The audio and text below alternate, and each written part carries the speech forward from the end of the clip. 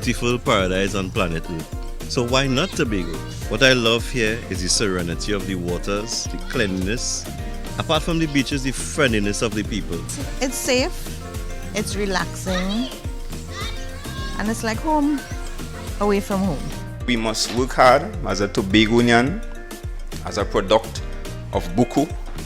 I am prepared to work hard. I am prepared to provide the kind of leadership to ensure that we quickly improve our tourism sector here in Tobago. It's absolutely fantastic. Yeah, we're really loving it. We've been quarantined, of course, for a few months now, so we have 5 children and they're so enjoying getting out to the beach and on hikes. We reopened at the beginning of July, and we've been getting bookings after bookings, and we are practically full for July. We're full for the first half of August, and we're still getting bookings, so we're hoping that it continues. A lot of people want to get across. We keep telling them CALC is increasing flights on a daily basis, so people have found that they check one day and they don't get flights, they check another day and they get. So hopefully we will get things filled for the rest of the school season. COVID ain't stopping my customers. If they are coming in a suitcase, in a cargo, they come. You know, everything is going okay. You know, it could be better than how it used to be, but it's okay for now. And I just roll in how it comes. Tobago, to me, I am here every holiday because you could do whatever, vacation, wherever. Here is my relaxation point. Actually, Stobe is my best beach. I would spend at least a week per holiday. We want to take it to the next level, and we had a presentation and discussion with the Tobago Hotels and Tourism Association last week, and they really and truly endorsed the plan that we are proceeding with. And the next phase now is really selling Tobago in an upscale. Upscale meaning that we are making it a deeper conversation and a deeper interaction with Tobago as a destination. So that it's not just people coming across for sun, and sea, but how do you get enthused and enticed to visit Tobago and participate in some of the touristy things that we have here. So the people who are looking for soft adventure, we are reaching out to them. The people who are looking to experience our cuisine, to go around the island, to have social interactions. When I come to Tobago one of the time, and then the time was so short, so you had to come back to see where you could get where you miss out now. You understand? So that was just come back kind of regular kind of way. I come to Tobago often. I find it's beautiful and I love it, and I always come. Even before COVID, I've had a tremendous amount of support from Trinidad, especially the schools. They are very interested in the waters around, so they study, they do the environmental sciences, and so the clubs are eager to come back. So they're just waiting for the flights to be arranged properly, and they'll come back and schedule. In fact, they've already been scheduling to come back to move on. So I'm usually busy summertime with locals. Trinidad and Tobago is well known simply because of this thing we call Buku Reef and Nylon Pool. And therefore we must ensure that we manage this space in a sustainable way, because I tend to believe that anything that is not managed will disintegrate to the point of destruction. Presently things is going, as normal. With every new thing there's a few T10 problems, but nothing that we can't work out. Of course, we don't have a large amount of passenger presently, but whatever we have, we're making do with it. The trips are running as planned. Everything is operating as supposed to be. All the hustle and the wireless is finished. So more or less, Stobe has been civilized. And I am pleased to stand here today in a situation where we have 18 boats, all 18 boats I'm told, coming together and making a conscious decision that in order for us to benefit, in order for us to ensure sustainability, and in order for us to improve what we offer here in Tobago, then we must collaborate, we must unite, and we must do what is required. We are blessed. I think we've seen the momentum for the local market. We are getting a little surge here. We are excited, and we're getting a lot of calls, and we don't need some promotion. So, we managed to do a partnership packages with Caribbean Airline. So we're offering, on the weekends, we're offering the rooms as well as the air and the transport. That's really popular, so we're doing really well there. I'm enjoying my time here with my son. Today we're gonna go golfing and it's a beautiful day and I'm just having a great time here at Magdalena Grand Resort, so this is wonderful. I am on a mini vacation with my mom. It has been wonderful, very relaxing, rejuvenating, and adventure, to say the least. Yeah. I believe that Tobago is ready. Like Magdalena, a lot of establishments are putting things in place to ensure that the citizens and the persons who are visiting remain safe and healthy during their stay. I believe that once all the procedures are being followed, we should be fine. We should be fine, yeah. Since things have opened, it's picking up slowly but surely, Last year, all now we were 100% occupancy. July, August were very, very in good condition. But because of what is taking place, Tobago started picking up back at a slow pace. But I think gradually while things goes along, because let's say like right now we have about 25% occupancy, and while we go on in a month later on, we will go up to between 50 and 60%. I also wanted to, commend the Chief Secretary and the Tobago Assembly for the initiative they're taking, in really to boost and blossom the business right now on the island. It's been a long time since this, lockdown, COVID-19 pandemic. So me and my girlfriend decided to have some fun. And we was on lockdown and it was kind of hard and tough, and we have kids also, so we had to deal with all this. So we actually decided to come and have some fun and free up a little bit. From July I'm doing 60% occupancy, and August I'm doing 90%. It's very important. Your marketing must be on point. Your social media marketing, your response to customers, their questions. Some of them we ask difficult questions. You can't get angry. You have to always be gentle, smile, and respond. In a reasonable time frame. At the moment, we would have allowed for a third of the inventory to be open for accommodating guests. So we just have about 15 rooms ready for guests who are interested in coming to vacation with us.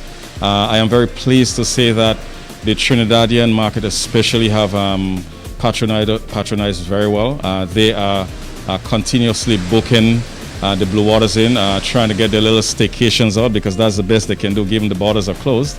And so we have been providing them or affording them that service that they expect. I am just here on some vacation. I've been working hard all year, and I'm just up here for a little change of scenery. How with the whole COVID thing, things are kind of mundane and so forth. So I'm just here for a little change of scenery and to relax. I'm cautioning all of us involved to ensure that at the end of the day, we see the bigger picture, more than our own personal bank accounts, more than our own personal agendas, that we see the bigger picture, which is Tobago.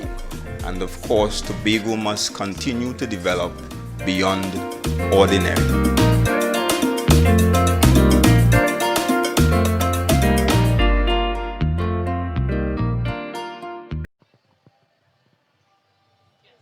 Good evening and welcome again to the Sidgway Sporting Complex. And of course, this is the final day of the Chief Secretary T10 competition. And of course, having regard to that, we do have for you an exhibition game.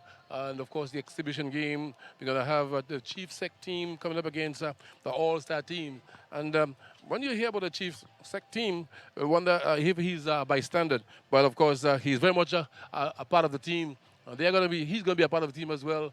And of course, the All-Star team, well, we haven't got that yet. But of course, it's a lovely day here in Roxburgh, Tobago. And of course, when you look out on the outside, it really looks apart. The sun is shining for all its glory here. And I believe that we're in for a treat here, because the grand finale is going to be coming up in just after this exhibition game. The grand final is going to be between the Boku Reef Divers are coming up against the Rangers. And if you remember quite well, the Boku Reef Divers, they actually got into the final by virtue of winning the group stages. But of course, the Rangers, they had to play yesterday for the playoff in order to get into the grand final. It was a fantastic game in that final. in that game between the Rangers and to get into the final. And of course, I believe that they're going to come out here this evening very strong, trying to trying to get this trophy. It's the first T20. T10 match in this competition here, and of course, if they win it, it's going to be they win it for the first time. Whoever win it tonight, this evening, it could be a great final. We suspect. Of course, we're going to bring you all the action here live at the Sigrid Sporting Complex. You can stay tuned, but we are still waiting for the exhibition game, which is the Chief Set game coming up against the All-Star team. It's going to be a tremendous evening, I believe. All right, information here received that is that the Chief Sec team, they have won the toss and they're going to they decide to bat. But let me just give you the Chief Sec team. I had it on paper. And of course, we have the Bravo brothers. They're going to be very much in evidence here. Darren Bravo, Dwayne Bravo. Apart from them, we have the T20 captain of the West Indies, Kieran Pollard. We also have Marcus Daniel in that team. We have Sid Gray, Corwin John, Stacey Ann King. But of course, those of you who would be aware of, know about Stacey Ann King, she was a part of the West Indies women's team that won the World Cup some time ago. She's a part of that team as well. We also have Nicholas Puran, who is a part of the West Indies setup where the T20 is concerned. Salandi Sobers, but of course he is an individual from Tobago, and I believe that all Tobago would know him, but of course he'll be on the field again. So let me just give it the team again. Diane Bravo, Dwayne Bravo, Marcus Daniel. We also have Sid Gray, Corwin John, Jomo Pitt as well. He's the secretary for sports here on the island. Kieran Pollard, Nicholas Puran, and of course, Salandi Sobers. But of course, we're going to wait for the other team. We don't have it on papers yet, but as soon as we have that, we're going to really bring it to you. But I can tell you is that the toss was won by the Chief Sec team, and they're going to bat. And of course, as I said, stay tuned for all the action here as... All right, okay, we're gonna give you the All-Star team as well. We have it on paper now. We have Corwin Roberts, Joshua Stewart, Damian Ramsey, Ronaldo Ledezama, Deems Baird, Andy Davis, Christian Adams, Glennon Sharp, and of course we have as well Joshua James, Keishon Dillon, and Jason Prasad. So that is the team for the All-Star team. They are going to come out here, and I believe that this place is a tremendous atmosphere prevailing. I can tell you, lots of music. People are in here, and of course, they're going to take in all the action here as it unfolds here at the Sigrid Sporting Complex. So stay tuned when we get the go for this first exhibition game. We're going to bring it to you live. In the meantime, you just enjoy what is happening out there, and we're going to come back to you as soon as this game starts.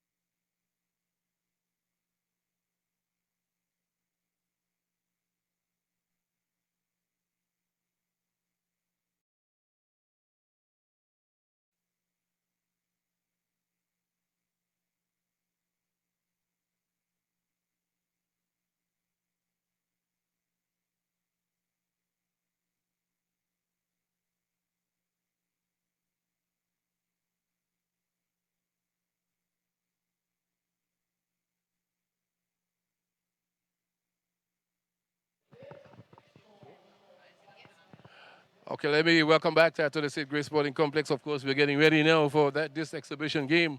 And what is happening that the both teams that will be involved here, they are standing in front of the pavilion. And it's really looks a wonderful picture here at the St. Grace Sporting Complex. Of course, they're taking pictures for the both teams. National anthem. We pause.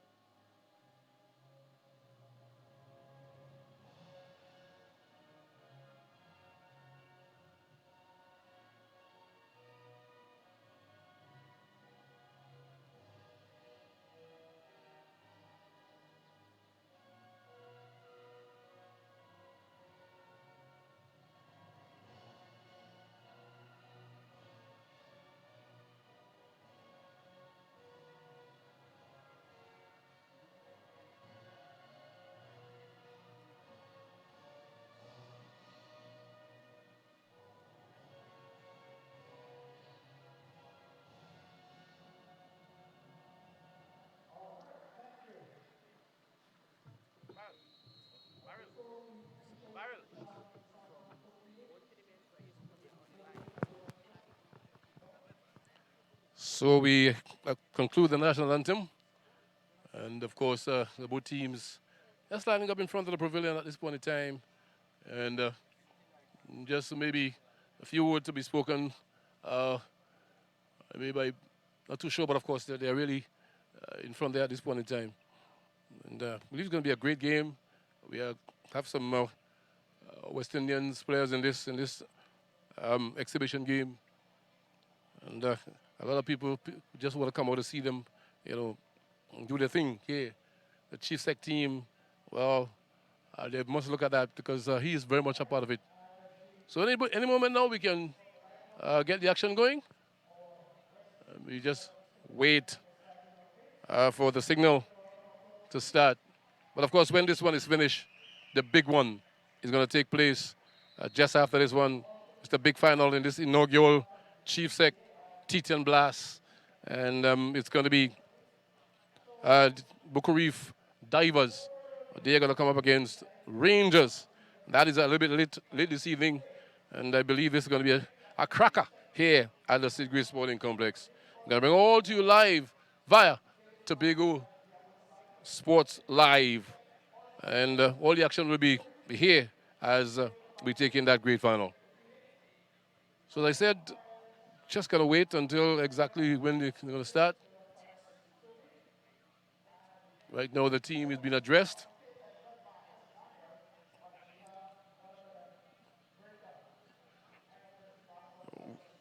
Well, it's all happening.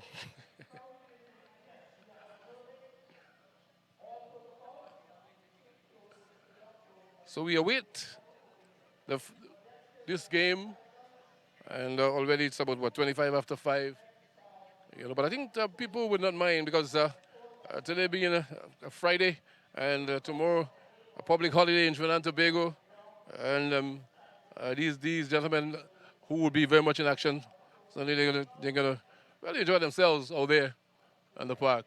As I said before, that the Chief Sec team would have won the toss, and they are going to bat.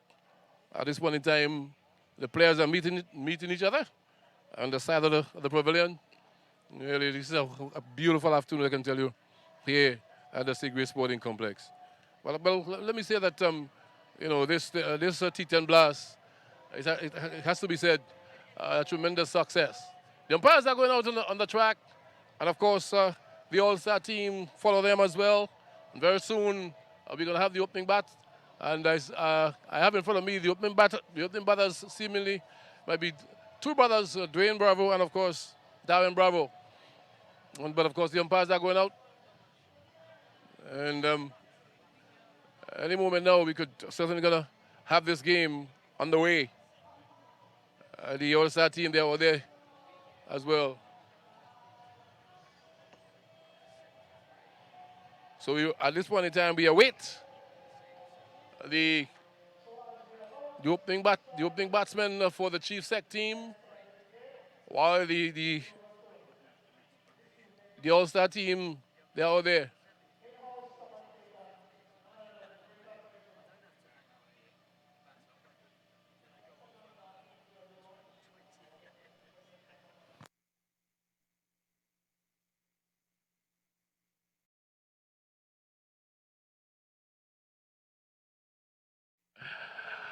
All right. So the opening pair, they are getting ready to go out there.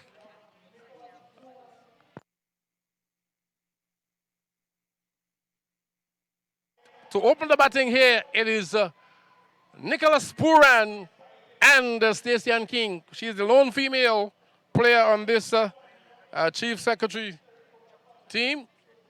And I believe that the entire Trinidad and Tobago will know Nicholas Puran. He has represented the West Indies in T20 and T10.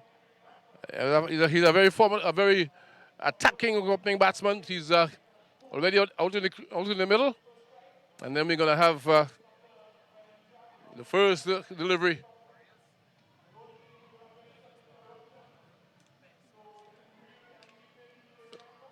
So,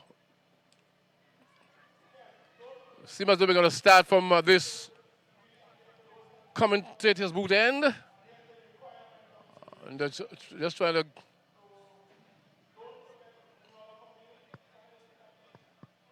So the field is set. We are set and ready to go for this exhibition game. I believe it's going to be a fantastic game here at the Sigray Sporting Complex.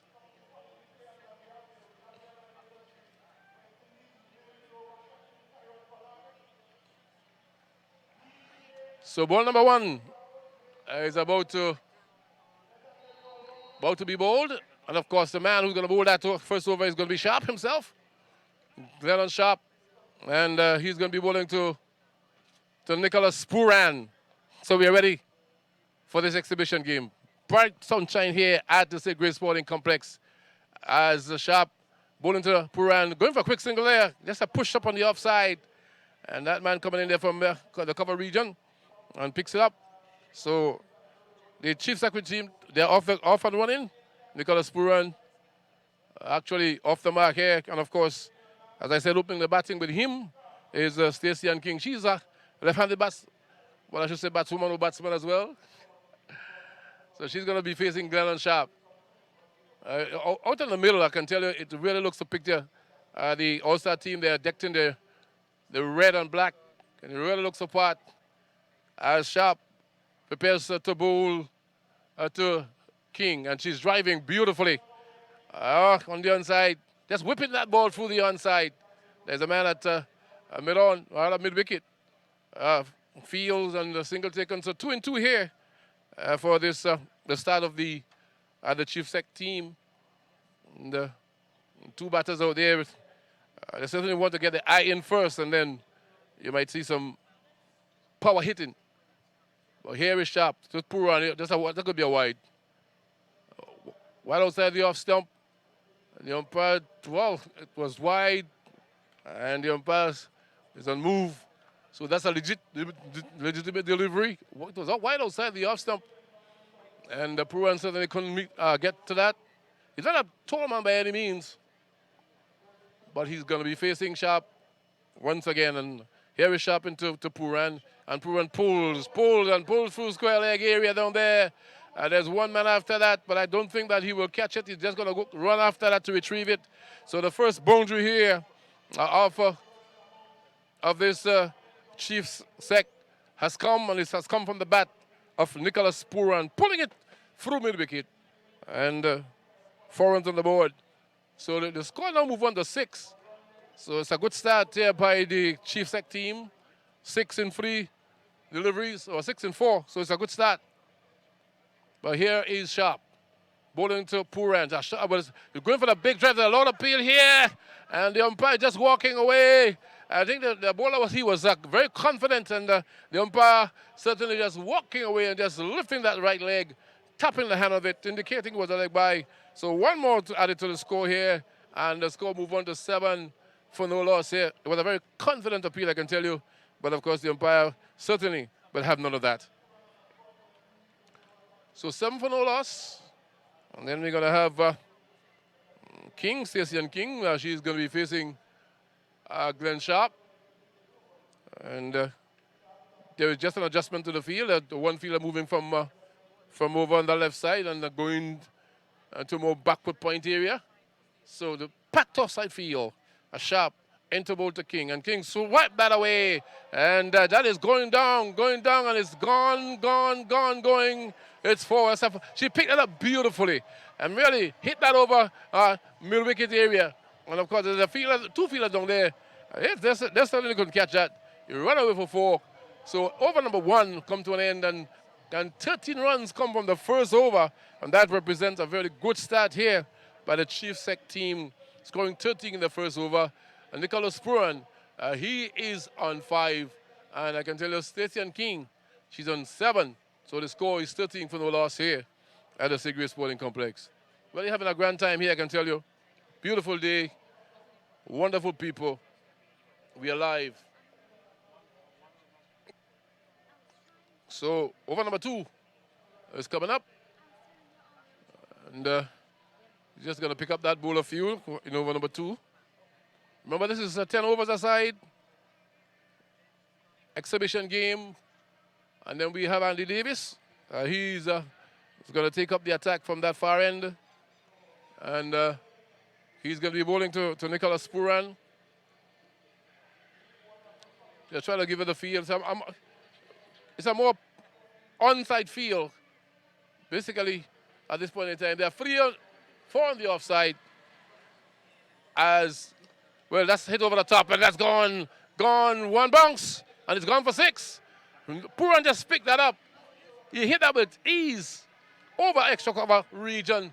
It's gone for 6. So the first 6 of this innings scored by Nicholas Puran, and that actually pushed the score on to 19 for no loss. Puran moves on to 11.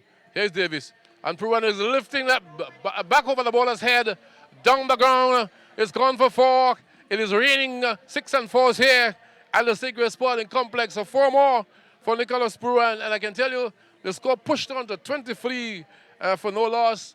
Puran moves on to 15, and he's really putting back the ball here at this point in time.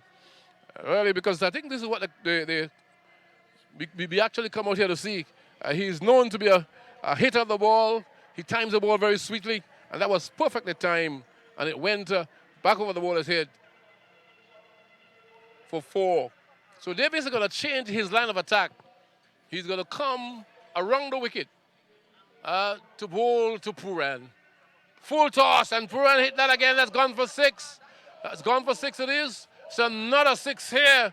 So my word, it's all happening. The entertainment has now started here by the man himself, Nicholas Puran. He had a 4, a 6, and now he had a 6, a 4, and now a 6 here in 3 deliveries. Pushes the score in 2.3 over, rather 1.3 overs to 29 for no loss. But if it continues this way, we could actually see 150 or a little more than that on the board. It's all happening.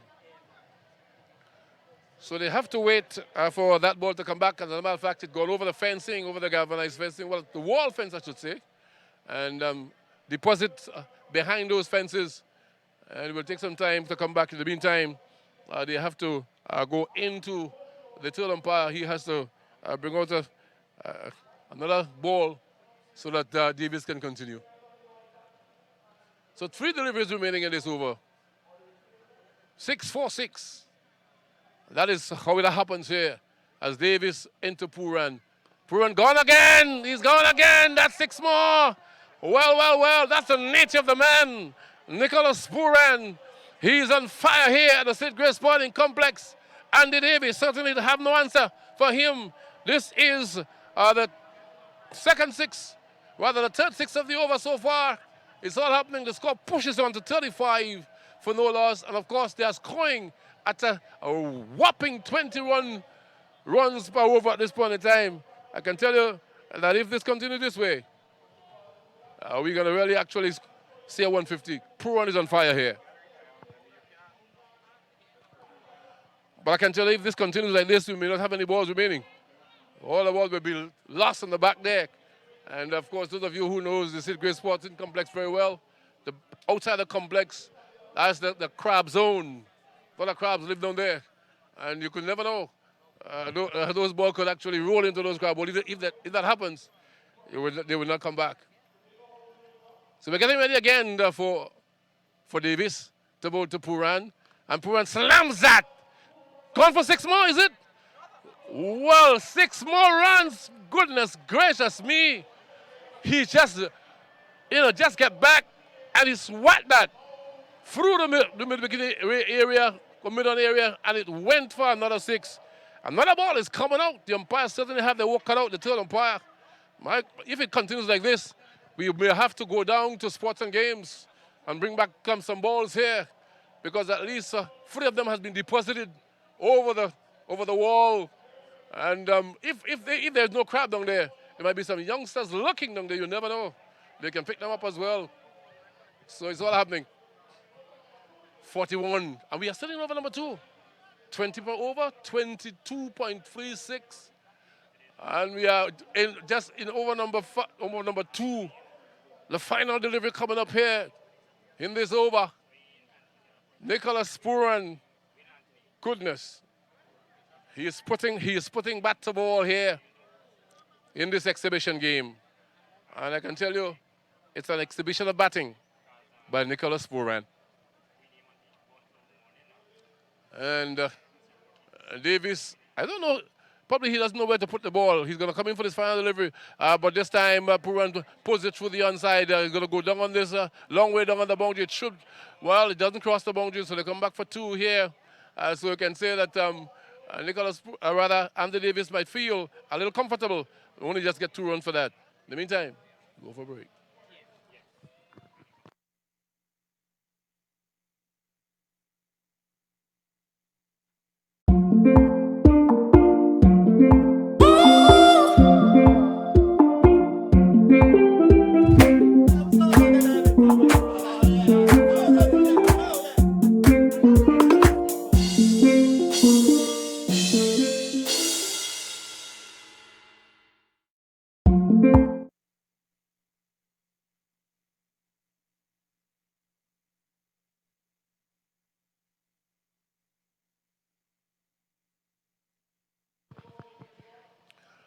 So we are back here. And look like we have a change in bowling.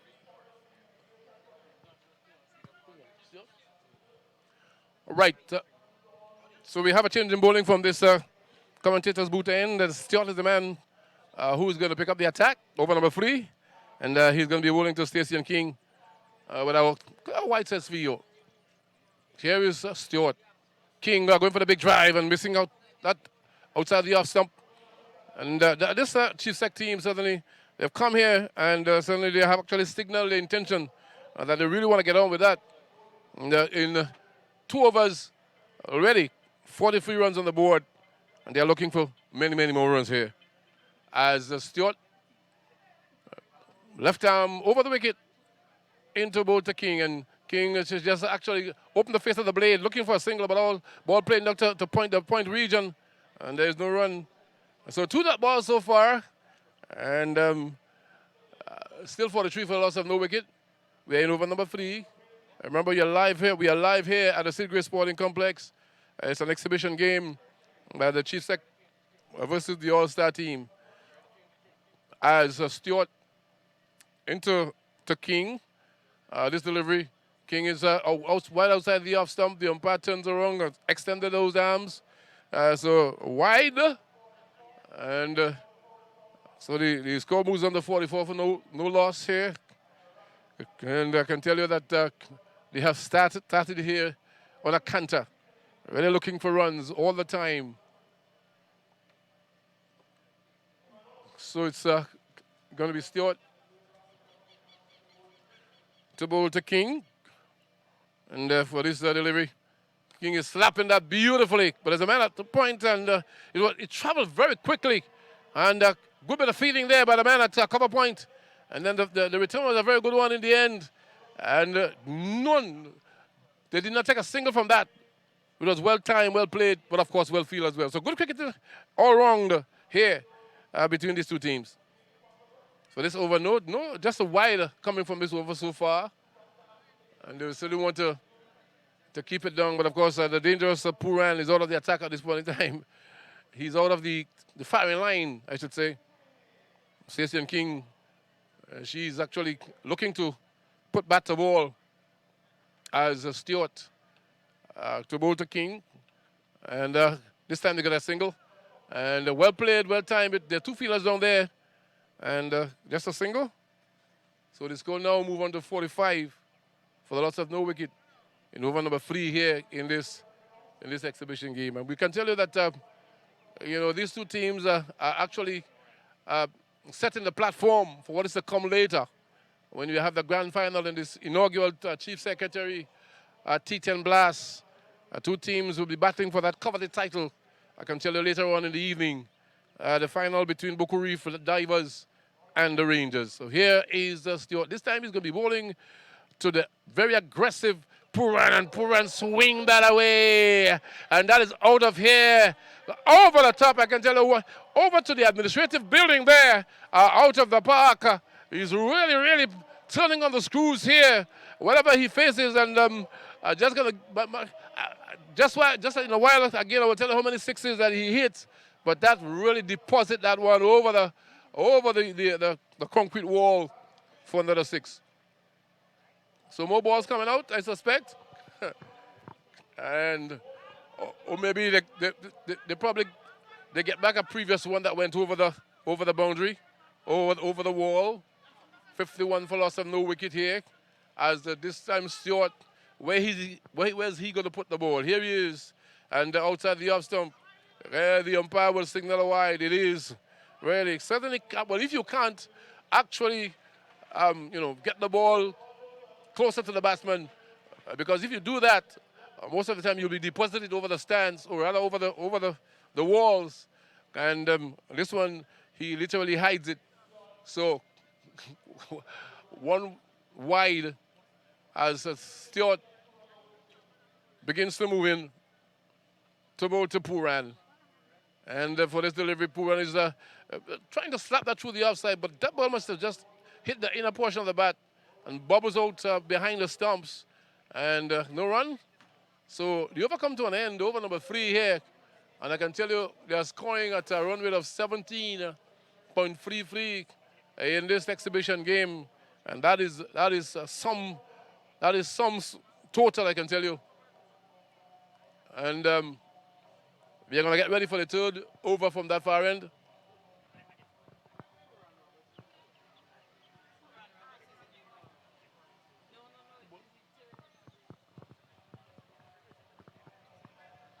So over number 4 going to be bowled by Roberts.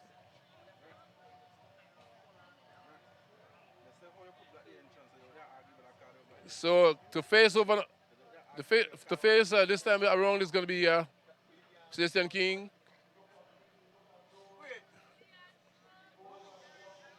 And of course, they are doing some changing on the field at this point in time. I can tell you that there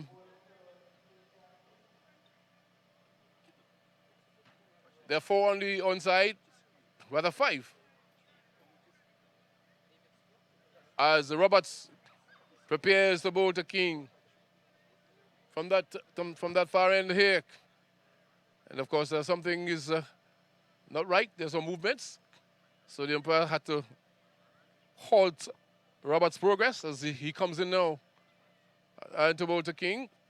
Short, and looking to bang that through the offside. Of course, that actually eludes the bat. Eludes the wicketkeeper as well.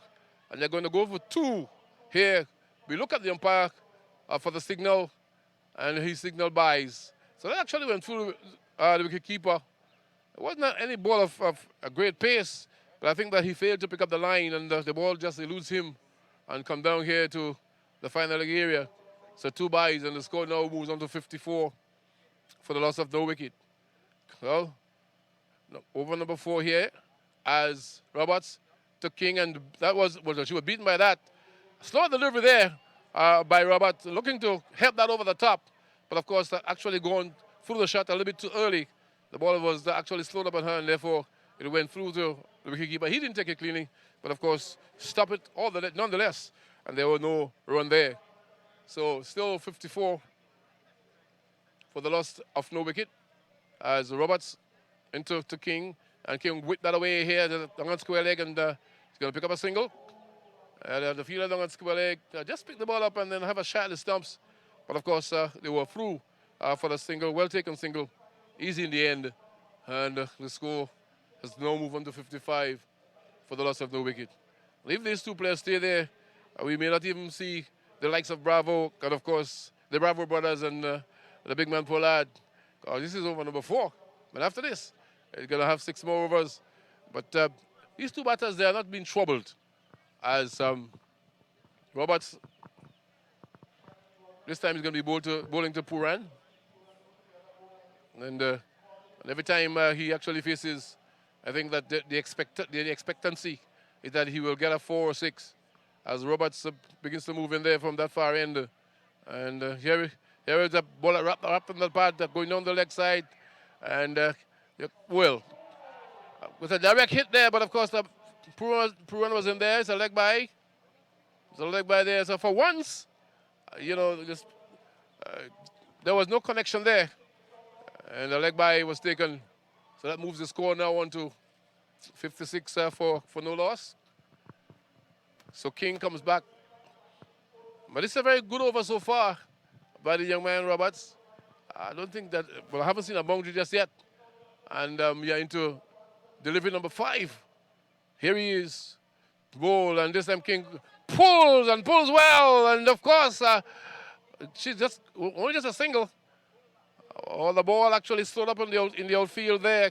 The fielder down at long on, I should say, had to run around to his right and pick it up. So just a single. And that moves the score into 57. So the final delivery in over number 4 coming up here to be bowled by Roberts. He's going to be bowling to Puran. Wide outside the off stump, he just stretches the bat, and the ball runs off that outer half of the bat and going down into the boundary. So the first boundary coming up in this over, it was a wide one, but doing well is Puran to hit it for 4. It's now 63 for loss, rather 61 for loss of no wicket.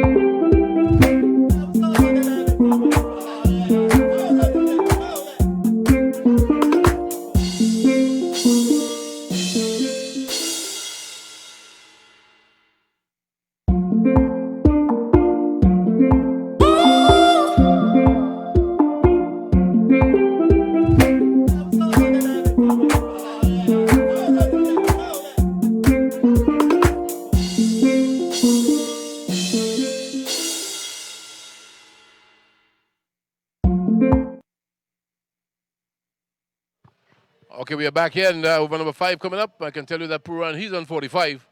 And I can tell you it's really a rapid 45. And then we have King on 10. And it's going to be Stacey and King facing, it looks like Ramsey. And King swinging that down the leg side, going down to square leg area. And she pick up a single. And scoring out to 62 for a loss of no wicket here. And over number 5, we are halfway, almost going to the halfway stage of this one. And they're really scoring at this time at 14.88 per over as Ramsey, who's bowling 5. He's going to be bowling to Puran here now. And Puran coming down the track and looking for the big drive, but of course eludes the bat and eludes the wicketkeeper as well. Going down to fine leg, and they're going to come back for 2 here. And they're suddenly going to look, it's 2 by. 2 by signal by the umpire. And I was trying to work it through the onside. Puran misses the shot altogether. And I believe that the wicketkeeper probably must have gotten a little blinded there.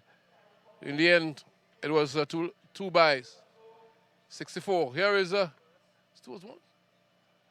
Ball driving through the onside. Is Puran batting right-handed now?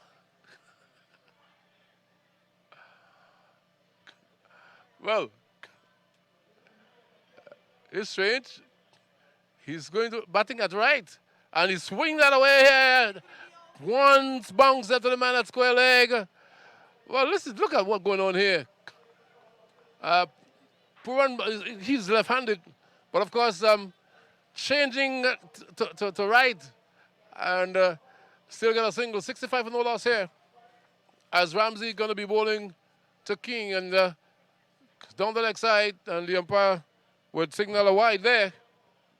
Once you pitch outside leg stump, going down leg side, in this format of the game, the umpires normally will deem that as a wide.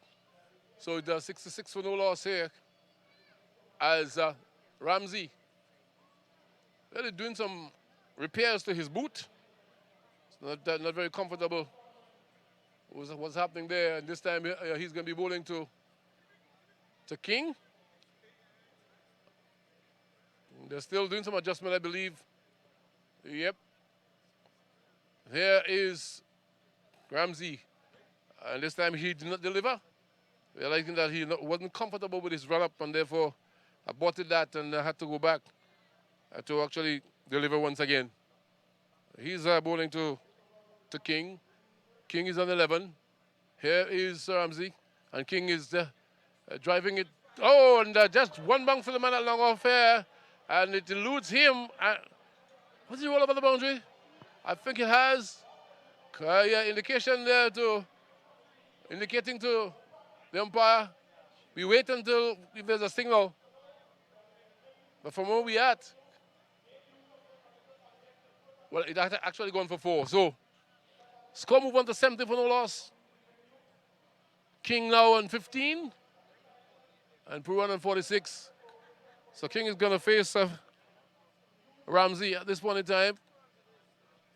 And she's swinging by the way here. There's a man on that, and will he take the catch? I think he has. Yes, he has taken the catch. So the first wicket has come to an end. Down to long on. Looking to swing that away. I suspect the connection wasn't all that what you would have liked. In the end, it went down to long on. The man down there just settled on it and take the catch. So the Chief Sec team has lost their first wicket here in over number 5. And over number 5 still have one delivery remaining here. See, the players are they're going across. I'm not too sure if number 5 is finished.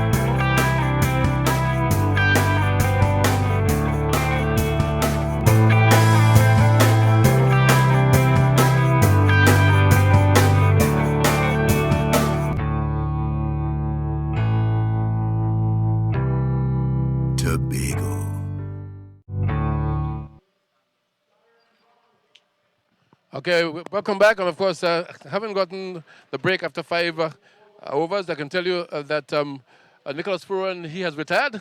And Stacey King, she was caught by Prasad on the boundary. And then we have 2 new batters at the crease. two West Indian players, Kieran Pollard and Darren Bravo. As I welcome my co-commentator here this evening. Good evening to you and welcome, sir. And a very good evening to you, and a very good evening, everyone at home. Just out of interest, how many did Puran get? 45. And Stacey Ann King? She's got 11. Here's the drive by Bravo. Going on to middle wicket there. Single taken. So, Dan Bravo is off the mark. And then in comes the big man. Powerful built man is Pollard. And they're spreading the field already. You expect this to happen? Field looking spread wide out? Yeah, I mean, what can you do when you've already seen Puran putting the ball over the wall 4 or 5 times? You're going to have to spread your fielders far and wide. 5 sixes, I think, he hit, didn't he? Yep. In his knock of 45. Roberts flicked away by Pollard on the left side, going for a sharp single, well taken in the end. So Pollard, he's off the mark immediately. And the score pushes on to 72 for a loss of 1 here in over number 6. So the sun has gone, left us. Very cool condition prevailing now in this exhibition game. So it's Roberts, he's going to be bowling to Darren Bravo from the far end, the left-handed batsman, wide outside the off stump. Oh dear. Just hit that ball a mile, and the umpire had no other choice. Extend those arms and signal a wide.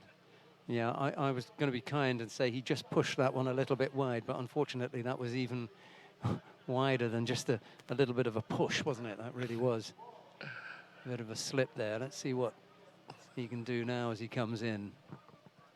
Here is a working that is Bravo on the onside. Got a single. But of course, I think the condition more cool now. I'm not too sure if the six are going to cool down because there are 2 players out there who were capable of doing as much as what Puran did. Yeah, I think you'll see the same pattern as Puran and King. They looked at 1 or 2 balls and then they both ended up hitting maximums. Okay, Puran hit a few more, but I think it will be the similar thing here. Roberts to Pollard down the leg side, and of course, it's going to go for 4 over the ropes now, 4 wides. Certainly young Roberts kind of good over. The first over he bowled, but this one is very erratic. He's not really putting the ball long as he should. Too many wides at this point in time. Well, it can be nerves as well. You know, how many times are you going to get to bowl to Kieran Pollard? You're right about that. So I'm not surprised that the young man is bowling both sides of the wicket. Under normal circumstances, he may find his length and put it there. There's also the fear factor that when he does, it will get lost. Okay, the delivery that play wide, there's a misfield there by the man in the cover region. And just a dab by Pollard, and the ball traveled off the square and single taken. Yeah, so for me, it's a quick look. Let's see what the bounce is like in the track, and after that, you know, we can get going because they know they're not going to face any real pace, and they know they're not going to face any real, you know, big turners here. Just a question of looking at the bounce, that's all. So Robertson to Bravo, he's shuffling across and playing up, just opening the face of the blade and run it down to third man and pick up a single. So the score actually move on to 81 now for the loss of just the 1 wicket. And Pollard comes back into strike. We are into over number 6 here. And I believe that people are anxiously awaiting to see some heroics from both Pollard and Bravo. Well, he's telling them to wait. Is he? Is he telling them to wait? I don't know, maybe he's telling them he'll let them know when the fireworks are coming. Here is Roberts. And that's another wide one down the leg side. And I think we are loving it here because there are people who are anticipating that Pollard should go over the boundary. But he's telling them, hey, wait, don't be anxious. I'm here. I just had a look at the pitch maybe. I still have some time just in over number 6. Poor fella, Roberts. He's having a bit of a nightmare here. You know, you want to step it up when you're bowling up quality. Oh, that's a push drive through the cover region and could run across the turf. Was a little bit misfeeling down there, but of course that was two from the moment he hit the bat. So two more for Pollard. He's on to 4 now as over number 6 comes one in.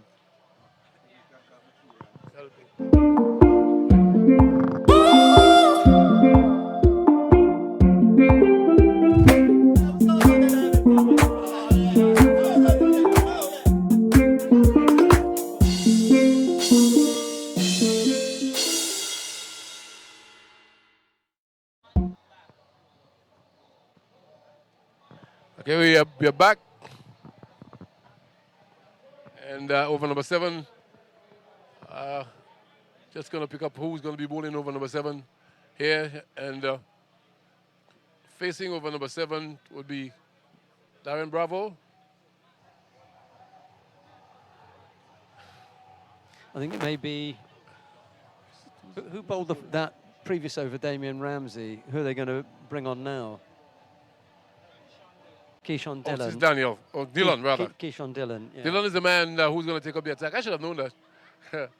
He's my neighbor, so I should have known that. Oh, okay. Where do you live? I live at Speyside. Oh, he's from Charlottesville. He's from up there. Oh, just right. around the corner then. Just around the corner, so to speak. Yeah, don't be misled by the fact that he's got Lizama on his shirt. Okay. That's Keyshawn Dillon. So Dillon is going to be bowling to Bravo. Right arm over the wicket. Bravo lifted that. It could be all caught down here. And he's gone. And I love that. I don't think the connection was the right one. Looking to hit that over the wall. Pandemonium breaks out here at the Sigrid Sporting Complex. Haven't seen the back of Dwayne Bravo. First delivery from Dillon. And the Spaysider gives him the military send-off as well. I can tell you, in Charlottesville all night tonight, they will be celebrating when their own man got the prize scalp of Bravo. They might sit around the table and have a few drinks. You never know. Well, he gave Freedom McKenna the send-off the other night as well, didn't he? Yes, he did. The big salute. So it's 84 for a loss of 2 here. I don't think that Bravo would have actually scored 2, I think. Looking to pull that. I think the ball actually stood big on him, and in the end, it was caught on the long-off boundary. Right, well, so far we've had Puran on 46, King on 15, and Bravo out for 3. Out for 3. Yeah. Right, is it Marcus Daniel? The new batsman there? Not too sure. Marcus Daniel, it is, down at the non-strikers end. They crossed, and now the helmeted Kieran Pollard. So, yeah. That's what he was calling for. Right, the helmet, right. Well, he knows that he's got 2 seamers to face now. One Right. in Keyshawn Dillon, and at the other end, it's going to be Joshua James. So he thought, well, I better get my lid out now. So it's going to be Dillon to bowl to Pollard, and the helmeted Pollard, because Ismail Dillon, he could be a little bit slippery. Here he is. Bowl to Pollard. Pollard driving there, just flying in the air there. That man got a hand to that. It was hit powerfully though. And in the end, a single taken. Was in the air. And he did well to get a hand on that. I think it was Christian Adams. Adams is the man who put that one down. Well, had he taken that, well, this place might have been, this place would have been erupt. I can tell you. Where was he then? Short mid-off. Yep. He's going back to the original spot, so it's just a normal mid-off then. Right. Okay, yeah. There So comes it's Dillon again. Marcus Daniel to face Dillon. Daniel getting in behind that. They're going for a single. Pollard wants a single. Daniel is on move. Maybe Pollard wants a strike more than anything else here. Imploring Daniel to come for a single. I suspect he was just sitting on his back there. I think Daniel wants a bit of the bowling. He wants to be out there with Pollard. Harry Dillon to Daniel, and that should be called a wide. It's gone past the wicketkeeper as well, and it's gone down for wide. Four of them hammering the ball into the turf, and the wicketkeeper did not actually sight it, and it went away for four. Well, wide. I did a pitch report earlier on, and I said for the seamers who could, really bang it in there was something in it, right. And that flew past the wicket keeper. It was a short ball, but it flew past him. And if you bend your back, you are going to get it to lift. That one certainly did. Keyshawn Dillon from this end, and I think you're going to get the same thing when we get Joshua James. You probably bowl from the river end. Here's Dillon again. So Dillon to Marcus. And Marcus, it's in the air there. There's a man running back, but I don't think he will get that. The ball will actually bobble, drop before it actually get there. So Marcus Daniel, he's off the mark. And that actually pushes the score now to 90 for the loss of 2. Pollard gets his wish. Certainly want to be in strike. There was a big, thick edge that turned him around, wasn't it? He was looking to work that into the onside, and it went way off on the off. There's Pollard, thinking better of things by putting the helmet on. He's probably more comfortable with that. Nice stance. Look straight back down the pitch. It's going to be a wide. It's a pity, really, because we've seen some poor bowling, Yes. which we haven't from Roberts before, Uh-huh. and this is unlike Keyshawn Dillon, and you have to think, it's the opposition. They're just that little bit afraid Nerves. of putting it, in the zone, because they don't want to end up in the administrative complex. Yeah, they're bowling some star players, star-studded batters, so to speak. Harry Dillon to Pollard, and Pollard swing that down the leg side. There's a man running around there, down the final area. Well, because this outfield is a little bit slow there, the ball actually slow up in the grass, and the fielder was able to get it wrong and pick it up 2 runs in the process. Yeah, a bit of a bottom edge to that, wasn't there? He really didn't get the full-blooded meat of the bat, and he put it into the ground quite early. Once that happens, you'd have to be so powerful for it to roll nicely along the deck. Here's Dillon again. And this time he connects. Looking at it's going to be 4. It was short, and Pollard was on top of that even before the ball reaches. Yeah, And just Alvin, swing it around and get 4 runs. You're right. And the key thing in there is he was on top of it, kept it down. There's no chance of getting caught with that. The swivel, keep it down, went for 4. Of course, you can go for the big one, go for the maximum, but it's in attempting the maximum you normally end up getting caught. So a nice shot from Pollard there, turning, keeping it down, and all the way for 4. So that's the end of over number 7. And it's 98 for the loss of 2. Pollard on 11, and of course, Daniel, he's on 1. This is the exhibition game here. This is the precursor, so to speak, the appetizer. We're going to have the appetizer. This is the appetizer here for the one that will come next. We expect that we're going to have a battle on our hands there for the second game. And this culmination of the Chief Sec T10 Blast right here at the Sid Grace Sporting Complex. So James is on from the far end. Yeah, this is a good time to bring your star bowler on. You've had Keyshawn Dillon at one end, and he's only bowled 1 over. You've got James to bowl 2, so we know where we're going then. They've decided that they're going to put these in at the back end, and here comes James as he's up to the wicket now. He bowls. It's full, and Daniels flicks that off his legs, and that's going to go away for 4. And that was all... Well, timing and placement. Well, all the arm as well, you just got to get inside that, get some bat, and that's going to go all the way to the boundary. So Nice shot. 4 good looking runs there by Daniel. So the score got moved on to 100. So that's going above 10 per over here. As a matter of fact, the exact scoring rate, that's going at 14.23 here. Daniel, he's on 5. So that's such a good rate of scoring. James is going to have to try and keep them quiet here as he comes up for his next ball, and it's slightly short. It's carved away, but there's a man out there. He picks up quickly. Glennon Sharp throws that in. Nice, strong throw, and they come through for just 1 run. It'll be Pollard on strike now. So Pollard is he's on strike. And he's going to be facing Joshua James.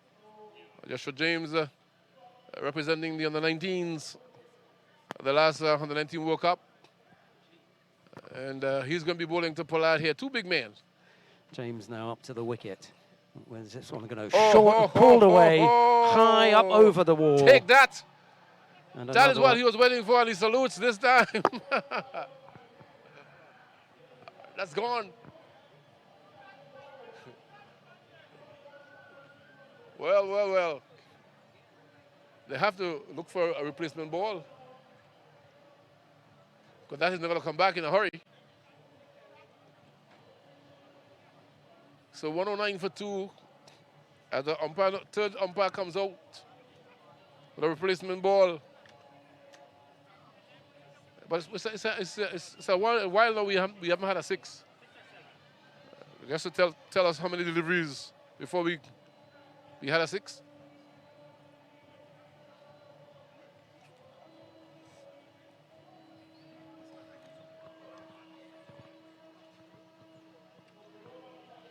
Right, Joshua James is back to his mark now. Got to be careful here not to travel for too many. You don't want to get your spirits down. You're facing one of the best batters in the world as he comes up to the wicket now. Bowls, he bangs that one in, and it's carved away in the offside. It just goes out to the deep. They come through for 1 run. It's Daniel in strike now. So Pollard, he's on 18, and Daniel on 6. 1-1-0. Loss of 2 here, over number 8. And James still has 2 deliveries to go in this 8th over. He's going to be bowling to Daniel. Daniel cracked that, but just might gotten the top of the bat, basically looking to go through the offside. And 1 run taken, pushes the score to Nelson. 1-1-1 for the loss of 2 here. And the last delivery coming up in over number 8. Joshua James, so far, none for 13. And that's a poor delivery. Way down the leg side. And that gone wide, and it's gone over the boundary for 4. So it's 4 wides. And still has a delivery to bowl in this 8th over. And that moves the score now to 116. For the loss of 2. So a very good score for the time being. And the current run rate, I can tell you, is 14.81. Here, I can tell you that this All-Star team certainly will have a mountain to climb when they bat.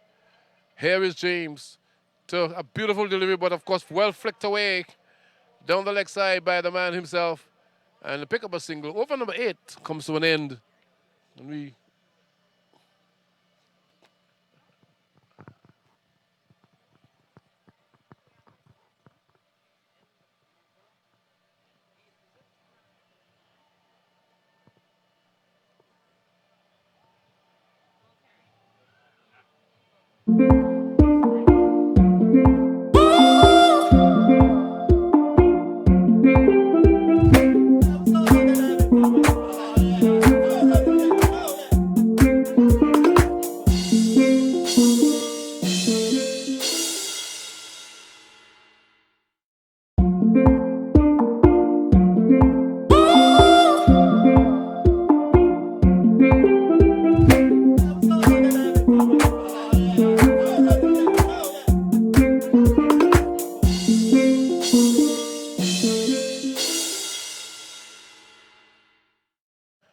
So welcome back, and we're going to have over number 9 to be bowled by Keishan Dillon. The score is 117 for loss of 2. Here in the Chief Sack 11. And Nicholas Spooran, he actually retired out 46 as Dillon to bowl to Pollard. Pollard just heaved that out of the ground again. All over the wall. Effortless shot, I can tell you. There's a man along on, thought he had a chance, but the ball just sails over his head, over the wall, and gone for 6. So it's all happening here. Pollard on 25. Once 23 now for the loss of 2. So Dillon is coming in for some sticks here. And of course, they need to have a replacement ball now. The third umpire probably must be tired walking out there.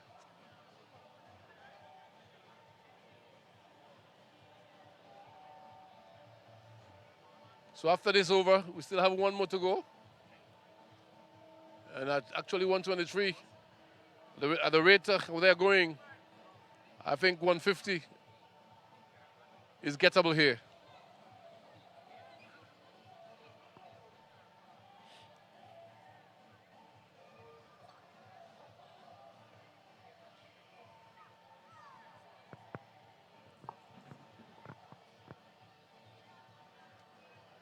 So that ball has, replacement ball is back, and it's going to be Dillon. Ball into Pollard. And we actually see an exhibition of batting here by this Chief Sec team as Dillon to Pollard. And Pollard just swing it down that fine leg region. There's a man down there running around to his right. I'm not too sure if he actually stopped that. Like he doesn't. He doesn't stop it. The ball just roll over the line. So another 4 for Pollard. 6 or 4. And that pushing the score now to 127 for a loss of 2. Pollard is on 29. And Marcus Daniel, he's on 7. So we still have 1 over and 4 deliveries still remaining in this. As Dillon to Pollard. Oh, it's in the air. Is he going to get there? The 2 fielders trying to converge on that, but of course they can't get there. Coming back for, well, somebody's gone out, run out. Well, he did it purposely. I probably want to give Brad one knock. So he run down the track, run back up. No response from Daniel. Yeah, so.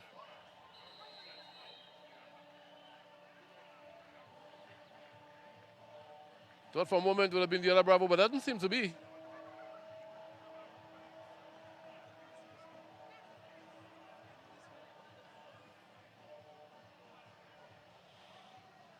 So 128 for loss of 3. Pollard actually went out for 30.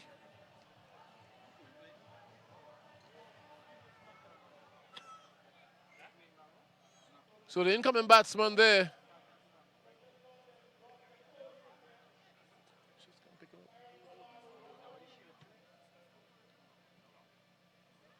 Is York. Here we Daniel trying to flick it down the leg side. And there's a wide signal there. Look like Siok or Skling Tiok, I think it is. He replaced Pollard. The score is 129 for a loss of 3. But here we Dillon to bowl to Daniel. Over number 9. Daniel whipped that away down to fine leg area. There is a fielder down there. This time he gets it wrong and picks it up and then sends a return in. It's a brilliant return right over the top of the bails. The keeper picks it up. Well done down there by the man at the fine leg boundary. So 131 now for the loss of 3. Over number 9. Bowled by Keishan Dillon. Here he is to Daniel. Daniel work that again. But there's a man down there, 1 bounce. Literally get his body behind that and stopped it. And just a single. So 132 for loss of 3. The Chief Sec 11. They're getting down to the end of their stint at the crease. As last delivery for Dillon. And he will be bowling to York. Facing for the first time. His first delivery, I think. So Dillon into York. And York going for the big drive and suddenly misses altogether. And taken behind. Over comes to an end. At the end of over number 9, the Chief Sec 11 batting first in this exhibition game. They're 132 for loss of 3. Daniel on 10. York yet to score. So the final over coming up in this one. And we should see these two batters out there trying to make the most out of this final over. Just look to see who's going to be bowling this final over here. Sharp so far just bowled 1 over for 12 runs. Davis bowled 1 over for 30 runs. Could you imagine that? And then we had Stewart bowled 1 over. He went for 9. Roberts, he bowled 2 overs. He went for 20. And Ramsey 1 over for 7. So it looked like Davis is the man.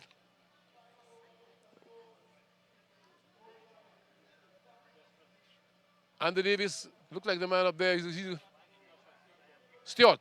Oh, Stewart is the man. He's going to be bowling the final over there. Bowling to Marcus Daniel. So here is Stewart. Left arm over the wicket.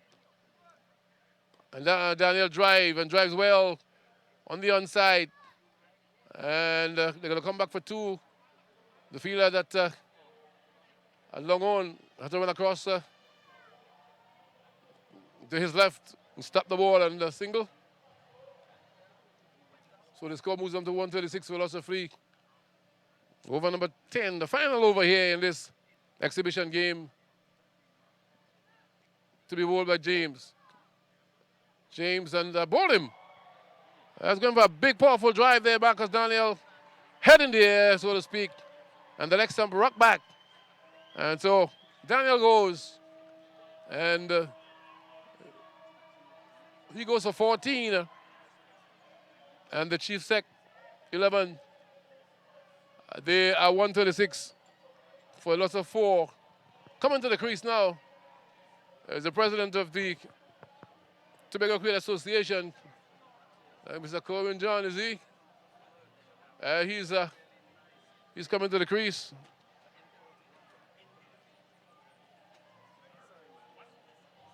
So he has 4 deliveries in which to face.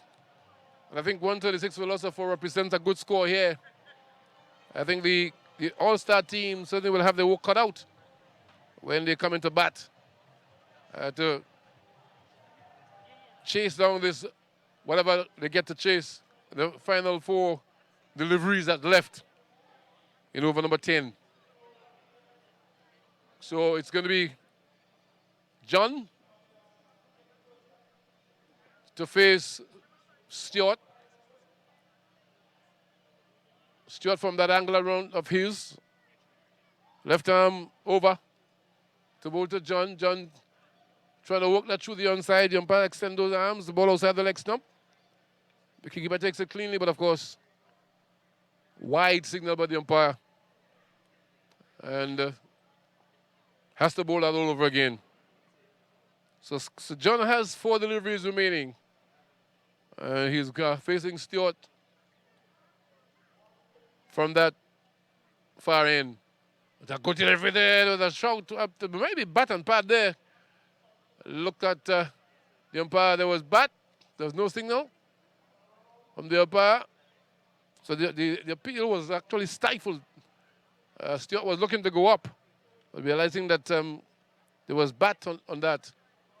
And sincerely, the appeal did not go up as he would have, but he's going to be bowling to York. York is yet to score. John is yet to score, but 130 on the board. Here is Stewart into York. York going for the drive and taken behind an appeal for a catch at the wicket. There seems to be very confident, but the umpire have none of that.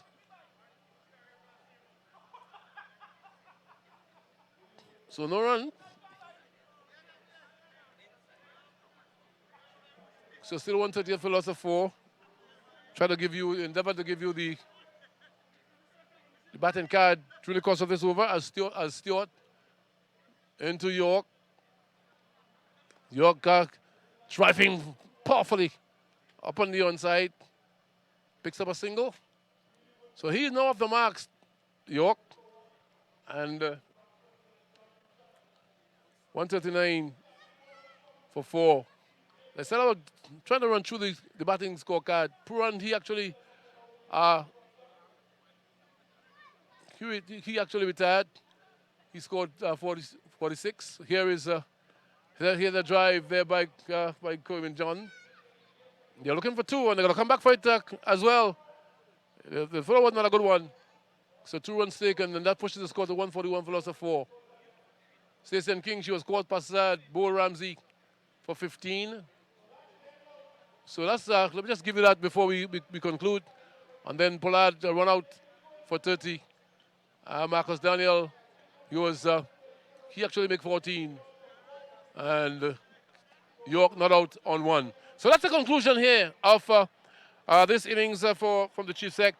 Actually scored 141 for loss of 4. Certainly, I think that the All-Star team will have their work cut out when they come back to bat. It's going to be a really challenge, but of course it's not beyond them. They have the players in the team who can be able to actually make these runs. But it all ends here. The Chief Sec 11, they made 141 for loss of 4. We're going to come back when the All-Star team are about to chase this one.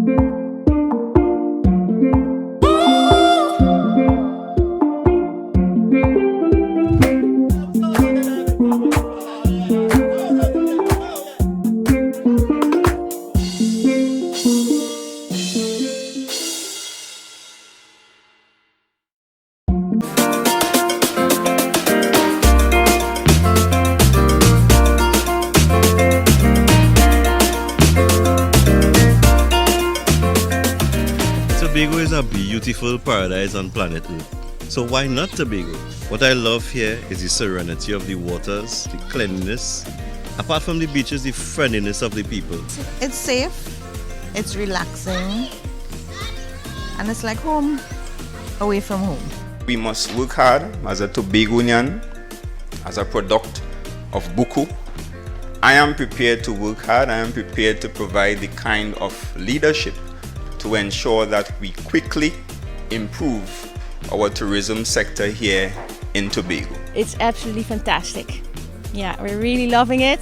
We've been quarantined, of course, for a few months now. So we have 5 children and they're so enjoying getting out to the beach and on hikes. We reopened at the beginning of July, and we've been getting bookings after bookings, and we are practically full for July. We're full for the first half of August, and we're still getting bookings, so we're hoping that it continues. A lot of people want to get across. We keep telling them CALG is increasing flights on a daily basis, so people have found that they check one day and they don't get flights, they check another day and they get, so hopefully we will get things filled for the rest of the school season. COVID ain't stopping my customers. If they are coming in suitcase in the cargo, they come. You know, everything is going okay. You know, it could be better like how it used to be, but it's okay for now. And I just roll in how it comes. Tobago, to me, I am here every holiday because you could do whatever, vacation, wherever. Here is my relaxation point. Actually, Stobie is my best beach. I would spend at least a week per holiday. We want to take it to the next level, and we had a presentation and discussion with the Tobago Hotels and Tourism Association last week, and they really and truly endorsed the plan that we are proceeding with. And the next phase now is really selling Tobago in an upscale. Upscale meaning that we are making it a deeper conversation and a deeper interaction with Tobago as a destination.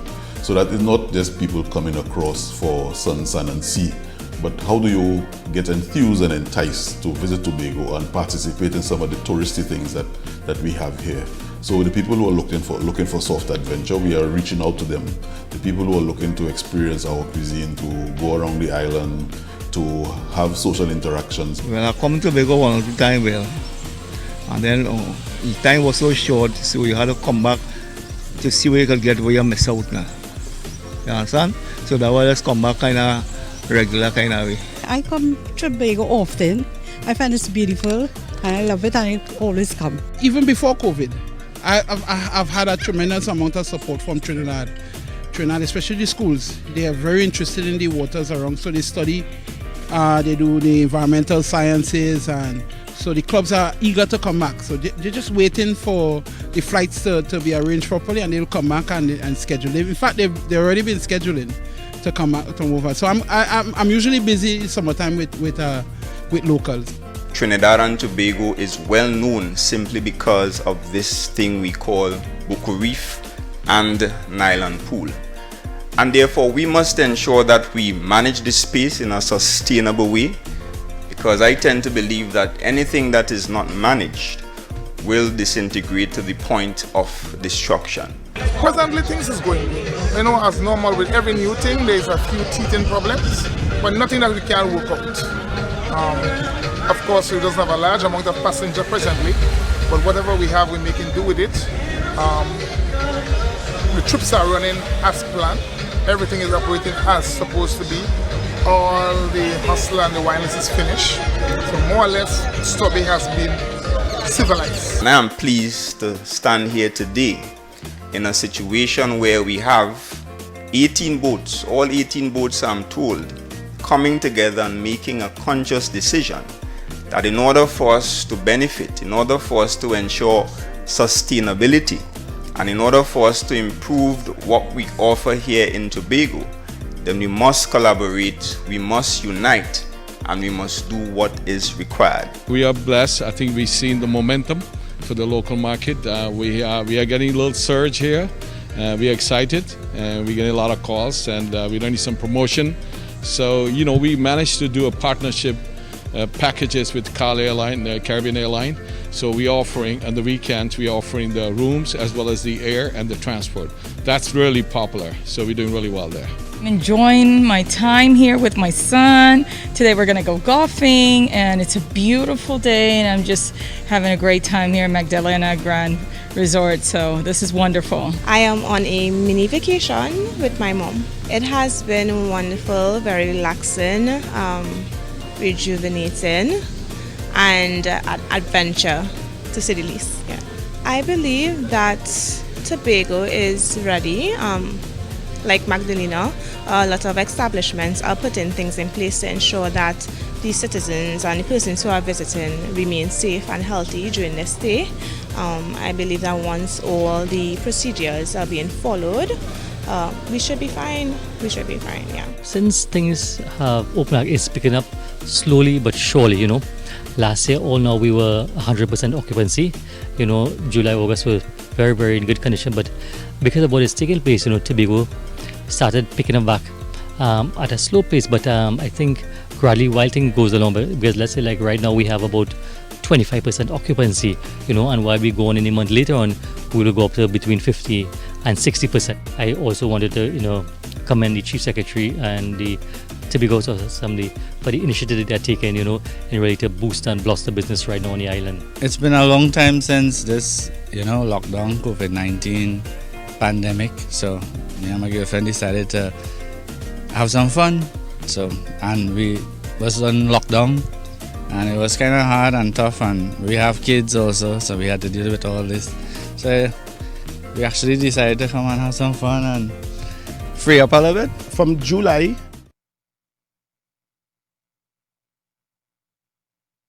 Okay, we You're back here for the second half of this of this T10 game, and the All Stars team, James and Lizama. So Lizama is going to be taking first strike here, and bowling. Bravo is the man actually bowling there. There was Lizama going for the drive, and there's some celebration here. Why word? It's a ball of no merit, I can tell you. But that was Lizama looking for the big drive, played all over it. And then the Bills comes lighting up. So one first delivery, and that's a poor stat by the All-Star 11 here. It's all waxing warm. It's heating up here at the Sidgwick Sporting Complex. When Lizama actually went, there was some celebration there on the part of the Chief Sec 11.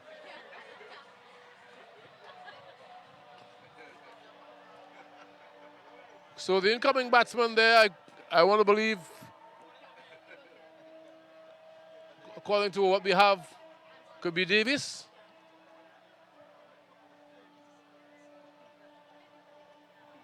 That was a gentle, medium pace delivery.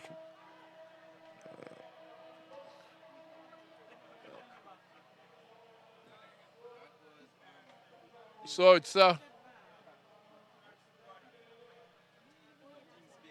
Beard is the man there who is going to face Bravo.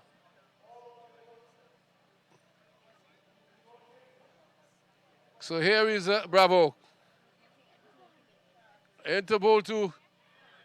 There's an appeal there. Ball might have just hit the pad. And just going down that leg side area. They're looking for a third, and they're coming back for it. And let's look at the umpire. So leg by signal by the umpire there. And so the All-Star team, they're off the mark.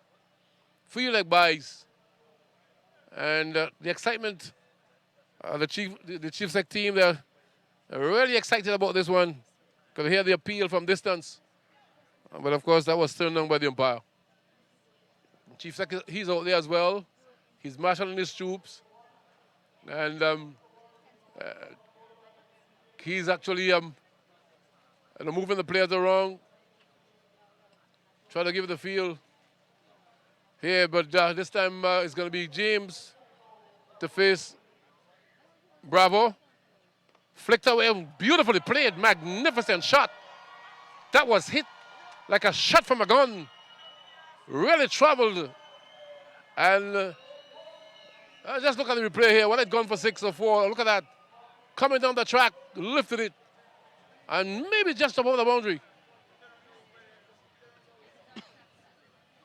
Well, it's 7 for loss of 1. So just inside the boundary, so 4 runs there. Was a beautiful shot by James. Here's Bravo. Once again, short in the air. Should be out, caught behind, should be out. Yes, he's out. It was short. And there was James trying to pull that. The ball stood up big on him. And in the end, the ball must have hit the top edge of the bat. Spooned in the air. Wicketkeeper takes it. And wicket number 2 for Bravo. And yeah, the Bravo man.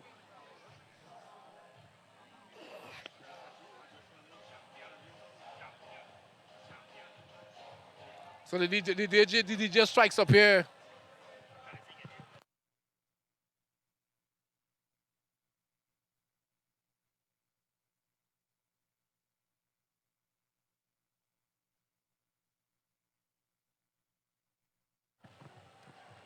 So the All-Star team, they've lost 2 wickets in this very first over. And we still have 2 deliveries remaining here. So the new batsman there is Ramsey. Damian Ramsey is the new batsman there because Beard is still there.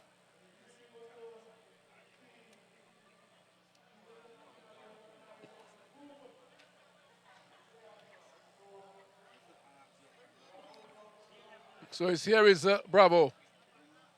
To bowl to Ramsey. Ramsey working that through the onside. Going to pick up a single.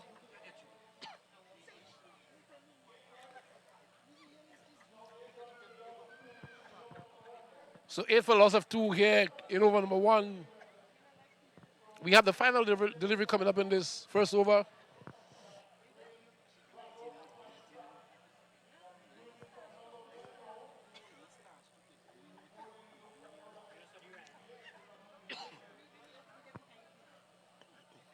So Beard.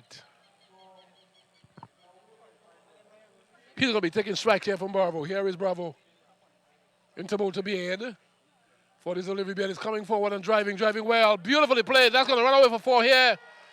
Beautiful shot. Just coming across, coming forward there, and slightly opening the face of the bat. An extra cover drive. Well executed. And getting 4 runs. So the over comes to an end. Over number 1. And 12 runs on the board. So you can safely say they are scoring at exactly 12 runs per over. The required run rate here is 14. Might be a good start because of the 12 runs, but of course, 2 wickets are back in the hut, so to speak.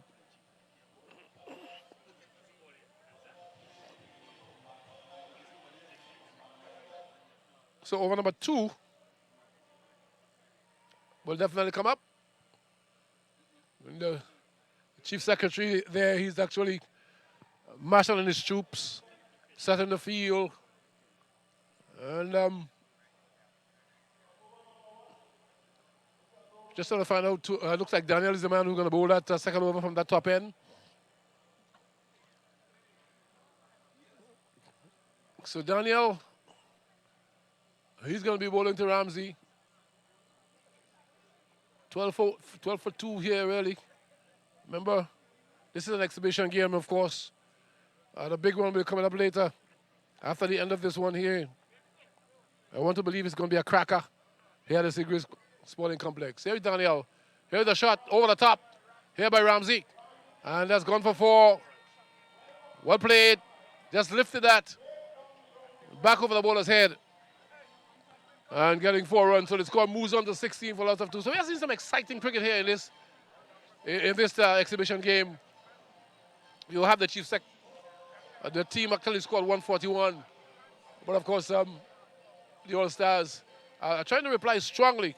Even though there are 16 runs on the board, and that's in over number 2, they've actually lost 2 wickets, really. But here is Daniel running into bowl to Ramsey. Ramsey trying to flick that on the leg side. Wicketkeeper takes it well.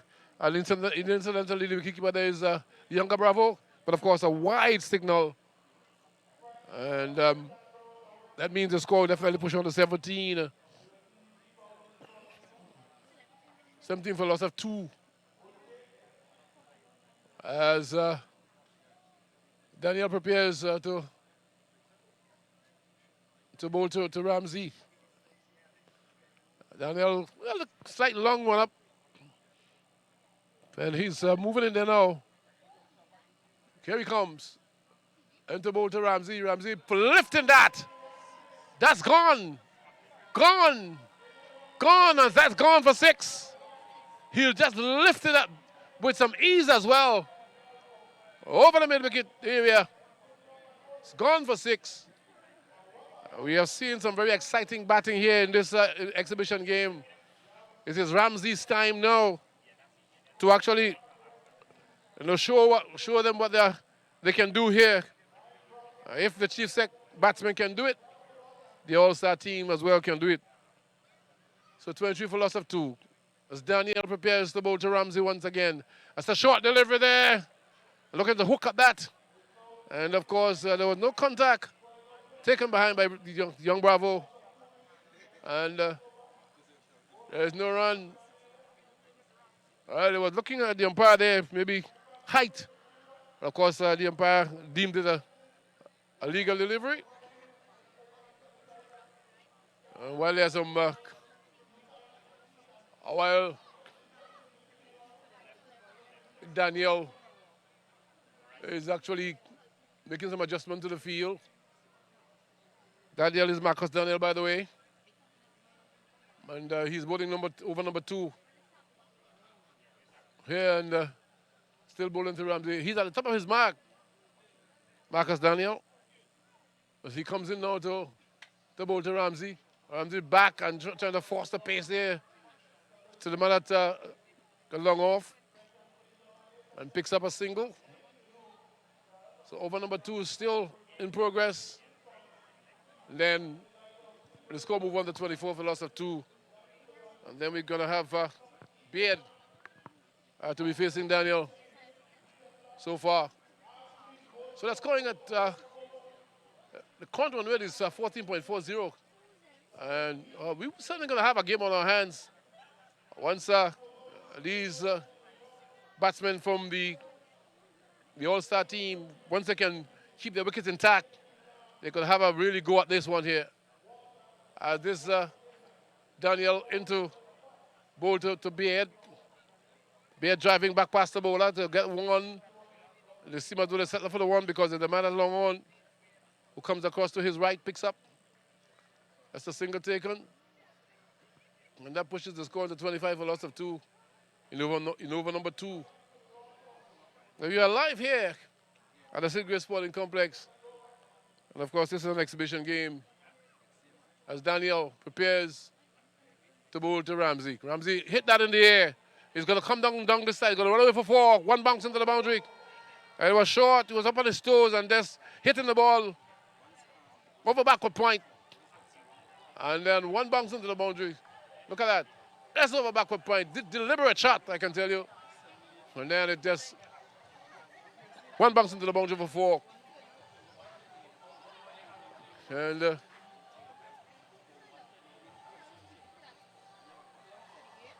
so it's now 29 for the loss of 4. The spectator down here trying to get a shot there with Nicholas Pooran because he's down here, and of course she did that. They've actually come to see some of the West Indies stars in action here. I see 3 of them so far. And it was really, really a wonderful atmosphere here at the Sid Grace Sporting Complex. So, Daniel comes to an end, and we're going to have over number 3.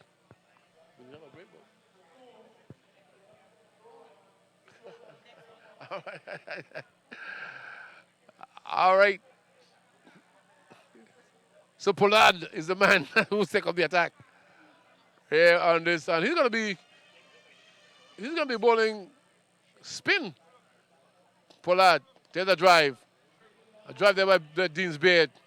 There's Nicholas Pooran picking up the ball down here. Go back for a second here, and the throw was not a good one. Just back over the keeper's head, and the batsman will comfortably home for the 2 runs here. So 31 for loss of 2. As Karen Pollard is bowling over number 3 here and bowling to Ramsey. We all know him as but he's bowling spin and outside the off stump. The umpire is going to turn around, which he does so now. Extend those arms, and of course it's going to be a wide outside the off stump.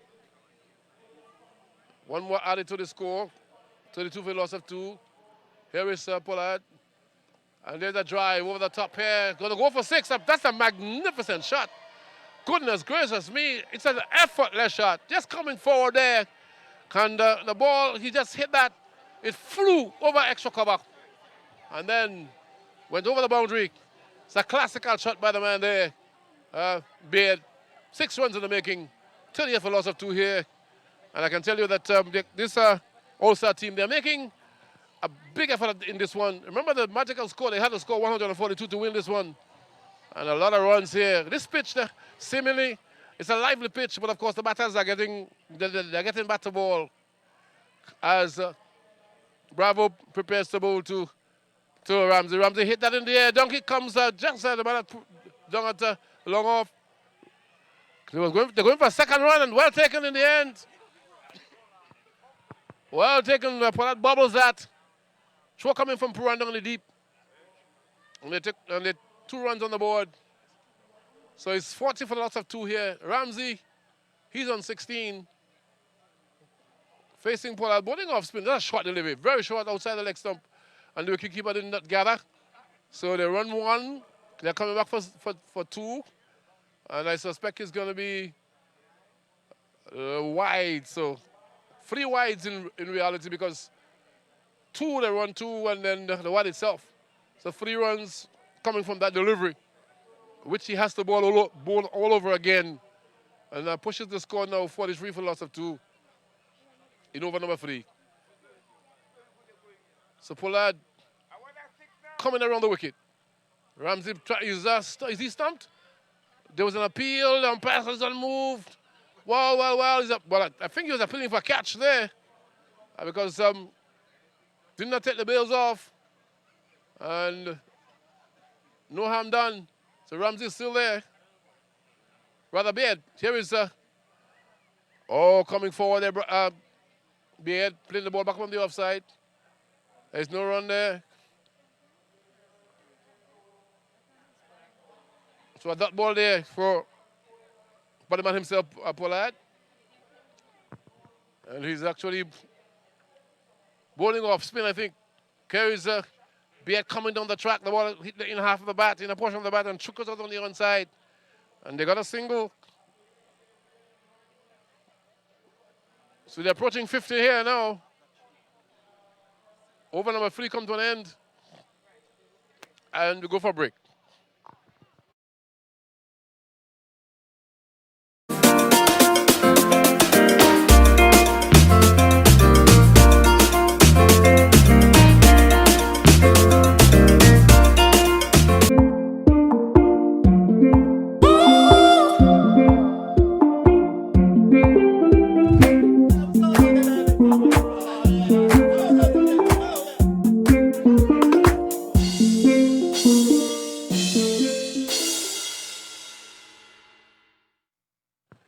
Okay, we are back, and just trying to look like King. Stacey and King is going to bowl that fourth over from that far end.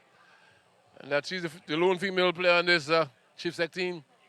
Remember, she represented the West Indies, very successful in a T20 tournament. And certainly she's going to pick up the attack from that far end over number 4. And she's going to be bowling that to Beard. Beard, he's on 16. Both batsmen are on 16. As King. From that far end, left arm. And that's let's go over the park once again. It was pitched up. And there was Beard just coming across and just slapping that over long on. And picks up the maximum, I think. Yeah, 6 runs. So 50 runs, 50 on the board here for 2. And of course, I can tell you that this team, All-Star team, they're really, really going for broke here outside the off stump. And umpire just looked at that. So a legal delivery there, taken behind by wicketkeeper Darren Bravo. There's no run. As King, she's going around the wicket this time. Let's have big drive, a healthy drive back over the bowler's head. Gone for another 6 there. And of course, more replacement ball has to come out. Here, Beard is actually putting back the ball. Moves on to 28. And the score moves on to 56 for the loss of 2 in over number 4 here. They are scoring rapidly at this point in time. 16 runs per over. The required weight, I can tell you the way they're going. I mean, once they stay there, it could be meat and drink for them. They can actually eclipse this score here in no time.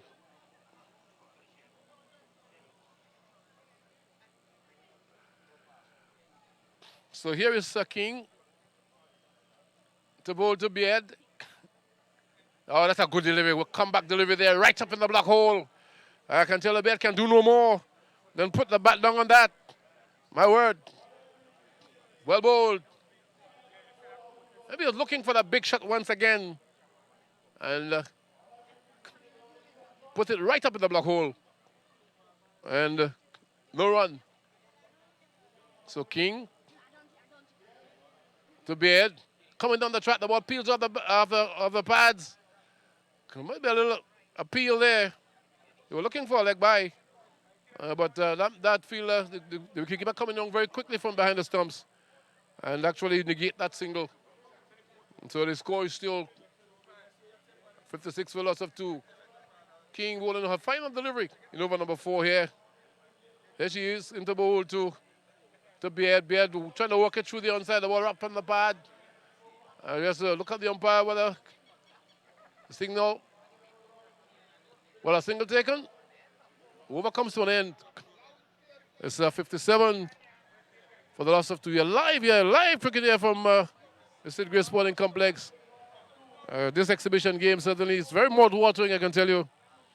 The excitement when the Chief Secretary team batted, they actually scored 141.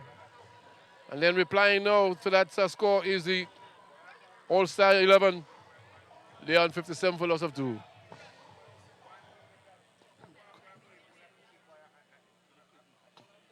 So it's going to be Pollard to bowl his final over.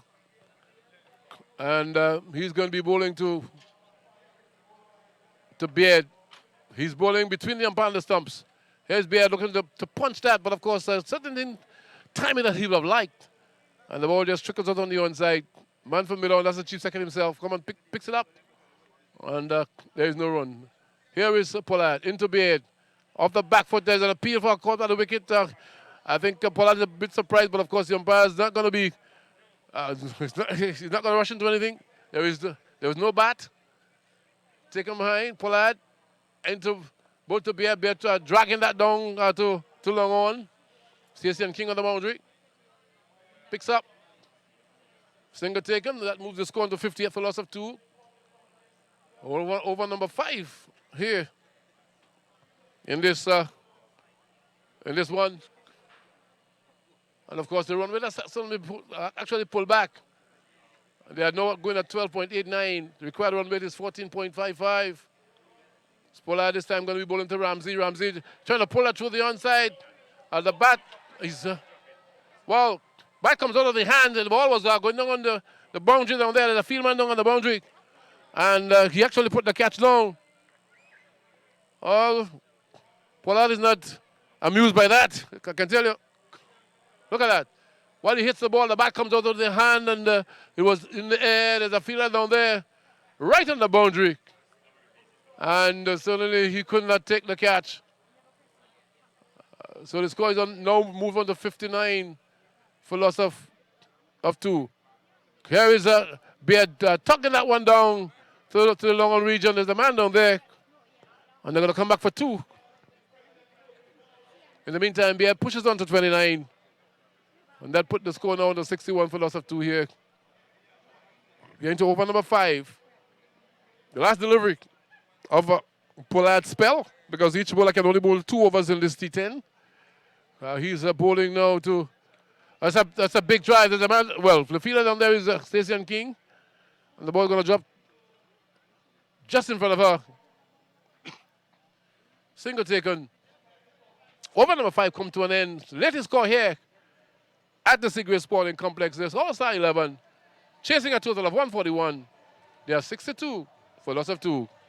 We'll be back in a moment.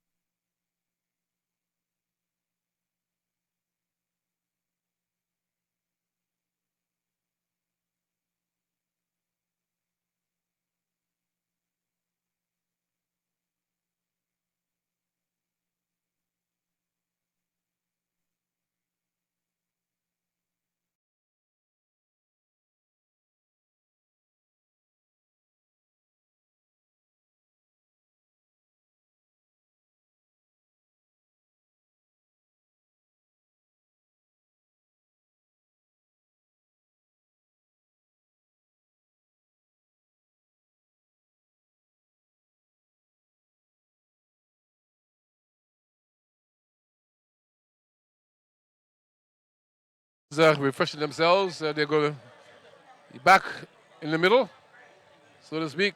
Nice, friendly atmosphere prevailing here at the Sigrid Sporting Complex, I can tell you. So it's building up to the grand finale that will be taking place here just after this one will finish. So we have 5 overs remaining, and I can tell you that the All-Star team, they need to be scoring a 15.20. We're over there, have 76 to score in 5 overs. And it's anybody's guess here who's going to take this one. In the meantime,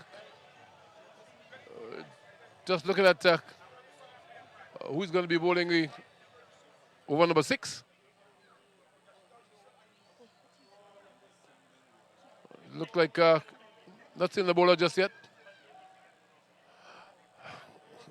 Seems as though the Chief Secretary has the ball in hand.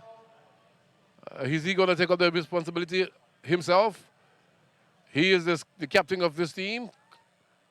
And certainly, ball in hand, giving us an indication that he's going to take up the attack.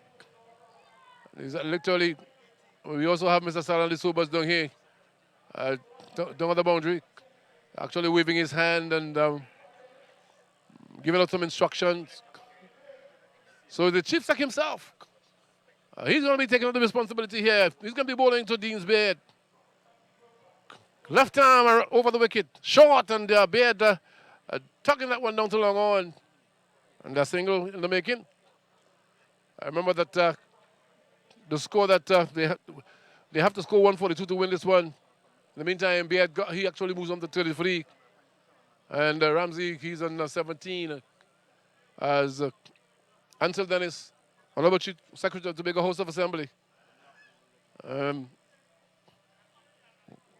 actually taking over the bowling from that far end. And actually making some changes to the field. This is Dennis. Bowling to Ramsey, short outside, and he just lifted over the square leg, and that will definitely go out of here, out of town. It's gone, it's too short, really. And of course, got the treatment they deserve. Gone over the square leg boundary. And I can tell you that we need to have another replacement ball here. Ramsey tugging that one over square leg and gone for 6. So it's a 69 for the loss of 2 here. And we wait for that replacement ball here. By now, I think they should have fielders out of the ground. Whenever the ball get out there, you know, they can get it back as quickly as possible. But of course, the replacement ball is on the field.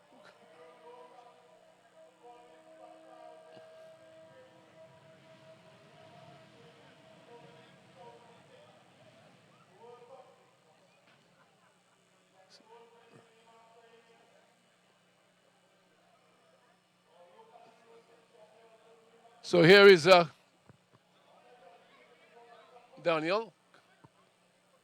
Another short delivery punched away there in the cover region. And they're going to come back for 2. Throw comes in, but of course 2 already been taken. And it is 71 for a loss of 2 here. Still have 67 runs to make in under 5 overs here. Here is another short delivery, but of course I didn't time that as he would have liked. Because there's some really nice by play going out in the middle there. Looking to pull that through the onside, the ball just bobbles around on the stump, so the keeper takes it and shadowing as though he's going to take the base off. Oh, there's another pull shot down there, down the man that square leg going to come across to his right.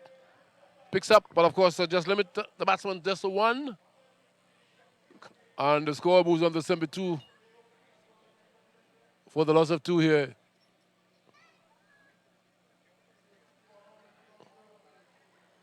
So still, this is the final delivery here coming up by Dennis. Outside the off stump and bangs away. Down there, backward point area. They come back for 2 here. Misfield in the deep. And the 2 runs taken easily as over number 6 comes to an end. The latest score here is 72 for loss of, rather 74 for loss of 2 here.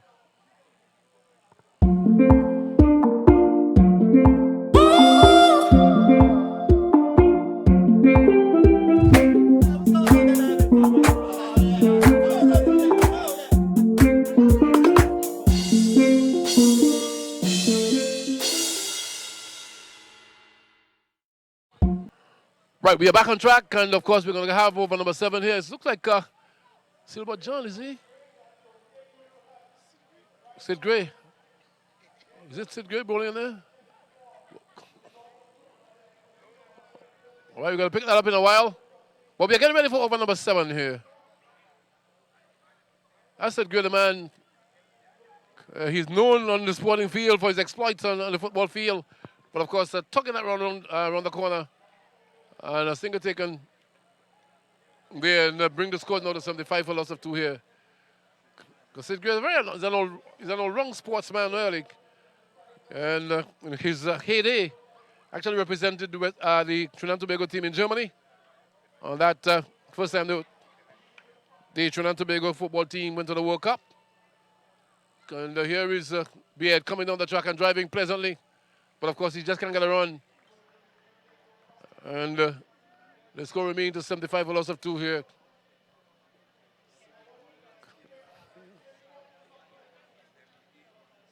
So we certainly have, after this, we're going to be having 3 overs remaining as Gray.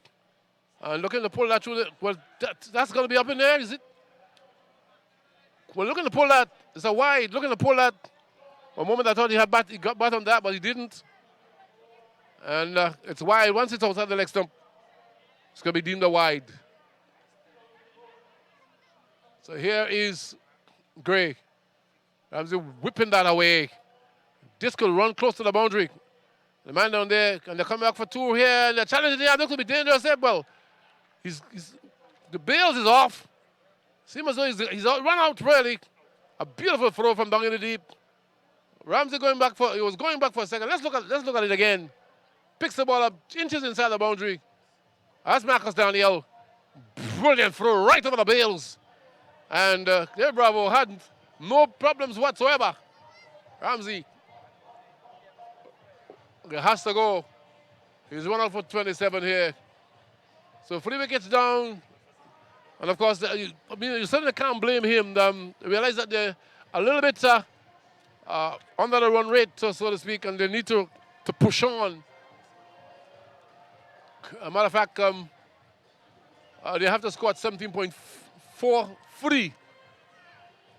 As the incoming batsman there. Looking from this distance. It looks like Christian Adams. Adams is the batsman who's going to come to the crease. I said earlier on, there's wonderful atmosphere prevailing at this point in time. And it's only getting ready for the big one. That's going to take place in maybe 2 or 3 hours' time. We're going to have the final in this inaugural Chief Secretary T10 Blast right here at the Sid Gray Sporting Complex. What an atmosphere here. Adams facing outside the off stump, and he's actually poking at that outside the off stump. The ball eludes the bat and taken behind by the younger Bravo, who's keeping wicket here at this point in time. There is no run. Still 77 for loss of 3. Ramsey is still on 27. Adams yet to score. Facing up to Sid Gray at this point in time. And just tucking that around the corner. Wicketkeeper coming from behind the stumps. Had to travel a long distance and pick the ball up and then send the throw in. 1 run taken there.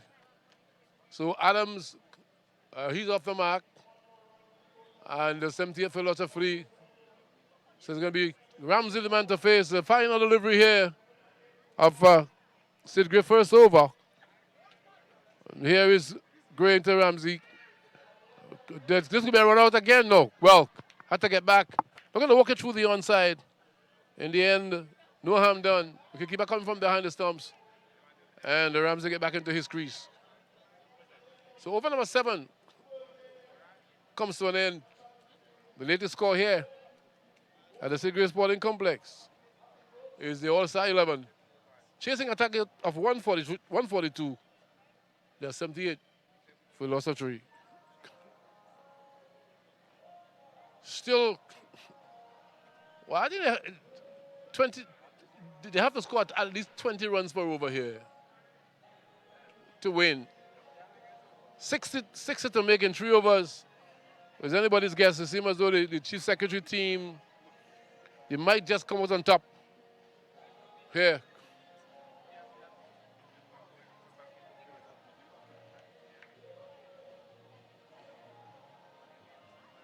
So, just going to find out who's going to take up the attack from this end.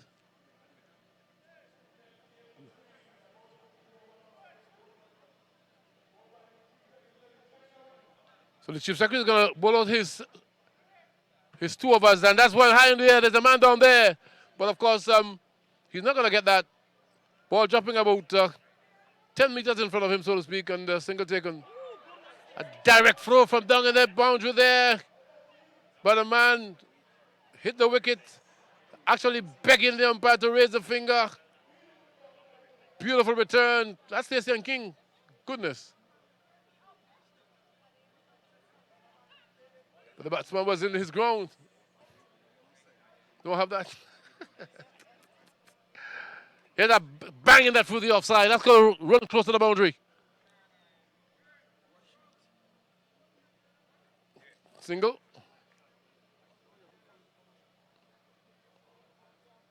So down 18 now for the loss of 3. And Adams is going to face Dennis, Ansel Dennis. Bowling left arm over the wicket. Tossed up delivery there and literally flat batting that. Down to mid-wicket. Was in there for a while, but of course dropping short at the field man down on the boundary there.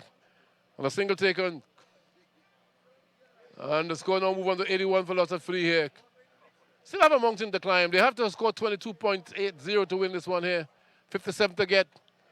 And this is over number 8. As Dennis looking to, well, dragging that one from outside the off stump and playing it down down the square leg region. Single taken. So Ramsey now moves up to 29. And they need to score here at a very rapid rate. Else that the Chief Secretary team will definitely take this one. As Dennis this time going to be bowling to Adams. And I'm lifting that one. That will definitely go out of the park.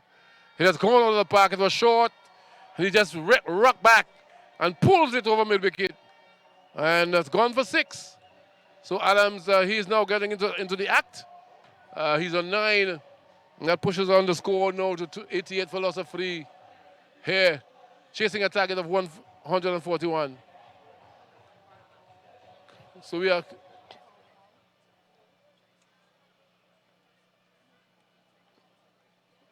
So here is Dennis bowling his final over, his final delivery in his spell.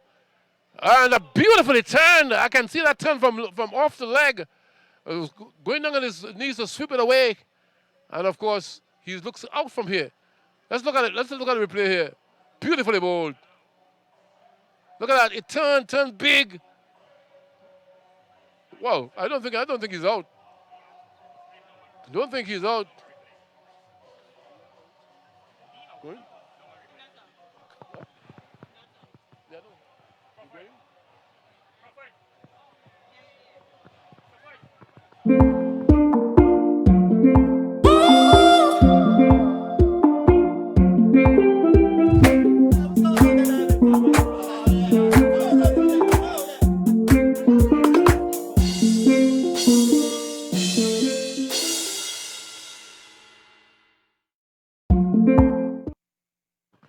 So over number 9, Sid Gray, outside the off stump, looking to bang that through the offside, Ramsey.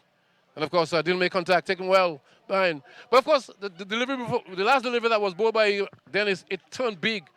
It seems to be bowling Chinaman and Googlies. That turn and really outfoxed the batsman. But here is Great to both to Ramsey. Ramsey lifting that one. He's going to come down here to Puram. He'll be able to take the catch. I think he will. He does. Running around from deep down on the boundary here. And he actually had to cover some distance. In the end, he took the catch. So Ramsey, innings come to an end, scoring 29. And of course, the All-Star team will have lost their fourth wicket here.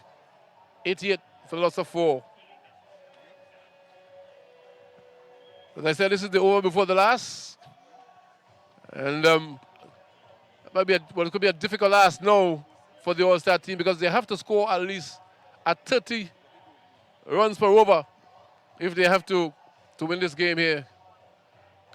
New batsman here, I can tell you.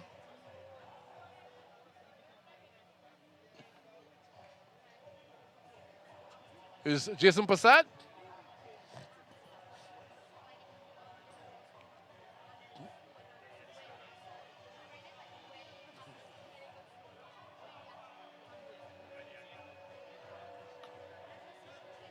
So it's going to be Prasad. He's not going to face, because I think while the ball was in the air, the batsmen, they crossed. So it's going to be Adams to face Gray. Gray comes in now to both to Adams. Wrapping the pad, there's a lot of Pete and Gibbon. Yeah, finger went up straight away. The ball was pitched well up. And there was Adams looking to swat that ball through the onside. Straight as an arrow. Middle stump might have been gone there. And Adams has to go here. Played a good innings. So 5 wickets down here. Well, of course, they need to do that because, I mean, to score at 30 runs per over with just 1.3 overs remaining, they certainly had to give it their all. So, incoming batsman, they look like Davis, is it?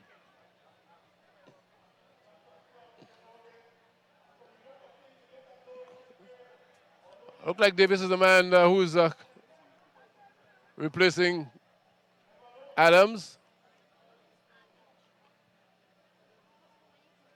as Gray.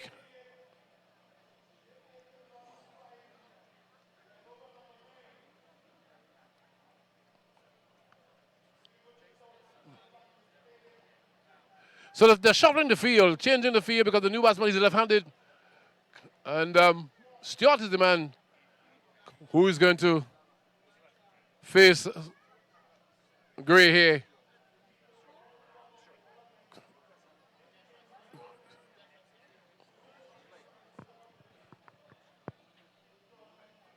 So here is, well, of course, they're actually an attacking field. And there is Stewart coming forward there. I mean, for the longest while, we haven't seen this attacking field here. They realize that they have this game all covered. And the field is actually closed in. And the wicketkeeper standing back. There's 1, 2, 3 slips. I haven't seen that for a while. There's a gully, a backward point, a short cover down the leg side. Did not take it cleanly, the wicketkeeper. But of course, it's deemed a legal delivery. So, there are 2 fielders are feeling out. There's a long off, a long on as well. And they know that they have this game in their hands, in their bag, so to speak. The chief secretary, 11, the All-Stars 11. They started off very brightly, but of course, they suddenly kind of stumble in their quest for runs. Here's a drive coming down the track, and this could be a run out. This should be a run out, but no. Well, a little bit of by-play there between the captain, chief secretary. Boys. Well, this looks like, well, it's a run out. It's a run out. Could we, the 2 batsmen end up in the same crease, looking for singles. What's happening here? What's all happening here? Well, a lot of by plays here. Because at first when I saw it, I know that the batsman was in his crease.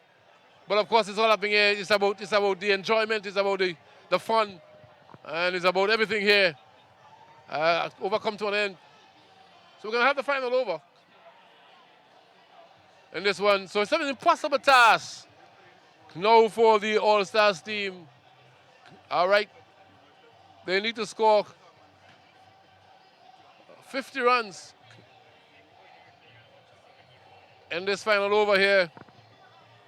Man, look, even if they hit six sixes, it's going to be an impossible task. And Prasad, he's going to be facing the final over there. And it looks like, is it Sobers? Yeah, it is. Sobers, I can tell you, he's about, what, 73 years old? And still playing. Goodness. Well, in his heyday, he was quite a good cricketer.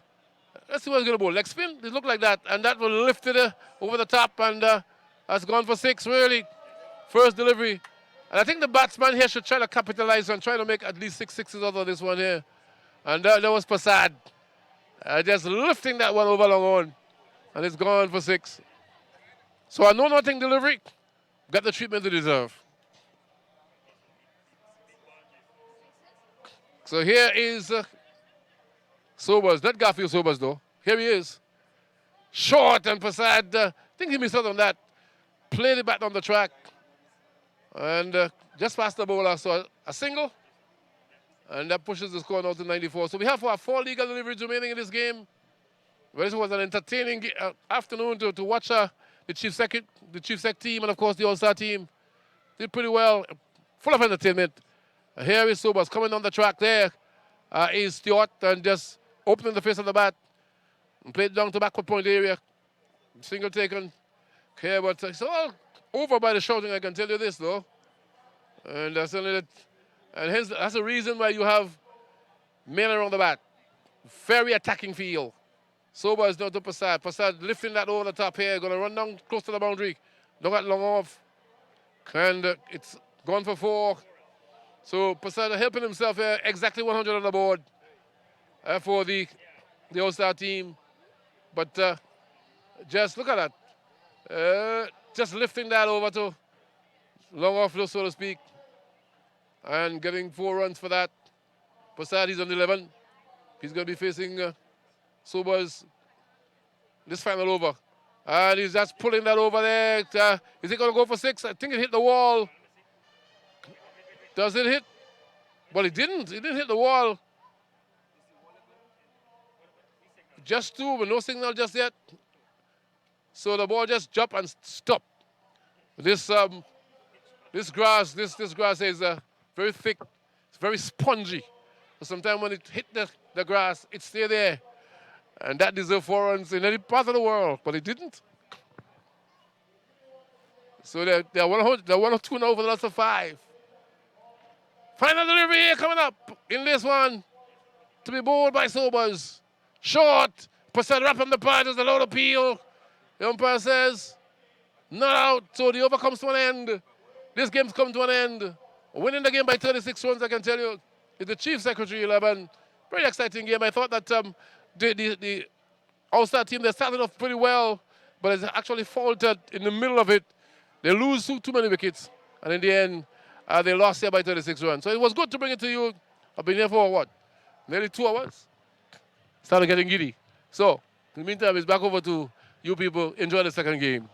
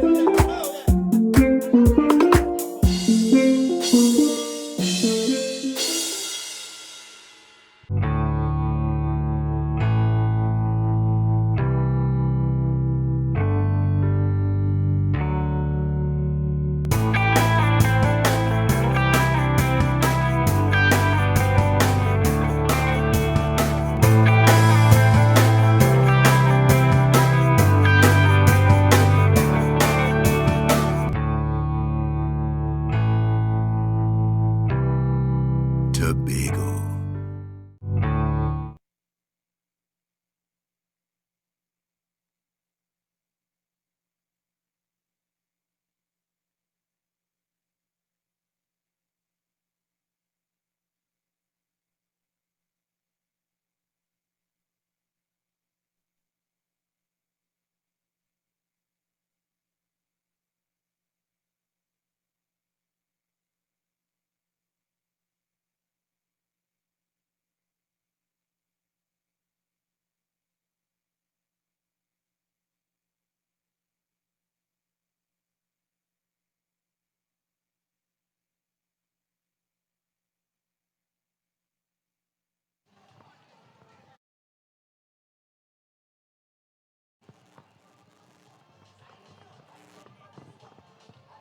Will work somehow.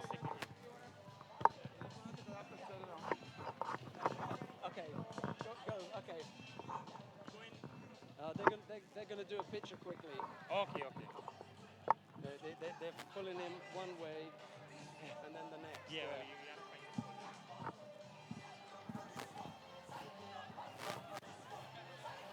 He's not the quickest across the ground either, is he? No.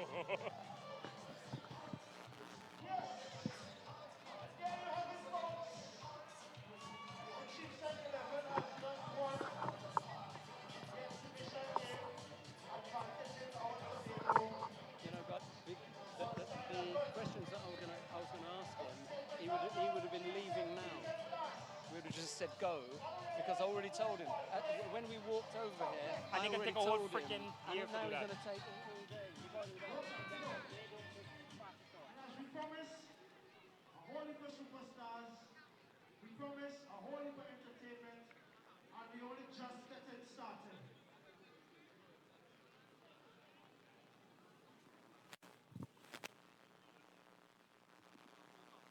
So in the next 20 minutes.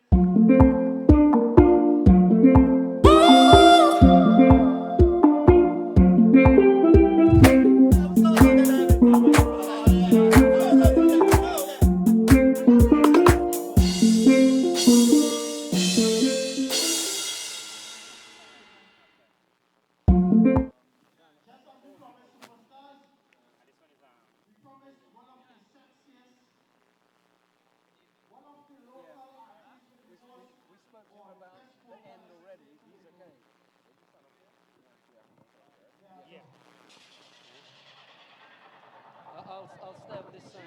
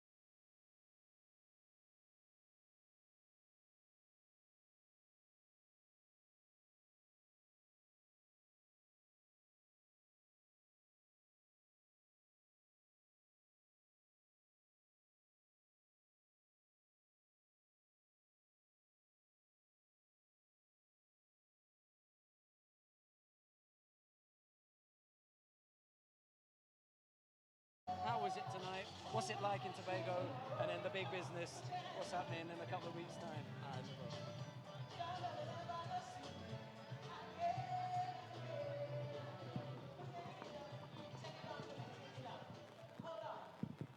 So we realize the chief secretary playing in this league, right? Anybody here to represent for the chief? Make some noise. Right, good evening. I'm standing here with Nicholas Puran. Good evening, Nicholas. Good evening, buddy. How do you enjoy that tonight? It's wonderful, you know. A good innings for myself, for the team. You know, we won most importantly. You know, the crowd came out and support as well. You know, they obeying the rules as well. As you can see, you know, tonight was fun. You had a big welcome here. They like you in Tobago. Oh, well, I'm a likable person, to be honest. You know, I really appreciate it, and it goes to show, you know, hard work. You know, it prevails, and people appreciate you at the end of the day. 46. I know you didn't have the big testing bowlers out there, but it's always nice to get your eye in. How did that feel?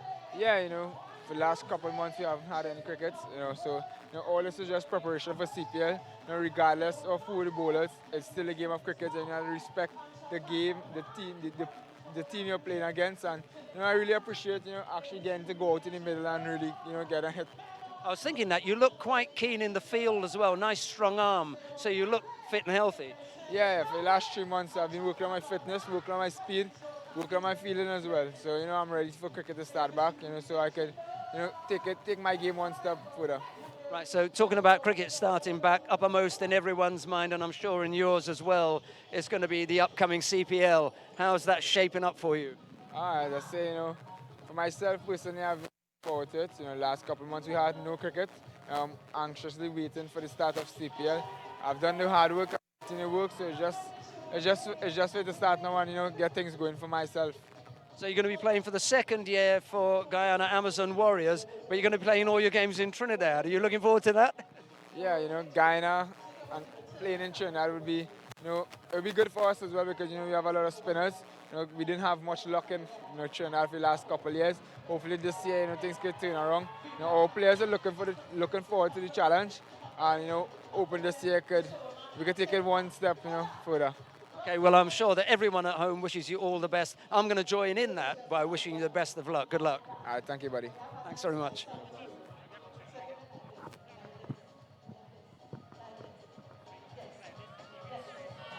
Oh.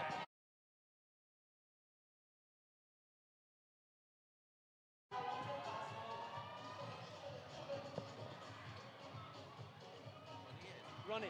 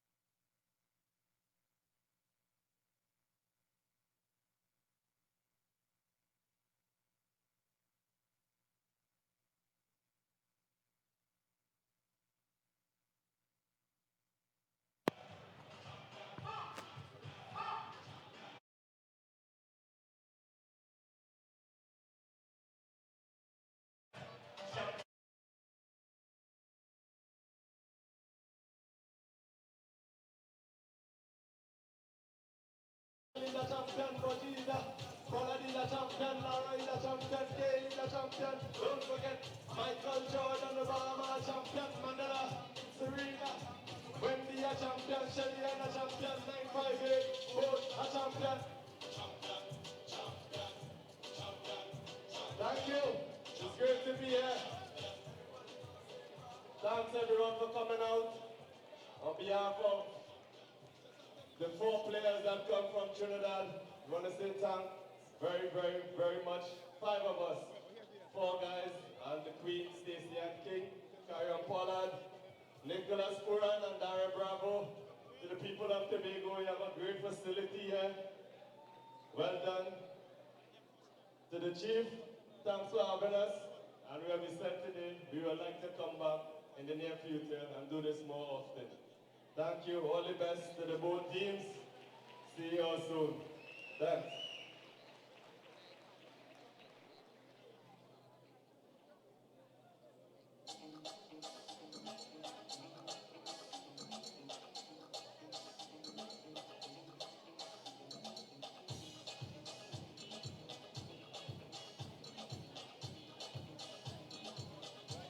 Yes. So there we have it. We had Adana. We had DJ Bravo. We had Celebrity Cricket.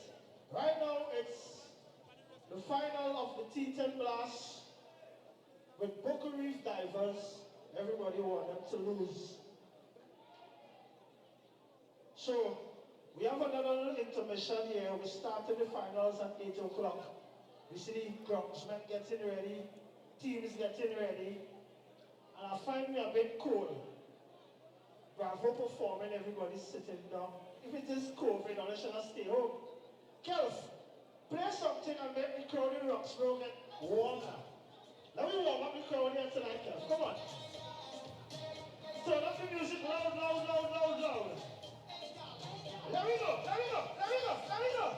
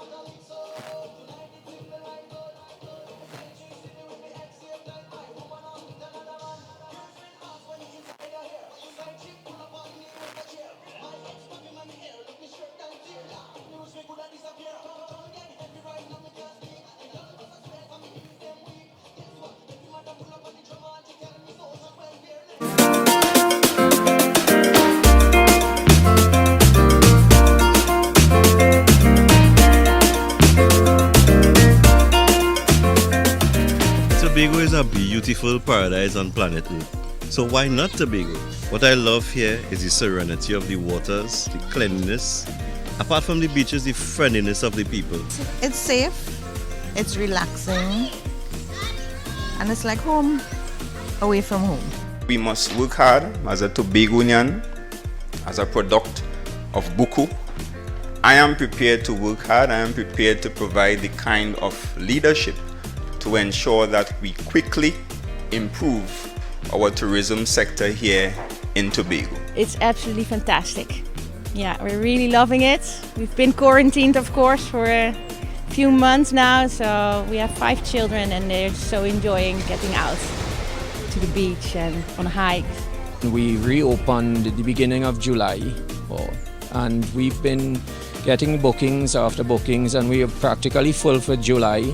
We're full for the first half of August, and we're still getting bookings, so we're hoping that it continues. A lot of people want to get across. We keep telling them CALG is increasing flights on a daily basis, so people have found that they check one day and they don't get flights, they check another day and they get. So hopefully we will get things filled for the rest of the school season. COVID ain't stopping my customers.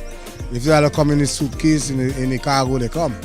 You know, everything is going okay. You know, it could be better than how it used to be, but it's okay for now. And I just roll in how it comes. Tobago, to me, I am here every holiday because you could do whatever, vacation, wherever. Here is my relaxation point. Actually, Stobe is my best beach. I would spend at least a week per holiday. We want to take it to the next level, and we had a presentation and discussion with the Tobago Hotels and Tourism Association last week, and they really and truly endorsed the plan that we are proceeding with. And the next phase now is really selling Tobago in an upscale. Upscale meaning that we are making it a deeper conversation and a deeper interaction with Tobago as a destination. So that it's not just people coming across for sun, and sea, but how do you get enthused and enticed to visit Tobago and participate in some of the touristy things that we have here. So the people who are looking for soft adventure, we are reaching out to them. The people who are looking to experience our cuisine, to go around the island, to have social interactions. Well, I come to Tobago one or two times, and then the time was so short, so we had to come back to see where you could get where you miss out now. You understand? So that was just come back kind of regular kind of way. I come to Tobago often. I find it's beautiful and I love it, and it always come. Even before COVID, I've had a tremendous amount of support from Trinidad, especially the schools. They are very interested in the waters around, so they study, they do the environmental sciences, and so the clubs are eager to come back. So they're just waiting for the flights to be arranged properly, and they'll come back and schedule. In fact, they've already been scheduling to come over. So I'm usually busy summertime with locals. Trinidad and Tobago is well known simply because of this thing we call Buku Reef and nylon pool. And therefore we must ensure that we manage this space in a sustainable way, because I tend to believe that anything that is not managed will disintegrate to the point of destruction.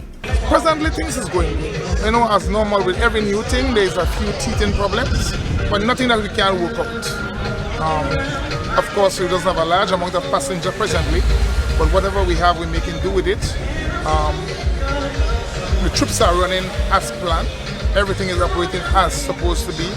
All the hustle and the wireless is finished. So more or less, Stobe has been civilized. And I am pleased to stand here today in a situation where we have 18 boats, all 18 boats I'm told, coming together and making a conscious decision that in order for us to benefit, in order for us to ensure sustainability, and in order for us to improve what we offer here in Tobago, then we must collaborate, we must unite, and we must do what is required. We are blessed. I think we've seen the momentum for the local market. We are getting a little surge here. We are excited, and we're getting a lot of calls, and we're doing some promotion. So, we managed to do a partnership packages with Caribbean Airline, So we offering, on the weekends, we offering the rooms as well as the air and the transport. That's really popular. So we're doing really well there. I'm enjoying my time here with my son. Today we're gonna go golfing and it's a beautiful day and I'm just having a great time here at Magdalena Grand Resort, so this is wonderful. I am on a mini vacation with my mom. It has been wonderful, very relaxing, rejuvenating, and adventure, to say the least. Yeah. I believe that Tobago is ready. Like Magdalena, a lot of establishments are putting things in place to ensure that the citizens and the persons who are visiting remain safe and healthy during their stay. I believe that once all the procedures are being followed, we should be fine. We should be fine, yeah. Since things have opened up, it's picking up slowly but surely, Last year, all now we were 100% occupancy. July, August were very, very in good condition. But because of what is taking place, Tobago started picking up back at a slow pace. But I think gradually while things goes along, because let's say like right now we have about 25% occupancy, and while we go on in a month later on, we will go up to between 50 and 60%. I also wanted to, commend the Chief Secretary and the Tobago Assembly for the initiative they're taking, in really to boost and blossom the business right now on the island. It's been a long time since this, lockdown, COVID-19 pandemic. So me and my girlfriend decided to have some fun. So, and we was on lockdown and it was kind of hard and tough, and we have kids also, so we had to deal with all this. So we actually decided to come and have some fun and free up a little bit. From July I'm doing 60% occupancy, and August I'm doing 90%.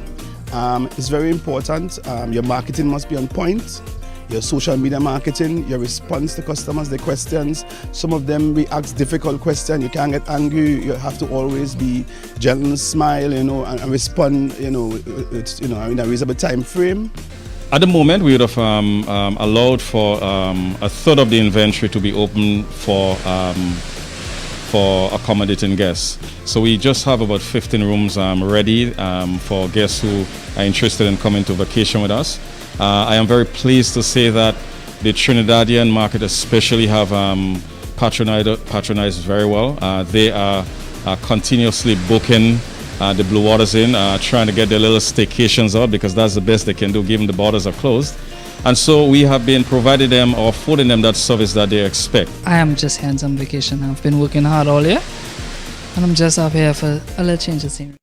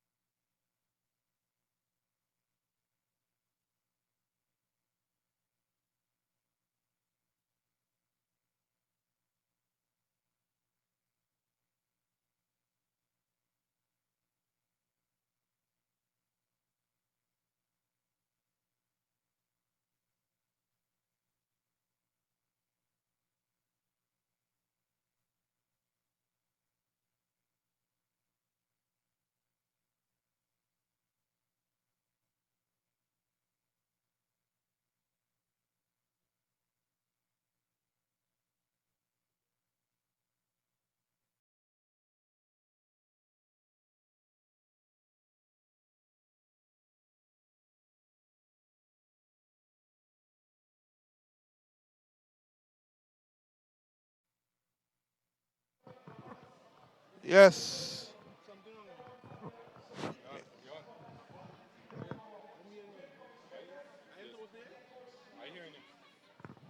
Yes, we are.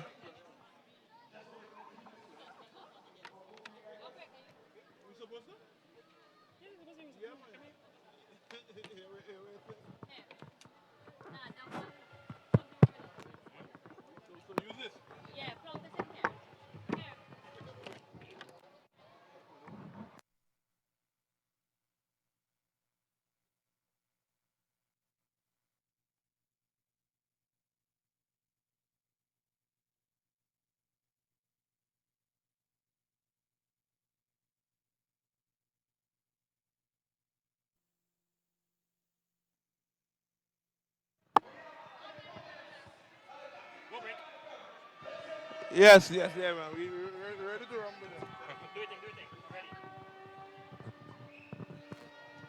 So yes, ladies and gentlemen, we live here on Tobago Sports Live. I want to say a pleasant good night to all our viewers. We just would have climaxed the celebrity match, and we are here now to witness the final, the grand finals. This is what the two teams would have been playing for in the past week. In the finals here, we have the Boca Reef Divers against the Rainforest Rangers, led by the talismanic Navin Stewart. We're in for an interesting evening, and at this time, I want to say a pleasant good night to my co-commentator, Jason Prasad.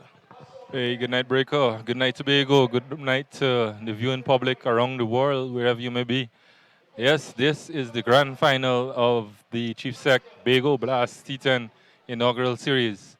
And tonight we have the Jaron Alfred led Buku Reef Divers taking on the Rainforest Rangers, who would have secured their place in this final by beating the Little Tobago Islanders last night.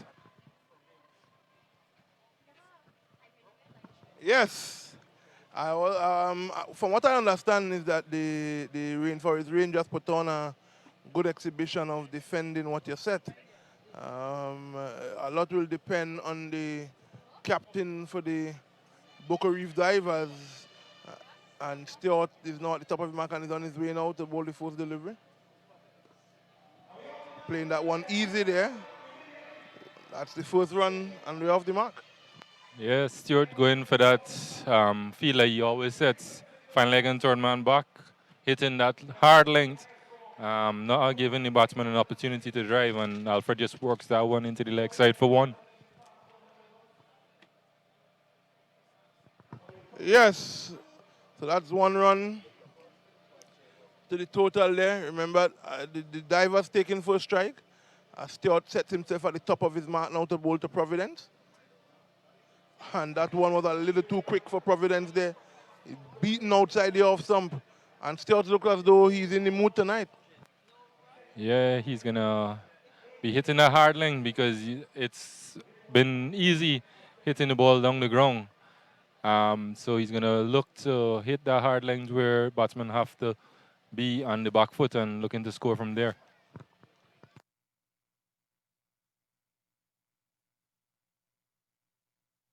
At the top of his mark now to Providence. And Providence is playing that one down to the third man where they come through to complete a single there. Yeah, he just ran that one down to third man.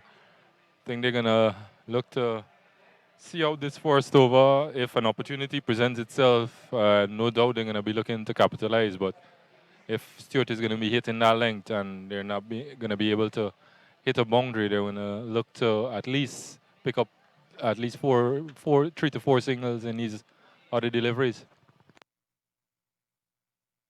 Stewart turns and he's on his way to Alfred.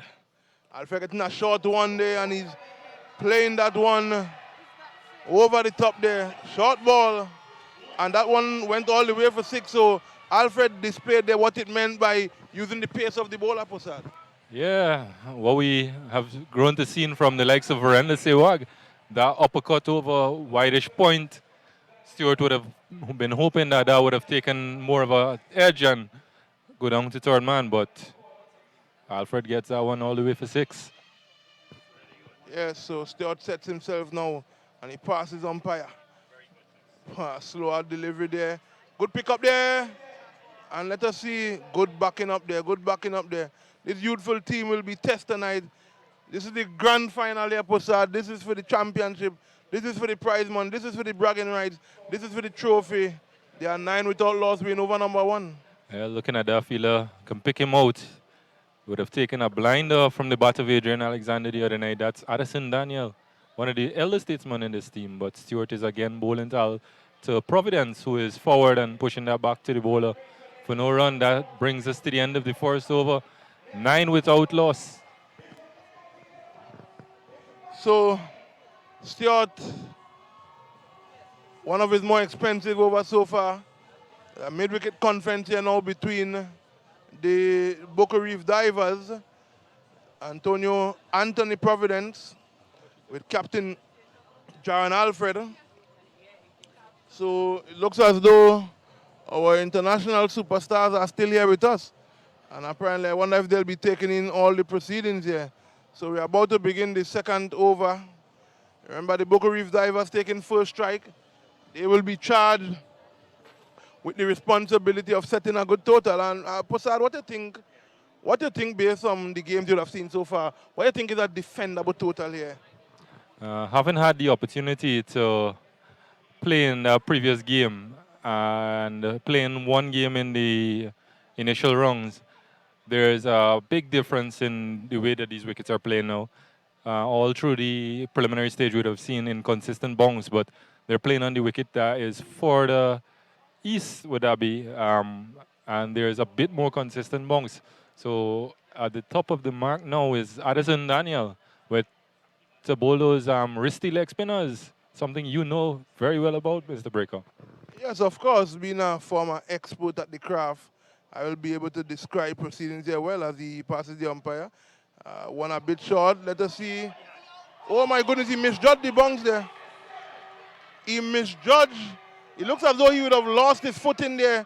Davrell McPherson looked bewildered as he stared to the carpet there. Yeah, down at the river end, as we call it, the outfield is a bit spongy. And if you're going to be playing this game, you're going to have to invest in the right equipment. Fielding without spikes on this ground is very, very hard. You're going to be slipping and sliding.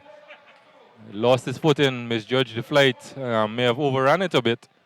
But all's well that ends well. At least there's not an injury. Well, from the look of things, we can say good thing that he avoided the injury, because you never want anyone getting injured on the field of play. But that's 10 runs now without loss. We are in over number 2 as the leg spinner is in, passes the umpire, a short one. It did not get up there.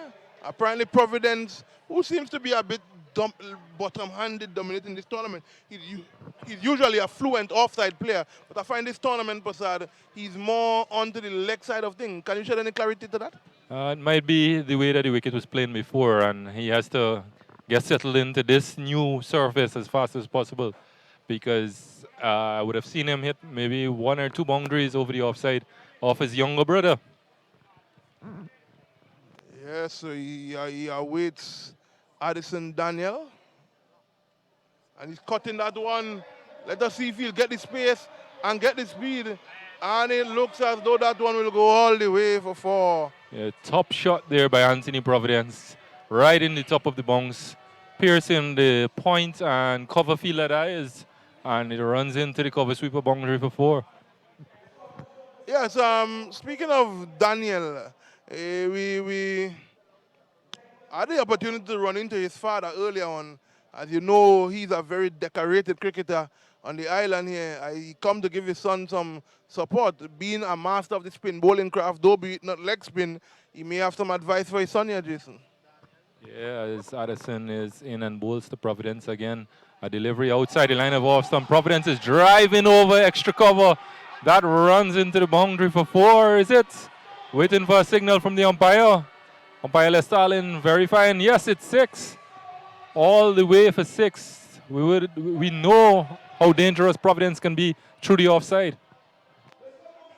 So you see, he was short the ball before, and typical spinner mentality, you try to compensate and get fuller, and this time that is the length and the Not really the line, but the length he would want to be bowling. Unfortunately, he was the recipient of an informed Providence. Yeah, it's Daniel up again, bowls to Providence pulling this one down. Providence missing out on that long hop. Think he was looking to deposit that into the sea. Well, I mean, this hour of the night, anything you know goes on that side. It'll have to stay there. The leg spinner under the cush here. He's under the attack here, but you know with this craft, you can get your head down, but you have to find some way to get that confidence to pitch the next delivery. Because with a leg spinner, it's always about the next delivery. Just as I said, he was not able to execute it. Yeah, missing his run a bit. And we were talking about Addison's dad, Alston Daniel. I've had the opportunity to speak to him. Being a former coach he is, he always have advice to give.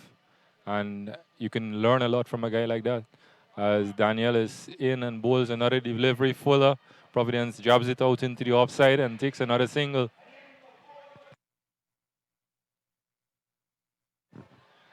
19 without loss.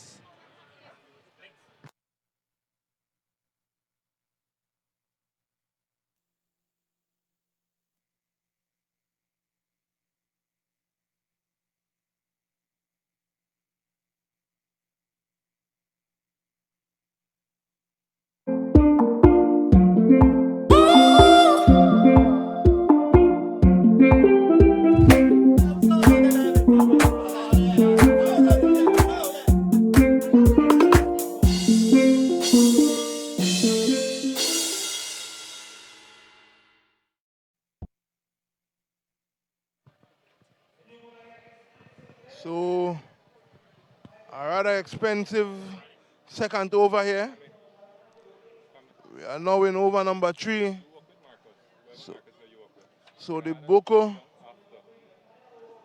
Boko Reef Divers off to a 10.50 run rate start there.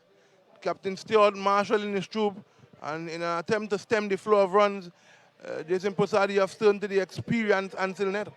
Yeah, wily character is Ned. I've had the privilege of playing with him despite being opposite clubs. We would play together at UE, and I've used him in the power play overs.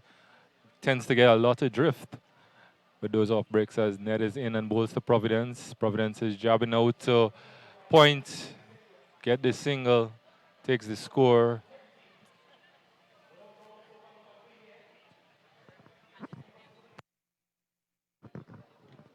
So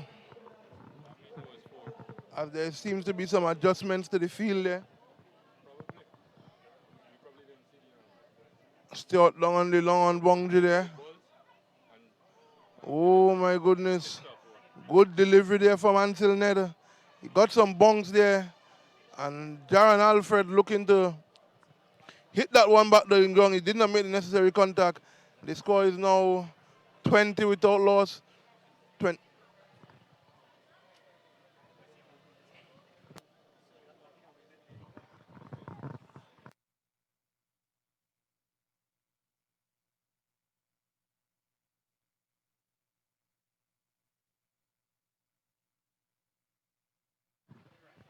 Ned again bowls to Alfred. Alfred is flicking into the leg side. Out to deep. Is it deep square leg? No, that's within the ring, and they get another single. Score moves on to 21 without loss. So Ansel Ned looking to see if he could pull back things here for the Rainforest Rangers. He has Anthony Providence to contend with as he's on his way in now to bowl to Providence. And there's an appeal to a disappointed Ned there, Posada. Yeah, but at the end of the day, the umpire's decision is final. Looking at this replay, let's see if we can see what Ned was looking at. Yeah, maybe some bat involved. We're not out in the middle, and I'm going to trust the judgment of the umpire.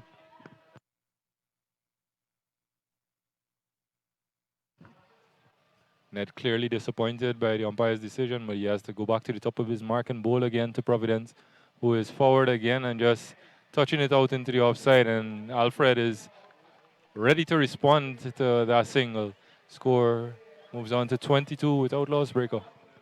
It seems as though Ned was really confident with that shout. He looks as though he thought he had his man there. And as we know, the umpire decision is the final one that you will hear on a cricket field. Ned sets himself in out about the captain. And Alfred is swinging at that one all the way for 6. Darren Alfred looks as though he's in the mood here tonight, Jason. Yeah, Ned over pitching on that occasion, and Alfred is ready to pounce on anything. As I said, they're going to look to not take too many chances against Stewart and Ned, but if they do offer them that opportunity, it's going to look to hit it out of the park. You are quite correct, and as the Boca Reef Divers, 2 batsmen, have their mid-wicket conference, they are probably telling themselves, well, okay, we have a good start here. We know that there are a few senior men we have to probably see out, but the difference tonight is that they would have gotten a good start, so they probably can be a little bit more conservative now if they have to watch one of the senior men, because they will have to put something on the board that is defendable. Yeah, both batsmen now being on 14, the score on 28 without loss. Both batsmen would have hit a boundary and a 6. As Daniel is going to finish his spell. Bowling again to Providence. Stewart trying to make some adjustments as the power play overs are done and dusted.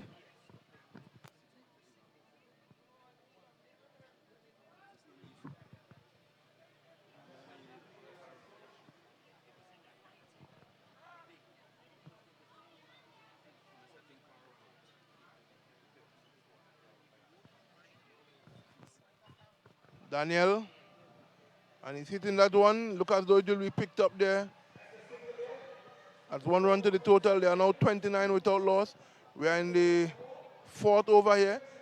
Captain Stewart looks as though he's throwing some confidence behind his experienced leg spinner here. Yeah, we have not seen much of Daniel, one over here and there. But tonight, and I think with the 2 right-handers at the crease as well, went for the bowler taking the ball away from them. He at the top of his mark here now. This is a craft where he really have to back himself here. Giving that one a lot of air, and let us see the outcome here. And it looks as though from the time he has given it air, Anthony Providence, let us see if that's Darren Alfred. Yes, it looks as Captain Alfred. He's not wasting no time, and he's going straight and high and handsome with that one. Really, really, really rocketing start here for the divers. Yeah, playing on a pitch with a lot better bounce tonight. Bowlers are going to look to bowl a better length, not those half trackers that they were getting wickets with earlier in the tournament. As Daniel is again bowling to Alfred and bowling a length ball. Alfred playing across the line and is bowled all over. Look at that one. This is why this is the best craft in cricket. That one is the flipper. That's the one that you are expecting the leg spinner, the conventional leg spinner, but he did not spin at all. He just went straight on with the arm. Yeah, being an opening batsman, you would know that the new ball tends not to spin as much. It's just going to skid, something that Samuel Badri would have done well for the West Indies and the Red Force team. As we see Akko George walking out to the middle. Yes, Akko George has been the informed batsman for the Boca Reef Divers, and a lot will be on his shoulder here now. You could see when Alfred was bowled by the leg spinner, there was a rather disappointing looking Alfred. Yeah, I think he wanted to deposit that somewhere out of the ground, but missing it all around and playing across the line is not something that you're coached, but looking for runs, you're going to have to take those chances. Taking his guard in that traditional West Indies manner. And it looks as though we are graced with some of that special skill possessed by Glennon Sharp. But it doesn't look as though it is his preferred choice of livestock. I think they're both grills here, Rico. There was a discussion prior to this match about having a pig on the roast as well as some chicken for the guys who would not partake. And George is hitting that one down to the point area there. Only one run to the total there. It looks as though the score goes up now to 36 for 1 in over number 4. Oh yes, I mean, Glennon Sharp, since we are on a sports tourism venture here, we may as well look at it as food tourism. The guy has proven his pedigree where preparing these different livestock is concerned. And I mean, it's widely regarded that the swine or the pork, as we say, is the national meat. This is a national event. We have national players here. So why not? Good choice. Yeah, and he would have done this at several competitions as well and came out on top. Daniel bowling a full pitch delivery there. Uh, Batsman looking at the square leg umpire. Providence could not get it away, and it's called a no ball. So Providence is going to have a free hit, is it? Umpires consulting. Seems as though it stands. No ball. So that's a free hit there now.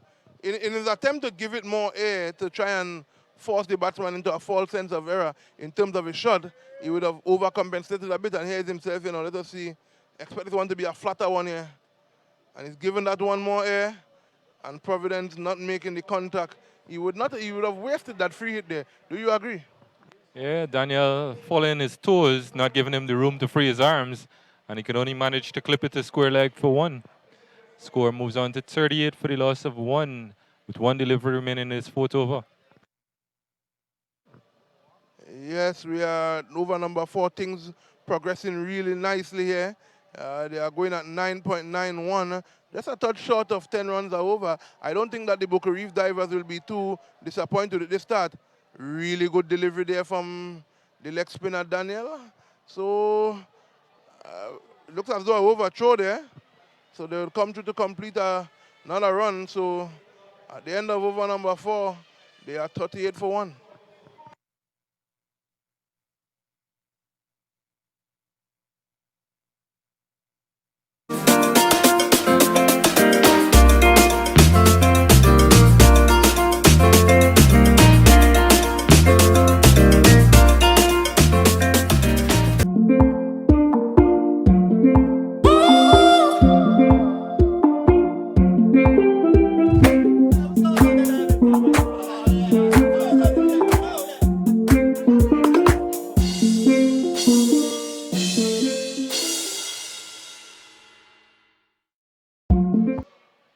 Welcome, everyone.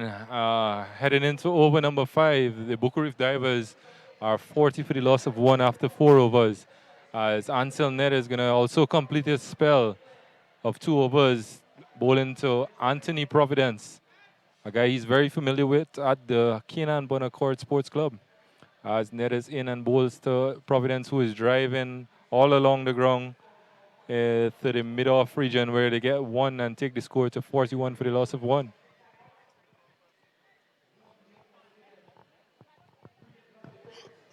Surprising decision that Captain Stewart chose to bowl out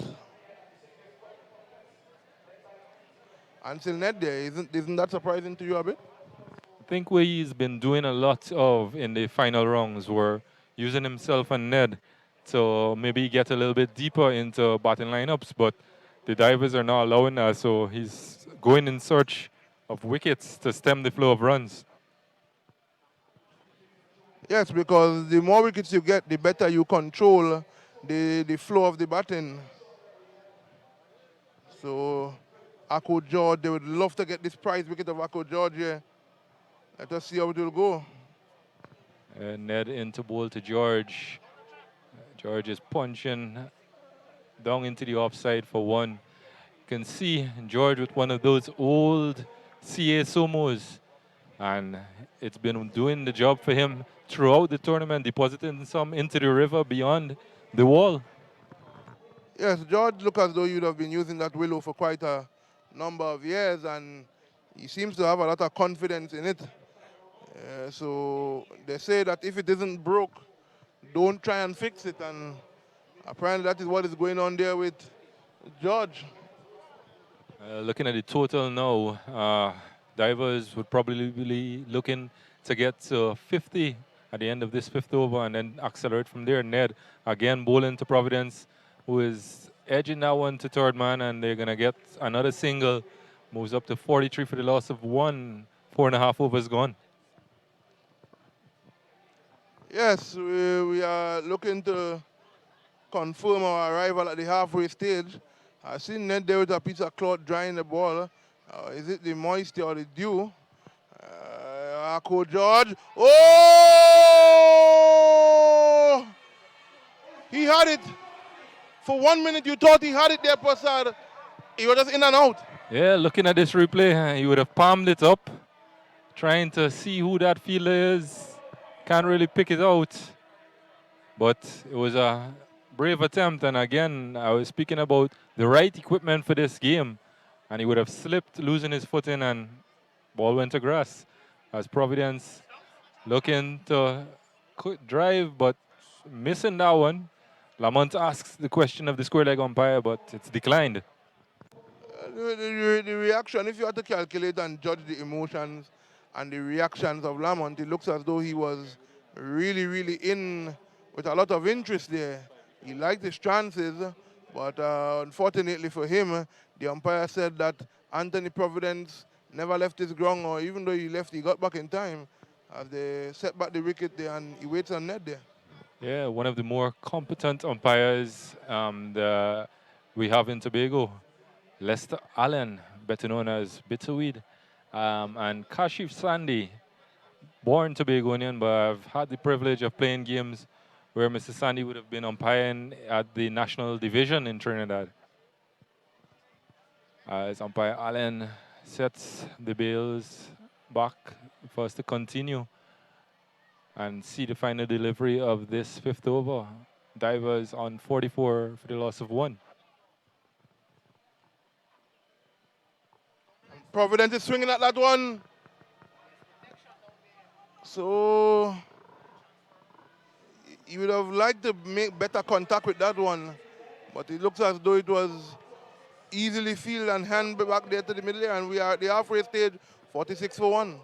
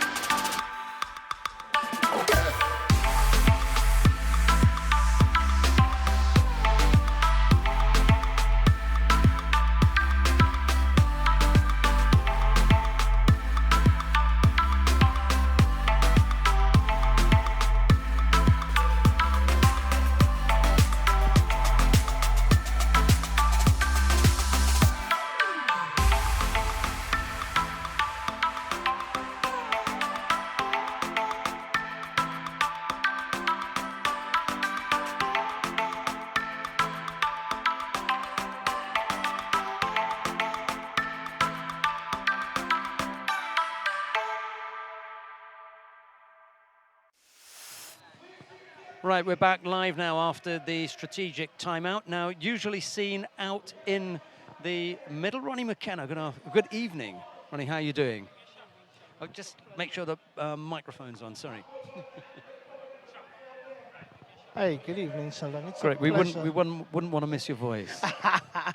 It's a pleasure being here, not out on the playing surface as an official. I doubt that very much. Every umpire wants to be out in the middle. 46 for 1 after 5 overs.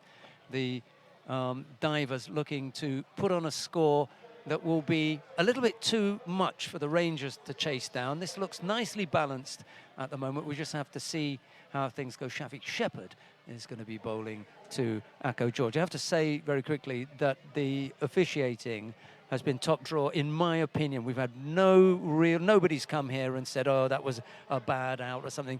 And you hear that normally anyway. Exactly, and I appreciate the applause or all the good sentiments as a fellow umpire that we had done a great job at officiating at the first ever T10 blast, and we're streaming all over the world. So it's a pleasure having those sentiments. Thank you. It really has been good. I'm not saying because I've got an umpire here. I mean, as someone who's played cricket, you want to put your trust in the officials, and I think it's worked out well here. Anyway, Shafiq Shepherd is on his way in for his first delivery. He's up to the wicket now, and he bowls.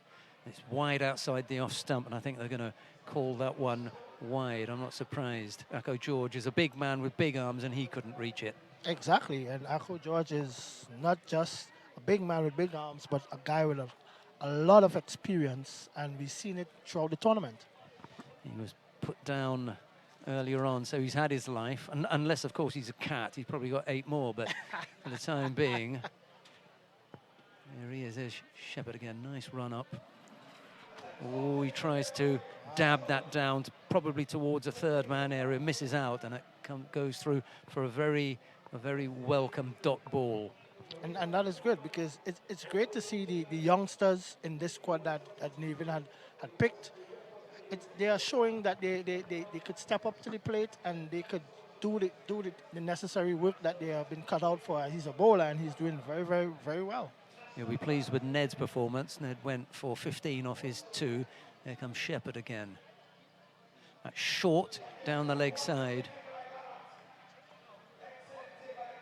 There's a... Seems like it has brushed the pad. Yeah, because I think that's Lester Relaine down at that end, isn't it? Yes, that's And, you know, he had a little bit of a look there, but thought, no, I'm not going to call wide there. Exactly. He didn't look that certain that was a wide delivery, but as again, good officiating by the officials, and I'm proud to be in a commentary booth as a guest speaker, guest commentator, umpire.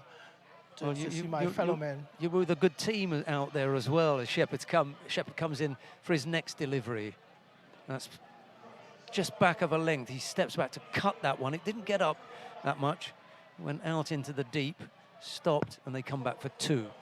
Yes, and one of the great things about this tournament is that we have seen great cricket all along by the guys, and it's something that it's new to Tobago, and we hope that not even the chief sec, but corporate Tobago could invest in cricket like this. So in the near future, we'll have tournaments, games like this, and it could be streaming all over the world. Here comes Shepherd bowling to the left-handed Akko George. He's wide outside the off stump, and he drags that onto the onside. It goes out to the mid-wicket fielder, and they come through for 1 run. I don't think they're going to be upset about that at all. 50 for 1, and we are a good way through the 5th over now. And I think the good thing about this is that the captain of this team, Nevin Stewart, is showing all his charisma, all his experience, and I think the total is a par total for a game like this. I think they could carry on maybe, let's say, 100 par score. 110 would be a good challenging total. A Shepherd comes up now. He's only gone for 4. Oh my that God! Is beautiful. That, as soon as it left his hand, that looked like a good ball. And he's balled all over the place. And there you can see the intensity of Shepherd, the experience that he has gained over the tournament. He's bowled all over the place. Gosh, that was a really strange one. I don't know why, but for some reason, as soon as it left his hand, You I could have knew seen that it. was going in there. That was angling in at the stumps. Yes, you can see that. That's good. That's good. And the scorers, my goodness, seeing it on the replay, it looks spectacular. That was a beautiful delivery. Providence goes for 20. 50 for 2 now, and just what the Rangers needed. A wicket is also a dot ball, by the way. So what a terrific over this is proving for Shafiq Shepherd. He's gone for, well, it's only 4, but wasn't that the 5th ball? I think that's the 5th ball of the Yes, over. Yeah, should be the 5th yeah, ball. 5th ball of the over. He's only gone for 4, and he's taken, you know, one of the opening batsmen out. We'd already seen the departure of Jaron Alfred. Now we've seen Provi go 50 for 2.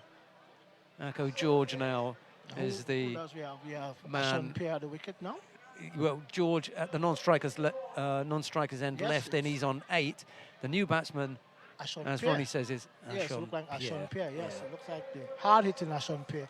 Strong. This is a guy, if he gets going, the score could really tally to a 110, 120.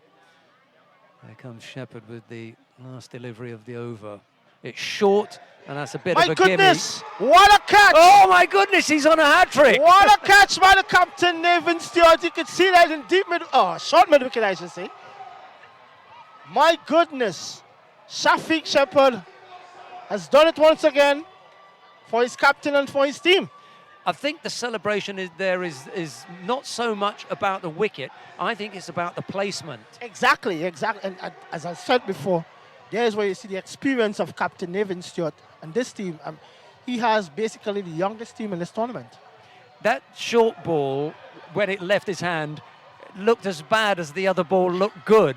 And I thought, oh, he's going to lose this. And he only succeeded in putting it into the belly of Nathan Stewart. And we just had a short look at Skettel accompanying Ashon Pierre off the field. His signature walk, I should say, of the duck.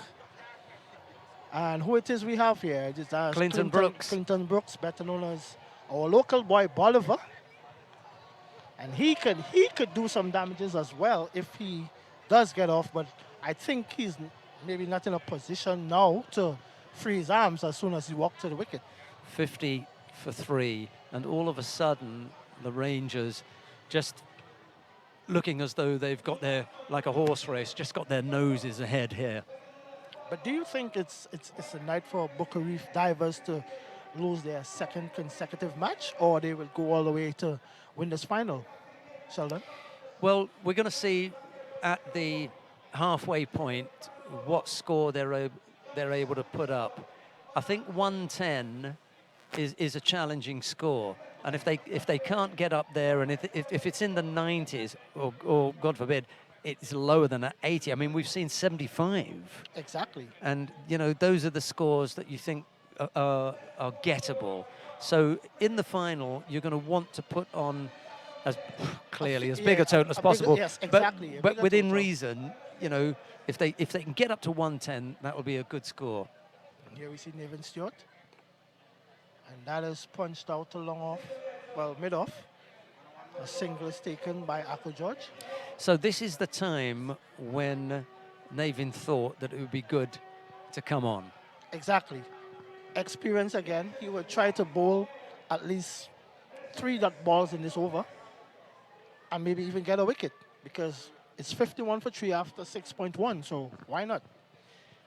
Put the pressure back on Booker Reef Divers.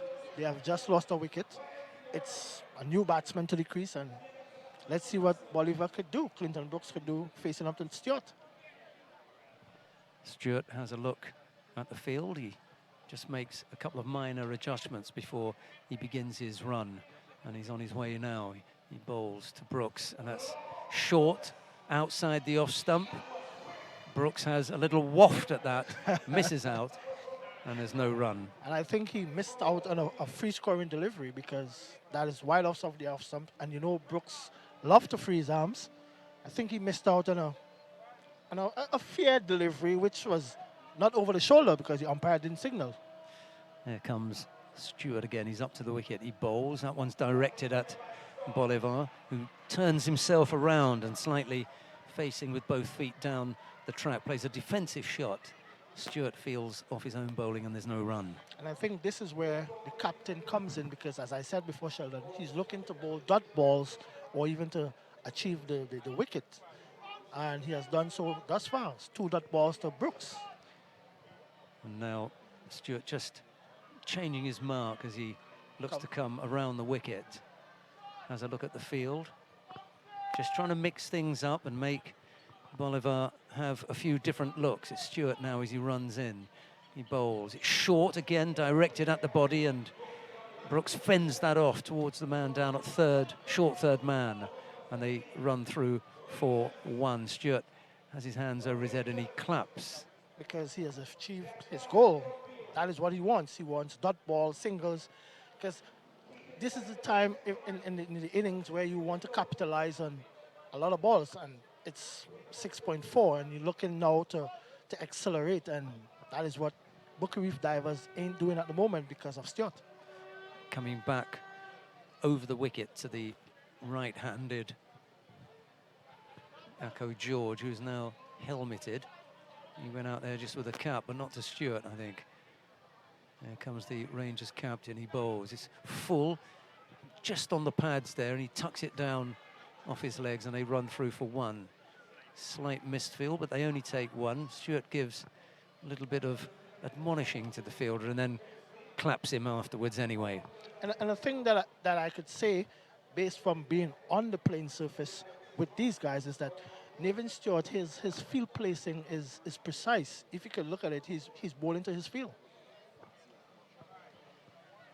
Well, he's gone for 10 off 1.5 overs. Last ball of the over. Has another look round just before he starts his run, glistening with sweat on his arms as he has been every night. He's up to the wicket now. He bowls, again directed at the body. It's tucked into the onside by the big man, Clinton Brooks. They've come through for 1. That's the end of Stewart's second over. 2 overs. He's gone for 11 off 2 overs. He'll be perfectly happy with that. 54 for 3. Here is Ronnie McKenna. Exactly, and as a captain, and even as a field placement, as a fieldsman, how not to be happy with my captain being bowling that, come on, is like 3 runs off the over. I think we haven't had an ad yet, have we? Did you ever look at Tobago? Okay. And I must say it's a privilege for Tobago Sports Life to have me, and I think we are going to some ads.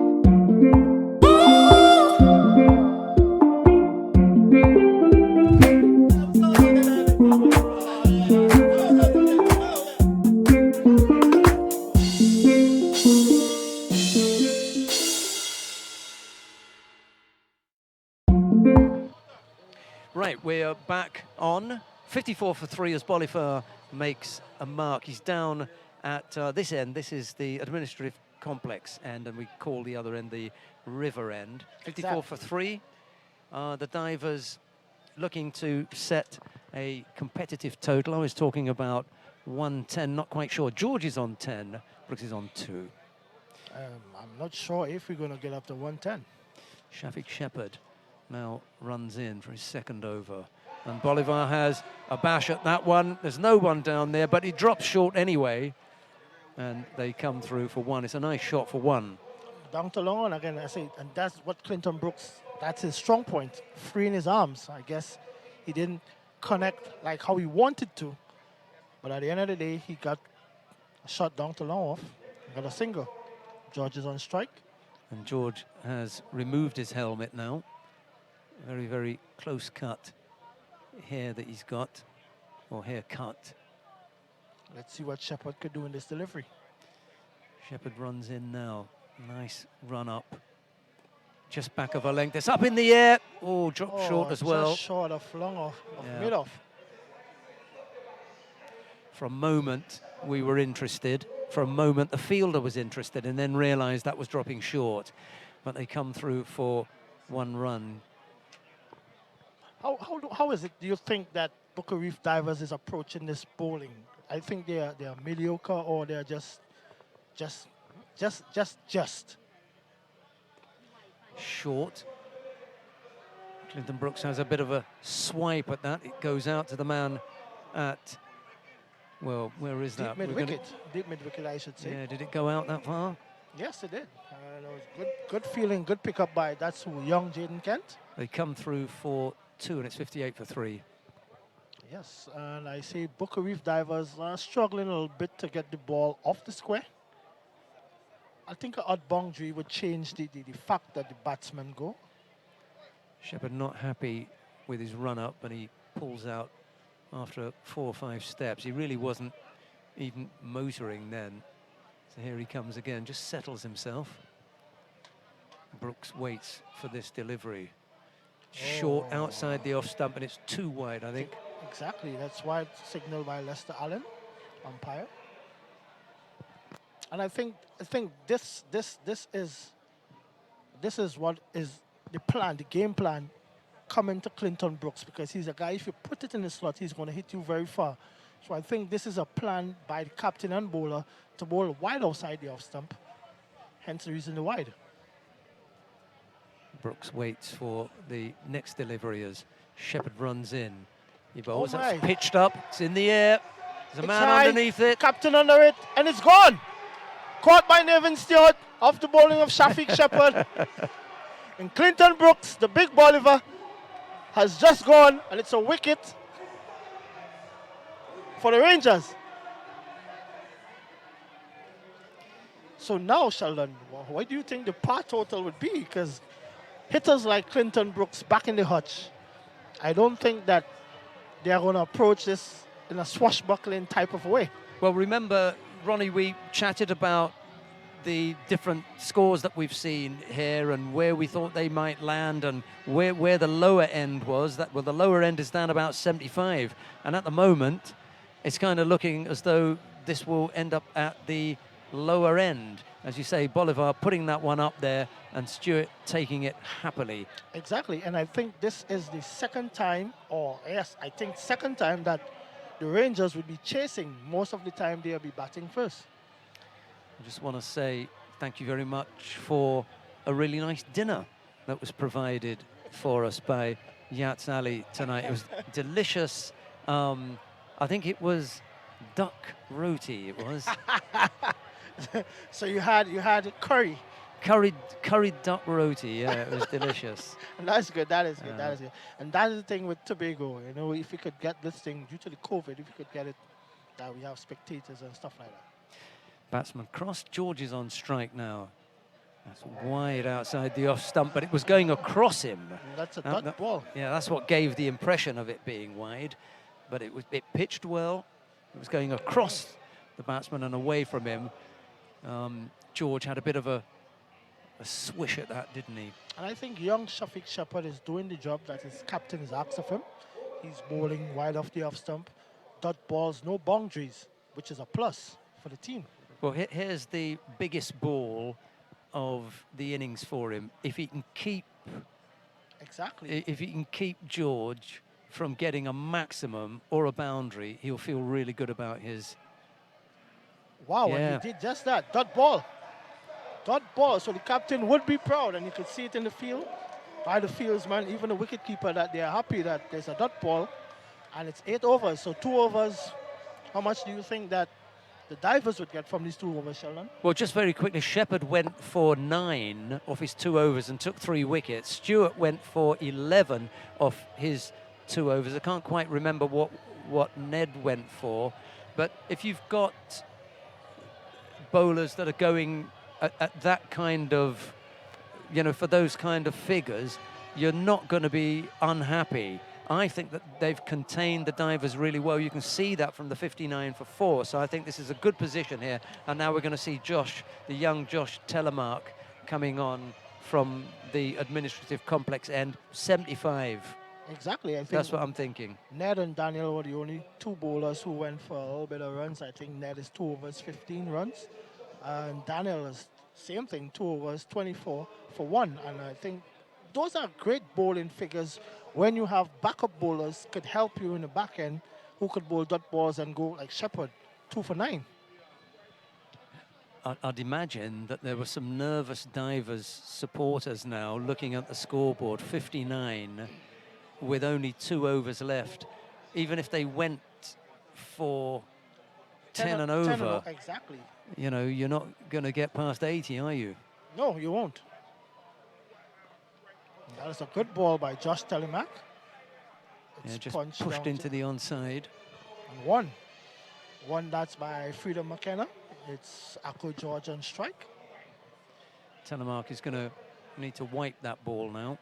And I think Captain Nathan Stewart has used his bowlers very wisely, because to have young Josh bowling in the depth overs, that shows that he's proud of the bowling attack that he has chosen and how the bowlers operate.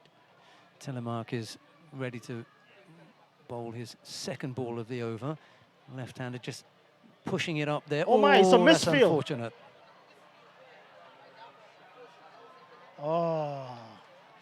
Telemark taking it cleanly and then looking for the run out, but he was already at home. So we can look for an additional run there that Should have not been. have been, exactly. They've only given away 3 extras, and maybe you can say 1 or 2 runs in the field, but it's been pretty good. Pretty much good. I'm saying that, and Captain Nathan Stewart will be saying in his mind, 80, let's say 89, 90 is a good total that he would chase, because you know he would hit the maximum. He would like to go at this attack. Telemark. Oh, that was Oh! It was close to being a run out, but bowler didn't retrieve the catch. And Akko George sneaks a single. 63 for 4 now. George on to 14. McKenna, who's going to be in strike, has 1 run. I hope McKenna could capitalize. He's carrying my same surname, so let's see. Oh. Wasn't really enough pace. It didn't get up there. And there was an awful thud into the bat as it hit quite high up. And when he pulled that down, it rolled harmlessly out for a single. But I must ask Sheldon, given that you have been in the commentary from inception of the tournament, how do you think the younger players have excelled in this tournament? Great. I mean, most of them are on the Rangers team. There were a few on the Gunners as well. But in particular, this group, Jaden Kent, Josh Telemark, I mean, they've really played well.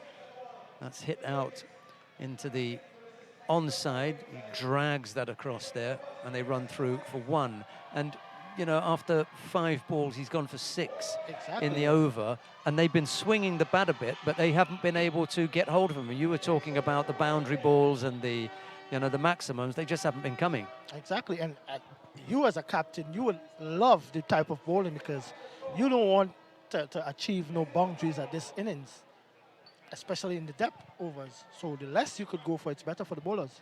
There comes Telemark. He floats that one up there.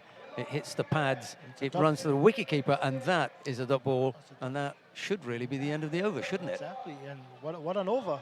6 runs coming from the over from young Josh Telemark in the depth overs, the last 2 overs. That is a great achievement. 65 for 4. Let's take an ad.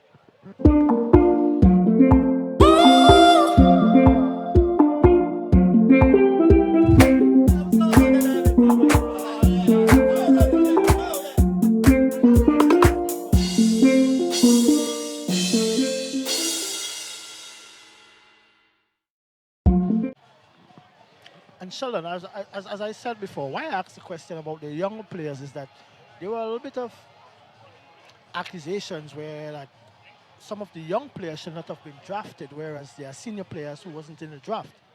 And it's proven that the younger players have performed at this level, even if it's T10. Well, my answer to that is who's responsible for picking them? I think it's the captain and the coach. In this instance, it's Yats Ali and Nathan Stewart, and they've got more than enough experience to determine who it is that they want to see in their team. They decided to go for young players. Orlando James, I think, is going to come in to bowl here. Josh Telemark has already bowled, and there are a couple of other. We mentioned Jaden Kent in here as well. I mean, you know, these are 13, 14-year-old players, and for some reason, Nathan's decided to pick them. And the thing is, the 3 names that you are called, even 13, 14, 15, they are national players. So I think they should be in this tournament. Here comes James, he's up to the wicket now. He bowls.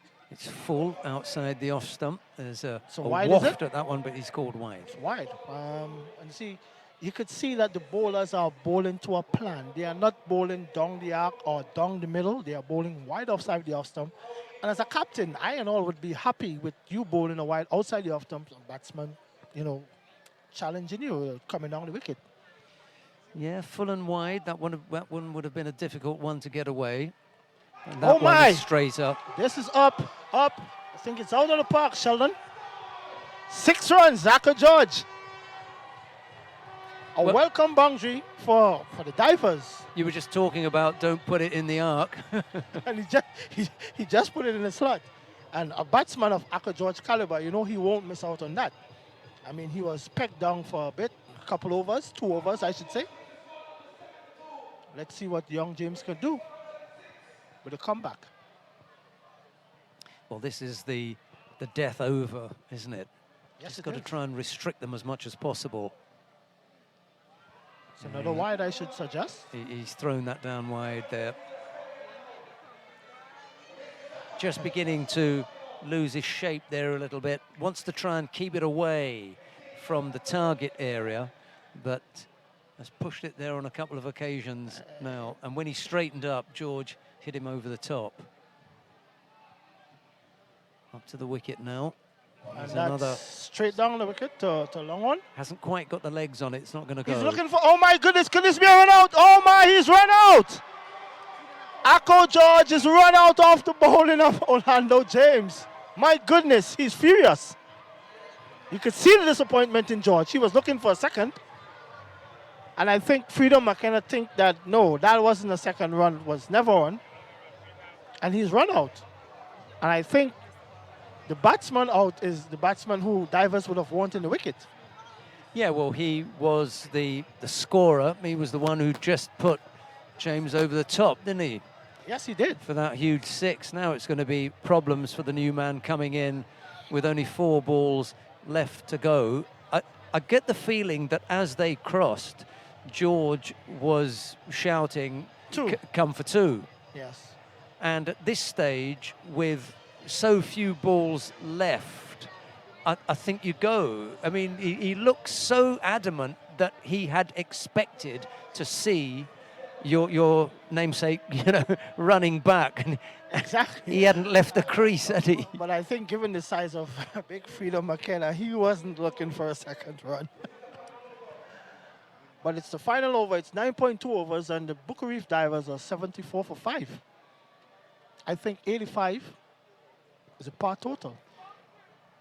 Here comes James. He's up to the wicket. Oh, my. And would they get 4 runs on this? It stopped. Yeah, they're going to have to chase this down. It actually Let him stopped. chase. Oh, my. Oh, there could be another one. Oh, my. And this time, it was... McKenna again. McKenna again in the mix there. He's not leaving that crease. He seems to be, like a magnet down there when he gets at that end. He doesn't want to leave it. I think he's backing on his hard-hitting strength that he may be capitalizing on a boundary or 2 in the last 3 overs, in the last 3 balls, I should say. They took 2 off that, and Mr. Alain just waiting for quiet on the pitch before he lets James in for the next delivery, and that's up in the air. James should run to pull that in, and they just take 1 run.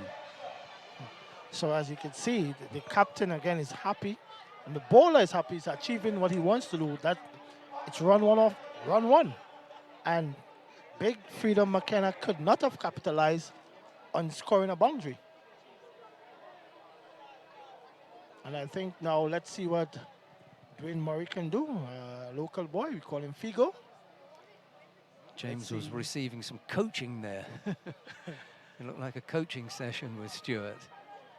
And Stuart I'm sure he's happy with the total that he's restricting the Booker Reef Divers to. James, no, there's still a little bit of talking, and there's some geeing up and some clapping and saying, come on guys, let's go. Yes. And I think the umpire's quite right. Wait until that's all finished. There's James now. bowls. That's directed down the leg side. That's a wide ball by young James. Do you think that pressure is on James bowling? You know, you're bowling the last over, and you're not hoping that you're not looking for the batsman to hit you out the park. Yeah, well, he knows when he put it there for Akko George that he travelled over the wide mid-off boundary. He doesn't want to go there again, so he's just trying to get it straight or on the pads, but it's easy when you're trying to push it down in that direction to go down the leg side. Just aim for the off stump. That's a little bit better. Hit into the ground hard, into the offside. They run in. Davral McPherson picks up and they take one run. Lamont is the keeper, who looks like a keeper in that particular shot. He took it nicely and took the bails off. Last night, he didn't look like a keeper. No, he didn't. He didn't. And I was, the thing is, I was up close and personal in this game because I was officiating this game, and the captain was bawling, the coach was bawling at him furiously many times. Right, catching the ball. 78 for 5. Orlando James has got one delivery left. He's gone for 14, which is nothing to be ashamed of. It's the last over, so they're bound to be going for you. Let's see what he can do with this last delivery. Freedom McKenna waits for it. It's well pitched up. McKenna just gets the bottom edge on that. They run through for 1.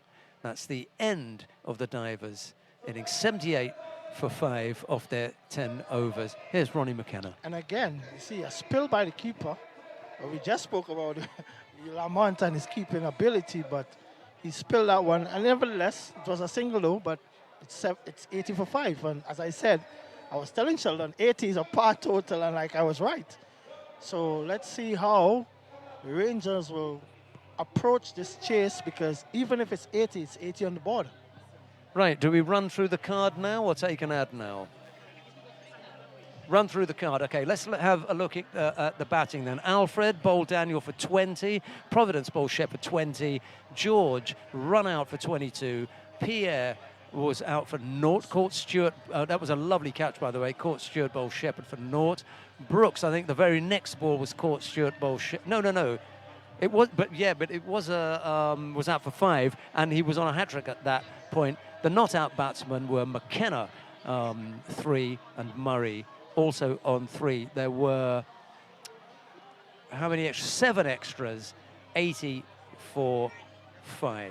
And you went through the batting card there, Sheldon, but when you look at the bowling figures, look at Stewart. It's 2 overs, 11 runs. Daniel, 2 for 24. And Ned for 15. Shepherd, same 2 overs for 9. And young Josh Telemack for 6. Orlando James 14. I think the bowling department has did well in a final like this for the Rangers. What do you think? Yeah, well, there has been some talk about who was going to step up and support Navin Stewart. He was like the one-man band, wasn't he? Or, I don't know, maybe like Braveheart, leading the charge of the Scots against the English. Well, he's led in every department. But tonight, I think what you said there about the bowling figures shows that they've really supported him here. That's a good group of bowlers. He shared it out really well. They've come up with a good total, 80 for 5. I feel that they've restricted the Divers maybe by as much as 30 runs. That's a huge amount. Because the start that they got, I thought they would have got up to 110, 105. And I said, the bowling department did well. And as we said, the one-man band didn't show up. Every single player showed up, even from the fielding. There were a few job catches, yes. But look at the bowling, and the bowling is important, especially in the T10 game. And extras only 7. Okay, we are going to take a short break. We're going to look at some beautiful images of Tobago, and then we'll be back with the Rainforest Rangers chasing down a total of 80. It'll be 81 to win. Yes.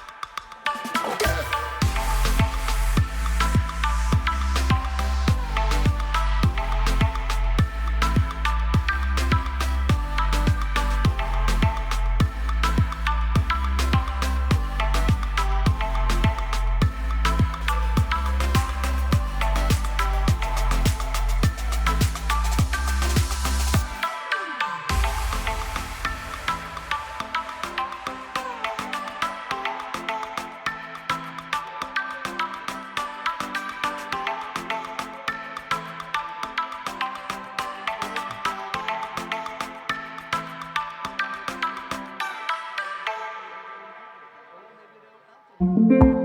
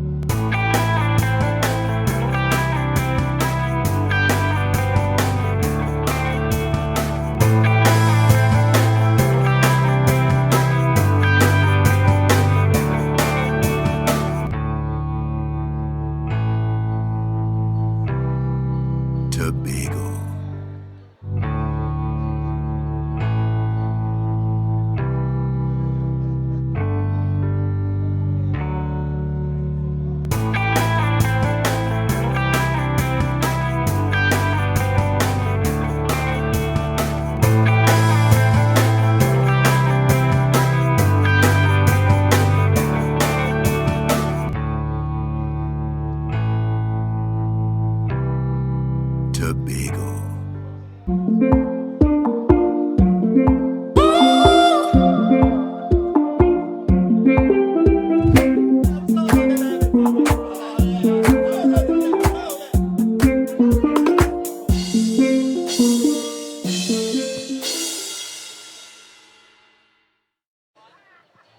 Right, well, welcome back to the Sid Gray complex. It's the final of the Chief Secretary's Bago T10 blast between the Rainforest Rangers and the Booker Reef Divers. The Booker Reef Divers have had first knock, and they totaled 80.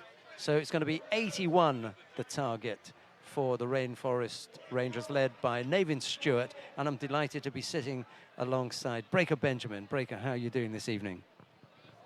Yeah, well, trying to battle and secure victory against something that no human being would have been able to be victorious against, which is slumber.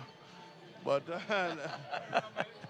all in all, I'm here at the Sid Gray complex and looking on at proceedings, and from based on what I've seen so far, we could be a couple of us away from crowning the first ever champions of the Chief Secretary T10 Blast. I mean, we had a really interesting night, held on some internationally proven pedigree players on show here. I mean, Nicholas Puran would have stole the show a little bit. It's Captain Pollard came in at the latter part. I mean, none of the Tobago guys should be disheartened. These are guys who are accustomed doing it. But where the business and our main purpose of being here is concerned, I think 81 runs for victory. I think the Rangers probably liking the chances there. I think that the Divers would have probably wanted probably about 25 to 30 more runs. So maybe a bit too early probably, but I'm going Rangers here. Yeah, I'm in total agreement with everything that Breaker has said there, except the being tired part, because I'm, fully fit, so I'm not battling sleep. However, I think that you're right, 25 or 30 runs short, and the Booker Reef Divers would have been, perfectly happy with 110 on the board. In the end, they've had to settle for 80. I'm not at all sure that that is going to be enough, but we're also having to take into consideration that a great deal of the Rangers' fight, either if they've led from the front or they've had to chase, has been led by Navin Stewart.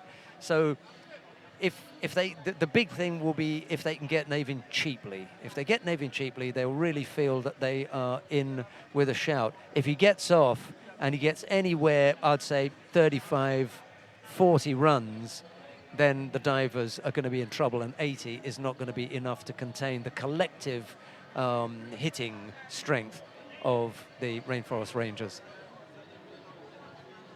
I listened to you clearly, and I think that is one of the key in what we're doing here is listening to each other and hearing the point, something that wasn't effectively done previously. But of all that I would have listened to, I want to see if I could elaborate on the getting Nathan Stewart early part. I think if Nathan Stewart bats, let's say half the overs, I believe that the Rainforest Rangers could probably start to entertain celebratory speeches.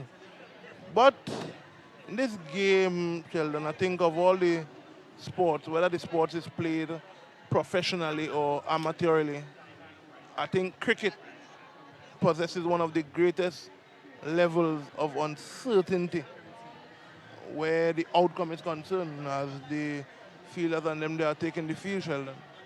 Yeah, there are a couple of things that can go wrong. There's an old English saying, there's many a slip between cup and lip. You don't have to go far, but a lot of things can happen before you get from one point to the next. So, yeah, Breaker, I take your point that it's not that simple.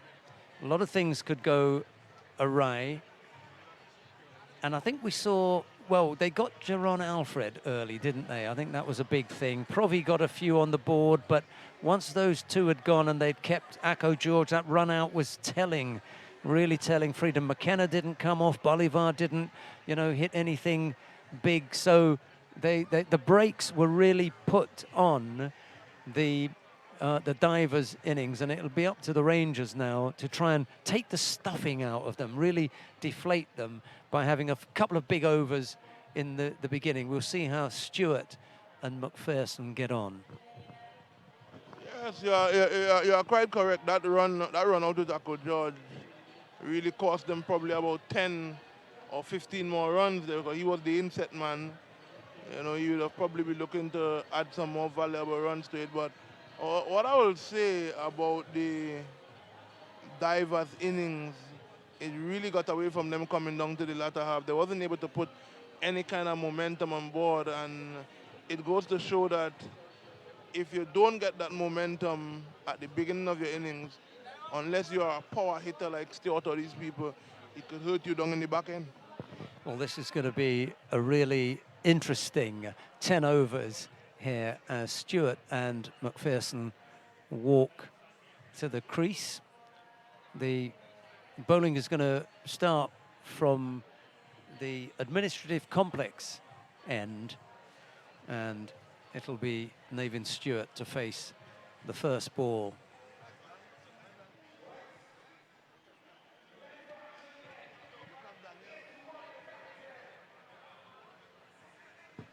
So the Rainforest Rangers opening batsman is at the crease there. We are trying to strain our optical setup to see who is partnering Captain Stewart there, and it looks as though if it is Addison Daniel. And not McPherson. Davron McPherson, yeah. Well, they've changed it up a couple of times. I wouldn't be surprised if they did. We could ask John to have just a check to see who the opener was. That was what they gave us on the team sheet, but they may have changed that. Anyway, we'll have a look and see. The pitch looks to be playing a bit better tonight. I do not know if my... No, you're absolutely right. It is. There's the first deliveries up to the wicket now, left arm over. And there's a swipe at that, and he tries to pull across there. You're right, it is Addison Daniel. And that didn't get up quite as much as Stewart thought.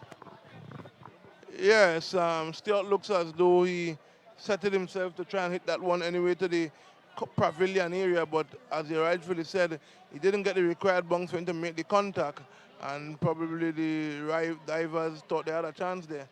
This time he does make contact. He goes out to the man in the deep. They come through for one run. And that was whizzed in there, the throw. Went past Jones, who was behind the stumps but couldn't take it. That one that Nevin missed there, the Divers would have been probably thinking, why hadn't it been on the stump? Because he missed it completely, and had it been straight, the whole adage would have come into play there of you miss, I hit. Right, so it's Addison Daniel now who settles over his bat, waiting for Jones, who comes in now. He's up to the wicket. He bowls. Oh, and that was close, wasn't it? Jones wonders how that missed. Attempting a defensive push, but it went past the bat. I probably spoke too early when I'm saying the pitch is playing better. No, I think Two it is crept okay. through. I don't think it's that bad. He might want it. He may have wanted to be slightly further forward on that, and that's why it ended up looking low. He was back to something that he could have been forward to. Jones bowls now. He floats that one up there. It's dragged onto the onside. Goes up to the man at wide mid-wicket, and they come through for 1. What it is going to take from the Boko Reef divers, they will have to find a way to dislodge the man on strike. No team have been able to do that so far without him doing some serious damage. And if he gets to continue the trend that he would have set so far in the tournament, I think the Boko Reef divers may just find themselves a little bit short. So that's why I think they would have entrusted the first over with their most experienced seamer out there in that of Arnold Jones. Here comes Jones again. Nice run up. He bowls. That's on the stump. It actually bumped ball down to the man in the deep, and he fumbles that. He'll come back for a second now. And they ran through for 2. No misfield, no donation to the total is really something that I think the divers could ill afford here. I mean, they don't have much on the board. They would want to make sure that you limit them to the least that you can. Putting back short and strike here now as Jones passes the umpire and he's on his way to bowl to Nevin Stewart.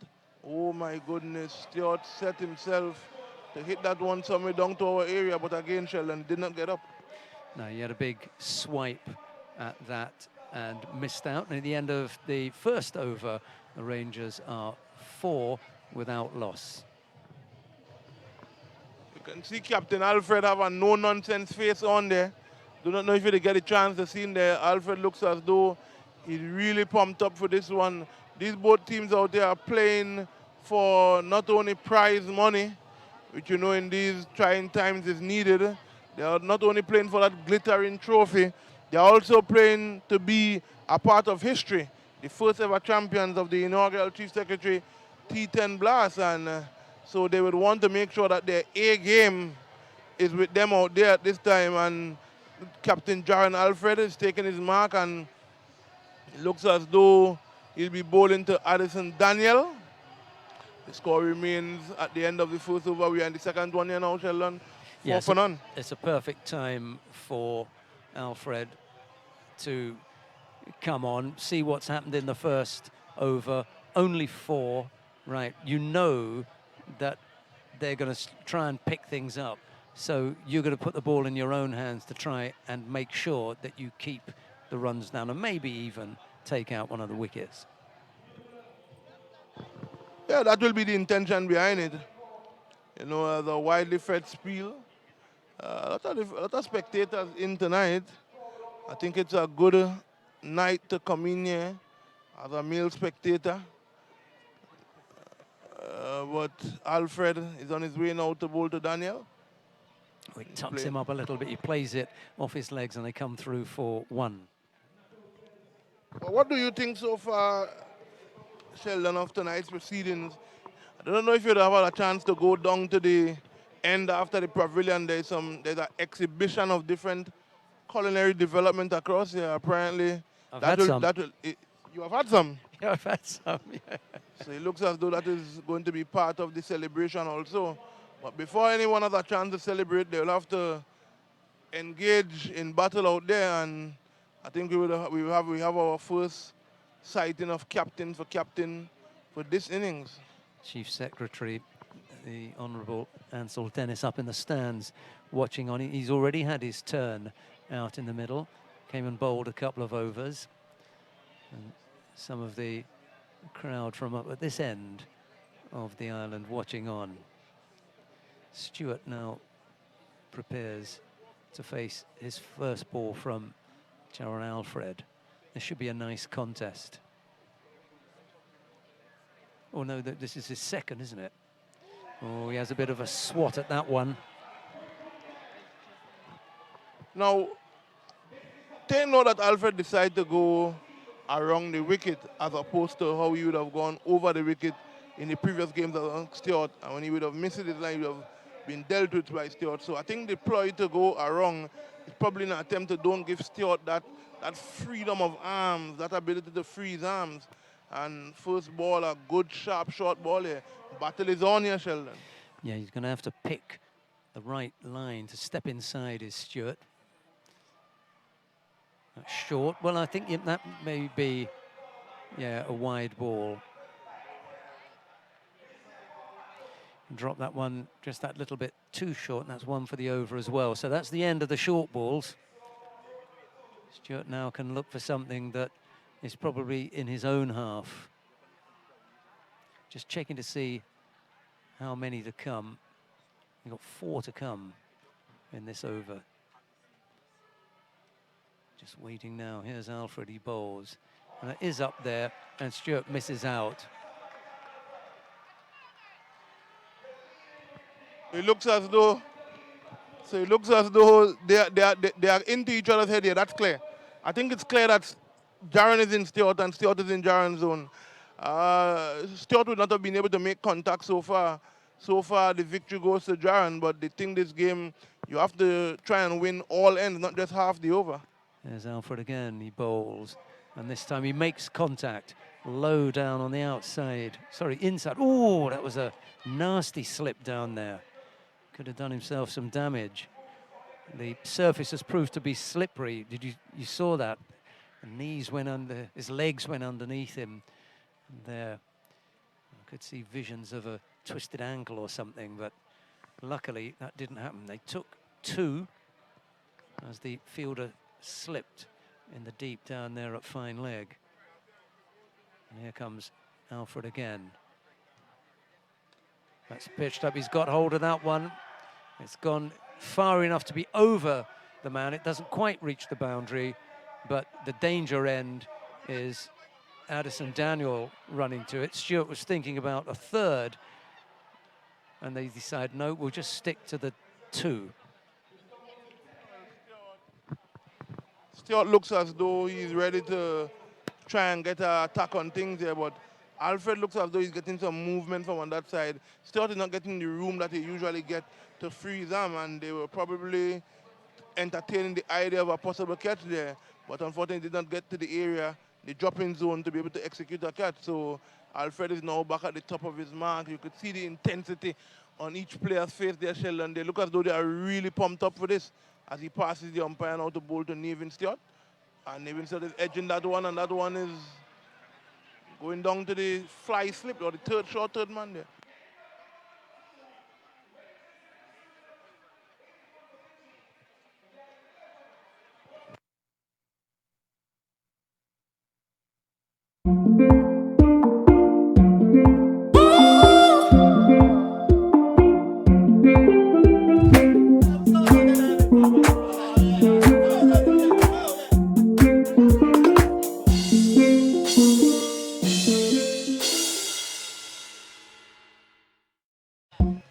Right, well, we're back now after that short break. 11 for no wicket after 2 overs. 81 is the target. No panic yet. Just a question of how they mix their bowlers up, who they have to bowl to, and really just how settled Stewart and Daniel can get before they really launch. Anthony Providence is going to come on from the administrative complex end. Well, I think that the Rainforest Rangers will know that they have to get a move on things here. Although chasing just 81, I think you probably have a over or 2 to sort of get your eye in and be a bit serious and try and feed and read what is going on around you. But it looks as though Providence is on his way now. Providence is up to the wicket. He pulls that down horribly. That's gone wide as well. So a wide ball to start off proceedings. These two have had a ding-dong battle over this tournament, Sheldon. There is Providence again. That's inside edge sweep down to the man at square leg and they come through for one. That's not quite where Stewart had intended that. Sorry, Daniel had intended that, or the contact that he wanted. Anyway, they come through for one. It brings Navin Stewart on strike now. He's on 8. Daniel is on 1. The score moves on to 12 for no wicket as Providence prepares to come in and bowl the next delivery. That's short. That's pulled away, high up in the air, and that's gone for 6. So Nevin Stewart said time and time again, that room, and it is important to note that to hit those long batted, you need to get that room to be able to free your arms, and Providence provided the room, and Nevin Stewart said thank you very much. Yeah, you can't afford to pull it down short to Stewart. He's been in such good form. That's hard hit down the ground. That's a good stop, actually. Just one hand on it to hold them to 1. Stewart getting that past the infield. Stewart so far looks as though he is trying to play a little bit more within himself. He would have made some attempt to get the big shot out and would not have been successful. And you could see on his face that he said, "Oh, I probably gave them a chance there." And knowing the value of his wicket, he'll probably try and curtail himself now. Daniel missed out on the ball before, and he misses out on this one as well, having a bit of a swing at that one and not making contact. The score stays on 19 for no wicket. We've got 1 ball left in the over. Stewart on 15, Daniel on 1. Providence has gone for 8 off the over so far. Here he is now, and Daniel gets hold of that one. It goes to the man at cover. There's no run, and at the end of over number 3, it's 19 for no wicket, chasing 81, and here's Breaker Benjamin. Yes, with a required run rate of 8.68 and a current run rate of 6.33, I don't think the Rainforest Rangers will be too concerned here as to where they are. The good thing about it is that they would not have lost any wicket yet, so with all their wickets in hand, they have the opportunity of making a late charge, but with Navin Stewart, they just need a few overs to probably get things on the going and for normalcy to resume there. Yeah, it's those couple of big overs that he normally finds from somewhere that's so debilitating for the opposition. You know, if he takes up 18, 20, 22 from an over, it can really sink you, and all of a sudden you're looking at a much bigger score and a much easier total to reach. If I do not know, if you look at how previous games would have gone, Sheldon, against the Rainforest Rangers and the Divers in the preliminaries and the earlier rounds, I think this year could determine how we may go, because Stewart would have been really harsh on Thomas in the games before. Yeah, Thomas will be trying to keep it away from that hitting zone, but given that Stewart plays a range of shots all round the wicket, he's going to have to try and put it in the perfect spot to keep him quiet. Here was the first ball. He throws that down, and he manages to come away with a dot. Yeah. No replay, but from how it looks as though Thomas would have tried to fire that one in that Yorker zone. The risk about looking for Yorkers is if you don't get to that zone, you then give the player a chance to free his arms there. Bowls again. And again, a little bit of bounce there. Keeper takes the bails, but Stewart was back in his crease, looking to cut that away into the offside. That was a good bounce there, actually. Yes, good bonks and drift there from Kwani Thomas. The keeper thought he had a chance, but Stewart never left his ground. If he did left, he probably got back in time. But nevertheless, it's a good battle so far. We are in the 4th over, and Stewart would not have been able to get Thomas away as yet, but we have 4 deliveries left, and we are really in for an interesting end here tonight. The spectators seem to be really pleased and impressed with proceedings. Thomas bowls. It goes slightly down the leg side. Stewart's not able to get hold of that one either, but the umpire decides that that is a wide ball. So one more goes to the total. The score moves on to 20 for no wicket. There's Thomas again. He bowls. That's short. That's hit high, but it's safe. Bolivar it is who runs round to his left. He picks that up, and they come through for 2.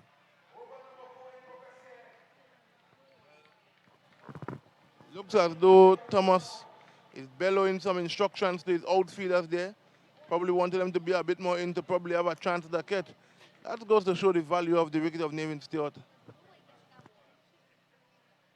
Thomas then bowls again. Again, it's short.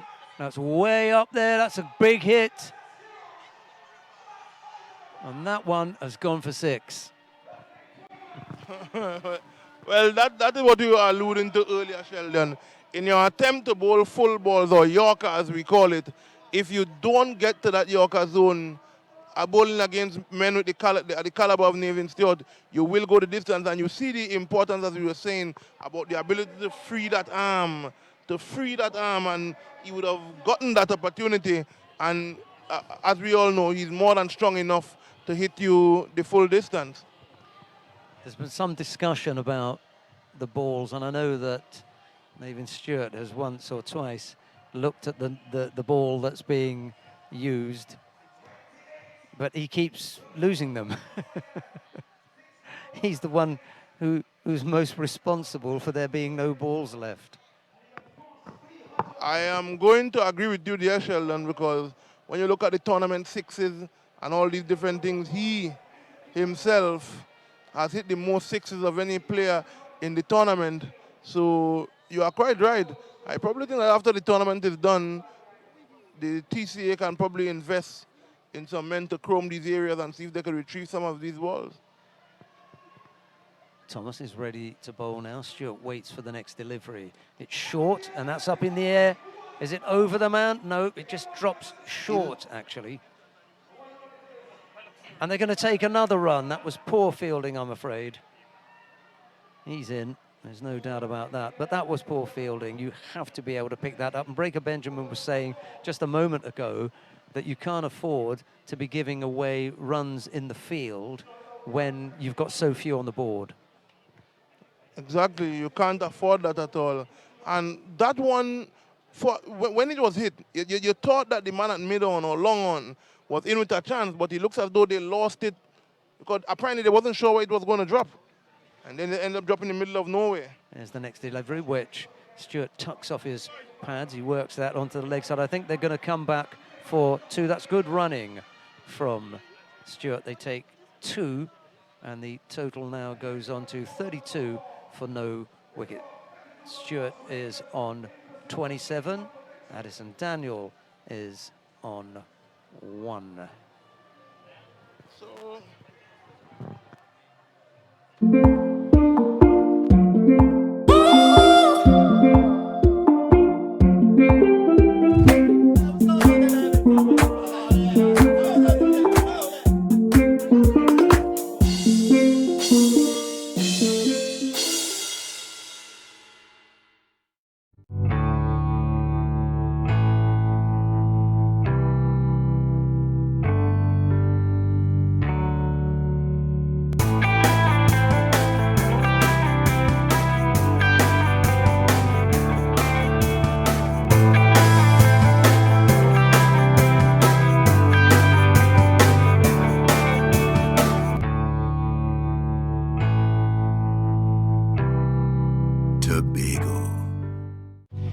back, waiting for the next delivery. Providence is going to bowl his second over. He went for 8 in his first over, and crouched there waiting for this delivery is Addison Daniel. Here comes Providence now. He's up to the wicket. Bowls there. He pulls that one down short. It's wide, and Stewart wants a wide to be called by the umpire, but the umpire's not interested. Daniel had a bit of a swat at that, and there was no run. Providence again. Yeah, that's gone. So Just what the doctor ordered for the Boca Reef divers. Providence getting him to drive. He lost his balance there. And very good keeping. It looks as though the divers would have gotten back their original keeper in Murray. And he was able to execute a very good stomp in there.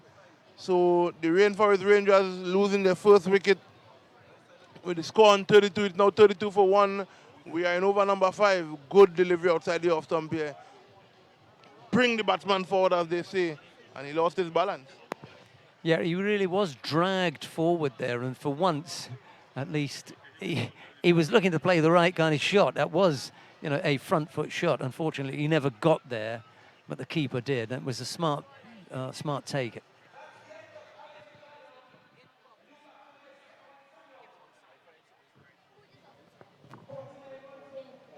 So it looks as though it's Kevin Samuel coming out at the wicket to join his captain. Kevin Samuel would have played a couple good hands at some selective games throughout the tournament, so he should be looking to continue that trend. Takes his guard here now. A flamboyant, upbeat Providence. Sheldon, the divers know that they'll have to continue this trend of taking wickets, because if the Rainforest Rangers bat anyway close to this 10 overs, especially with the man who is at Kimbo on the other end, I think it could be sweet, sweet victory. There's Providence. He gives Samuel a nice sighter outside the off stump that he cuts into the offside for 1. Stewart it will be who comes in on strike with 3 balls left in this Providence over. Providence has gone for 9, and he just took the wicket there of Addison Daniel, who, if truth be told, had struggled. He faced 8 balls and he only managed to put 1 on the board. Those birds have given us a real nightmare this week, but they're quiet tonight, oddly enough. They were buzzing the fielders and the umpires earlier on down at that far end. It's been a quiet time tonight. Stewart is doing some gardening there. Yes, we have had some interference from these birds. Safely so, no damage. Probably drops that one short. Stewart. There it goes. Nevin Stewart. And Sheldon, what I want to point out to that is that it is clear that he did not get the contact that he wanted with that. He didn't get it in the area that he wanted, but the power of the man, Sheldon. Yeah, it was quite low on the bat, and he had to drag that from quite a long way. Still went the distance. It just had enough legs on it to take it over the boundary for 6, and now the Rangers move to 39 for 1. Stewart onto 33, and what we were saying is, if he gets up to 35-40, then he's taking the game away from the divers. Here's Providence. He just inside, gets the lower inside edge of the bat, and it squirts off there. They're going to have to run through because there was no man there, so it's a long chase. They come through for 2. Stewart moves on to 35 now. The score on to 41 for 1. And an exact 40 for victory now. Exactly 40 runs for the Rainforest Rangers to be crowned champions of the inaugural Chief Secretary T10 Blast, as Providence on his way to Stewart.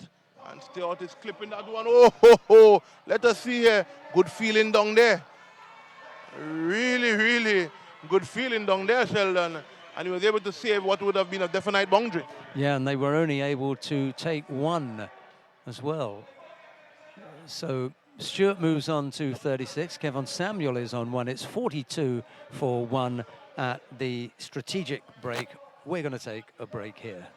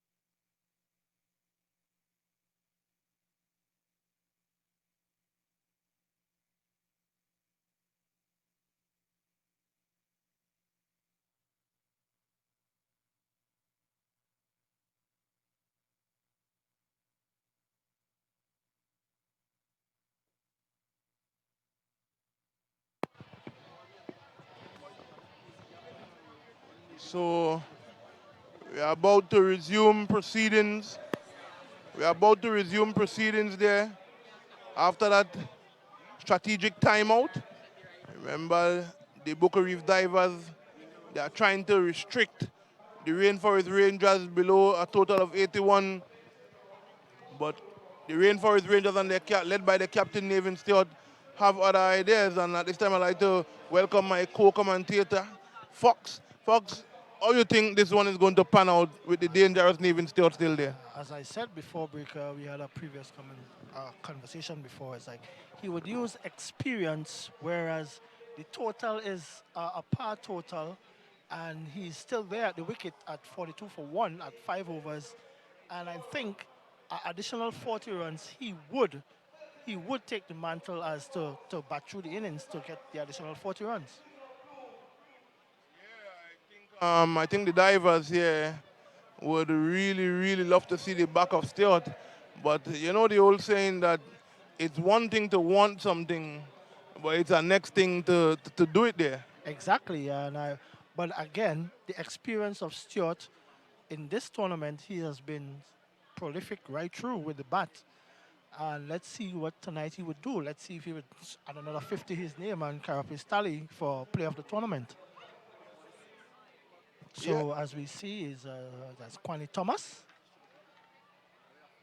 So it's Thomas to Stewart. He bowls and he's pulled to mid wicket. They look for 1 hour. It's dollar, as they say. It's 4. So it's 4 runs to Nevin Stewart. Additional 4 to the total, and the Rangers look like they are set to win this tournament. Yeah, you can't, correct me if I'm wrong, Fox. A guy like you said who would have played the game, and we are here to describe cricket and talk about cricket. So I don't think anyone should take my current statement out of context. The level Stewart and these guys play that, when you come down to this level, what you have done all tournament is what you're expected to do. Exactly. Thomas again. It's Stewart pulling down to long on. He goes for 1. A fumble in the field, but they settle for 1. And the total is 47 for 1 after 5.2. Yeah, as I was saying, the level this guy player, you hear all kind of talk, he's not the nicest person, he has some mysterious attitude, but judge him on his cricket, which he should be judged on, and he has been miles above everybody else. Exactly, and that's what you should base on. As much as you have an on-field attitude and an off-field attitude, let's judge him by his on-field attitude. Exactly. Getting to a total and restricting the Boca Reef divers to a total of 80. He did not come here for some moral contest or something. It's true. Moral ethics. Cricket, he come to play, and where that is concerned, he have indicated by his actions and his performance that he's above a lot of the rest. As Thomas, a good delivery to Samuel there. Fox there, 47 for 1, win over number 6. Yes, and let's see what Samuel will do to Thomas. It's play, is this a wide or it's off the pad? My goodness, would this be a run out? Oh my goodness. It's a mix-up in the running, and it's a run out. Samuel goes off a wide delivery. And I must commend that the umpires have been exactly that what we want in a tournament, that the blunders were minimal and the officiating was great. Benjamin? Yeah, I agree with you there. But what the divers would have wanted is for Navin to attempt to probably go back to his end. But Navin did the tactical thing and continue on. If you are to sacrifice one of the players, I think the right man is going back to the pavilion as young, talented Josh Telemack join his captain. Fox, do you have enough information to comment on this young man, Telemack? I think he's probably the best young player on the island now. I was privileged to be manager of the Tobago under 15 and up until Tobago under 19, and he has played with me for a couple of years from his teenage level, and he has improved vastly on his cricket. I see that he has put on a lot of muscle and stuff like that, and he could strike the ball as well. So it's Thomas to Stewart. The total is 47 for 2 after 5.3. Let's see what's happened here. And Stewart is playing this one to a square leg, having a single. Total runs on to 48 for 2 and brings young Josh Telemack into strike, Benjamin. And as I said before, he has the capability of of batting through the innings. He is not a swashbuckling type of player like Stewart and the other guys like Freedom McKenna and Clinton Brooks. But based on his ability that he's a young player coming up and batting with the experienced captain Nevin Stewart, I think he should show some class and a bit of experience because he's a national player as well. Exactly, and you don't waltz your way into national teams. You have to earn it. So the fact that the national selectors would have saw it fit to add young Telemac as Thomas Bowl to him, he's playing that one back down to Thomas there. The fact that he would have made the national team, it means that though he has the pedigree to be able to play well enough. They are 48 for 2, and we're about to witness the final delivery of over number 6. He's driving that one pass. Quinton Brooks there, they're going to come through to complete a single. So it's 49 for 2 at the end of over number 6, or is it? Yes, it is. And I think that the batting team, the batting coach as well, they would be happy that Stewart is still at the wicket at, at 6 overs, 4 overs to go to get what? 30 runs. Yes, it is really getting closer and closer. I was telling my co-commentator before you that if the Rainforest Rangers loses this game from here, I'm going to walk to the west. And it's yet to be seen that Breaker Benjamin will walk to the west if Rangers should lose from here. But as we say, as we know, cricket is a funny game. 2 balls can change the game. And we know that prolifically that's how cricket is played. 2 dot balls and 2 wickets. And the batting team is struggling again to start from scratch. 50 for 2 is a good total at 6 overs, going at 80. And if you look at the bowling figures, we have Arnold Jones bowling 1 over for 4 runs, Jaron Alfred bowling 1 over for 6. Providence went for a bit of a smacker. He went for 18, and Kwame Thomas for 21. So let's see what they would do, who they would put to bowl this over. And going in these 9 overs, we need to see how Captain Jaron Alfred would rotate his bowlers and who he would use at a time like this, given that Nevin Stewart is still at the wicket. Yeah, you are quite correct. Good assessment there as Afiba McKenna sets himself to send down over number 7. You are quite correct. But what I can say about this Divers team, they are in the final because they would have been they fight for almost all their games from beginning to end. They are in for a fight here tonight. Over number 7, I think, according to how this go, it can probably tell the general outcome there, folks. And this one is played onto the offside. A dot ball there. Fielded by strong Ashon Pair. Dot ball by Afiba McKenna. And I could say a lot of McKennas here. McKennas as commentators. Oh my God, could this be a run out? Oh my goodness! And he's run out! Great piece of fielding by John Alfred, the captain. And young Josh Telemac had made a blunder. He's run out of the bowling of Freedom McKenna, Benjamin. Yes, a rather lackluster. He was late to take off there, much to the disappointment of his captain. So it looks as though the Divers are probably trying to apply the method of, okay, Stuart, we can't get you out. Forget you and out the rest. Is it that Captain Stewart was looking to achieve the strike as he's looking to finish the game even before coming down to the crunch overs? He'd like to finish this maybe in the 9th over or so. Yeah, a really good piece of feeling from Jaron Alfred there. Just when his team would have needed it. It's not the man that they would have wanted to see in the back of, exactly. But nevertheless, it's 1 wicket to their good. It's 6.2. They are 31 runs away from victory. The Rangers, the Booker Reef Divers, they are really in contended mood here because I think that they have to try and see if they see how close they can get to dismissing the Rangers, because if the Rangers bat the overs, the wicket in hand, and most importantly still, they'll have a good chance. Exactly, and I could see the new batsman is Ansel Ned. And if you have Ansel Ned, the non-strikers and the Nevin Stewart, you are seeing the bit of experience where the Rangers are concerned that they have 2 experienced batters.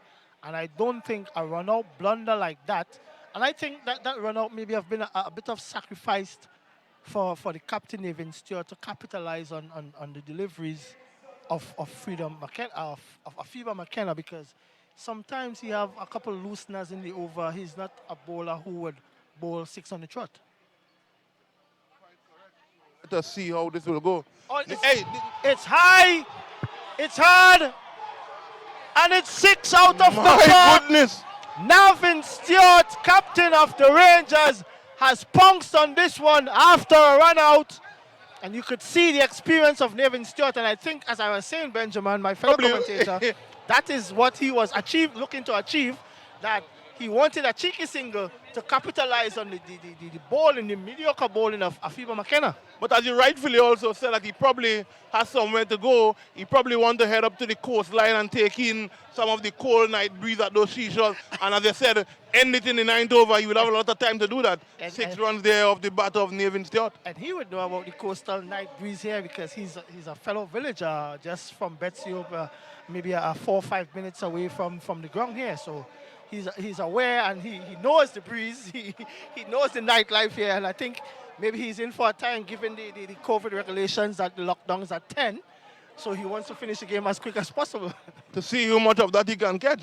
Oh, but you will have to enjoy it here because from our time check here, he would not have that privilege. But Fox, that strike there is proof of the power of the man. And what is really good to see how he kept his pose. And exactly. And again, as I say, you will see the experience of great cricketers. As today we've seen in the exhibition game, the hitting of Nicholas Pooran, Pollard, and even that's a wide delivery. And you see, as we just mentioned, Afiba McKenna, he's not one who would bowl 6 on the trot or maybe 6 balls down the arc. He's into Navin Stewart again. And another wide. Another wide. So I guess the Rangers would be happy. The score is now 57 or 58, Benjamin? 58 for 3. 58 for 3. And I believe that it is fair. It is fair that is causing Afiba McKenna to drag down those balls because he knows that if he goes in the arc of Navin Stewart, he has a very strong chance of Navin Stewart reciprocating his recent gesture out the Sid Gray complex there. True that. And let's see how Ansel Ned would anticipate or deal with the bowling of Afiba McKenna. It's 59 for 3 off 6.3. Chasing a total of 81 for victory. So you see Jaron Alfred marshalling his troops here, making sure that the field placement is correct. So it's Afiba McKenna to Ned. Pulls that one down, and that one is punched onto the offside. And they go through for a single. Looking for a second, but Captain Stewart declined on that one. Apparently, he didn't want to repeat some of the earlier happenings there. 59 for 3. We are in over number 4. One more legal delivery, 21 to get, 7 wickets in hand, 3 overs. Is it too early, or can we go ahead and start to review the great tournament of the Rainforest Rangers? From our sitting view, haven't seen the fat lady as yet, so I don't know if she's lurking somewhere around, maybe in the Rangers locker room or Boca Reef Divers locker room, Benjamin. Who's your money on? Well, I come from a gambling village, and as you may very well know, and from a gambling street also, as you may very well know, not too far from one of our main gambling locations, so I'm not a stranger to the art of gambling, and based on that, I think I'll have to go with the Navin Stewart-led Rainforest Rangers. As I said, I hope I don't have to use my God-given transition to reach my home in walking, but I'm going out on the limb here. Oh, you look as though we have some discomfort to a player there, and this is not a good time to get injured when your team is staring down the barrel of defeat. That injury will tend to be worse. True, and I think as much as I may not be a gambling man as you, Benjamin, but I may have to support you on that I would throw my money where the Rangers are, because Navin Stewart is still at the wicket, and we're not even looking at based on it's a one-man army. They're Ansel Ned, the experienced Ansel Ned, and he would rotate the strike, and Navin Stewart is going to capitalize on the boundaries, and that is something that the Rangers would like. So we still have one legal delivery in the over. The score is 60 for 3. The target is 81, and let's see what is it that I'm seeing not too clear. Is it that the captain Alfred is down? Yes, it looks as though he's suffering some sort of a physical discomfort down there. Knowing the kind of man he is, he would want to continue for his team. He would want to finish for his team. But if it is beyond him physically, it's best he goes off and allows someone else to come on and finish. It looks as though they'll probably have to carry off their captain. And one of the good things of that is that it's also been that it is good thing Jaron is at the right autonomy so that these men can actually be able to carry him. That's not a good side. It's never a good side, Fox, to see a player get injured on the field of play. But at the end of the day, the business have to go on, and the business is 21 more runs in 3.1 overs. And as you rightfully said, even if as a player of his caliber, being the captain of the team, leading this Boca Reef Divers to head of the table, I should say, they did a bit of experiment so that they had lost one game, but at a crucial point like now, to lose your captain, that is something insignificant. It's like who it is going to pick up this man to lead this Boca Reef Divers.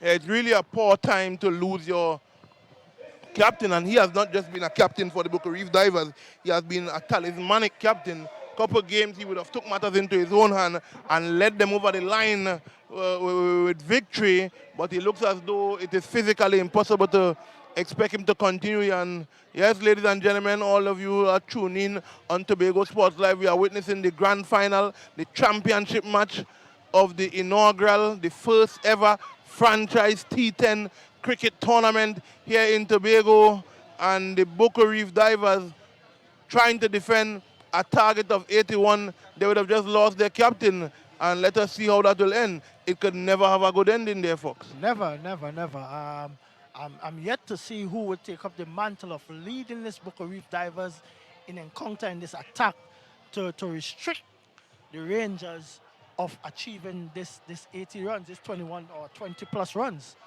So I don't, there are experienced guys like Akko George, Arnold Jones, even Freedom McKenna. So let's see who will take up the mantle. We have one legal delivery remaining in this over, and this over is coming from our international or regional umpire, Kashif Sandy. And I must commend, even as a fellow umpire, that I'm proud that the umpires have did well in this competition and did not even take away from cricket.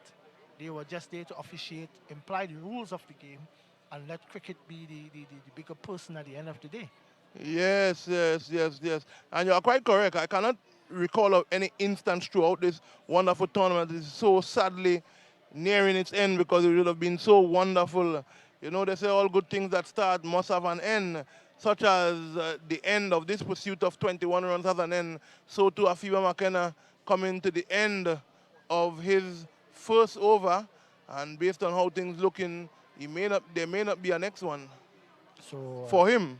Exactly. Let's see what Captain Nevin Stewart would do. Would this be a boundary, a dot ball? Let's see. It's McKenna to Stewart, and it's a wide delivery. And this is really poor here from Fox. But can we be a bit lenient on Afiba? You are bowling to a man that smacked Ben Hill Van House, and the list goes on and on. Ryan Harris and these guys at the Airtel Champions League, he would have played at the I mean, can you blame an inexperienced Afiba? And Stewart goes over mid-wicket. Is he caught? Is he caught? My goodness! What is it? We cannot see. It looks like a drop catch. A drop catch. Let us really rely. Oh my! And Stewart is raising his bat because he's celebrating another milestone in this tournament, another 50 in the tournament for Nevin Stewart. And I think that is a great accomplishment. Even under a drop catch, he is still taking the chase to Boca Reef Divers. And you could see the disgust of some of the players from Boca Reef Divers that Nevin Stewart has been dropped on the boundary. Well, is that a costly drop to Boca Reef Divers? Because they were looking and the planning that they should out Nathan Stewart because he is the talisman. He is the man who is taking the battle to Buku Reef Divers.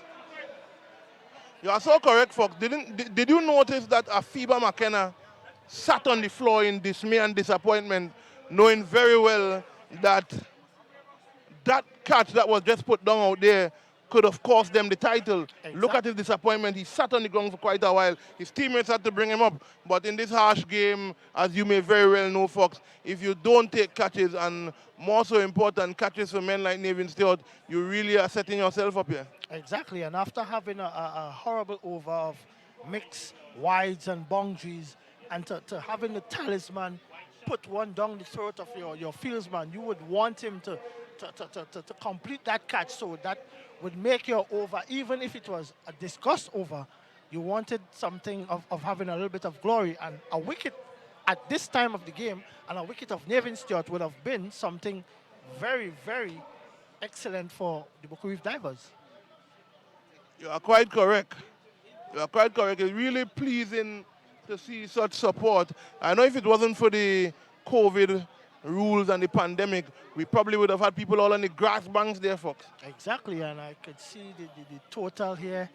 I don't know if we are upholding to the rules of the COVID-19, of the social distancing, but the crowd seems to be in the thousands here, Benjamin.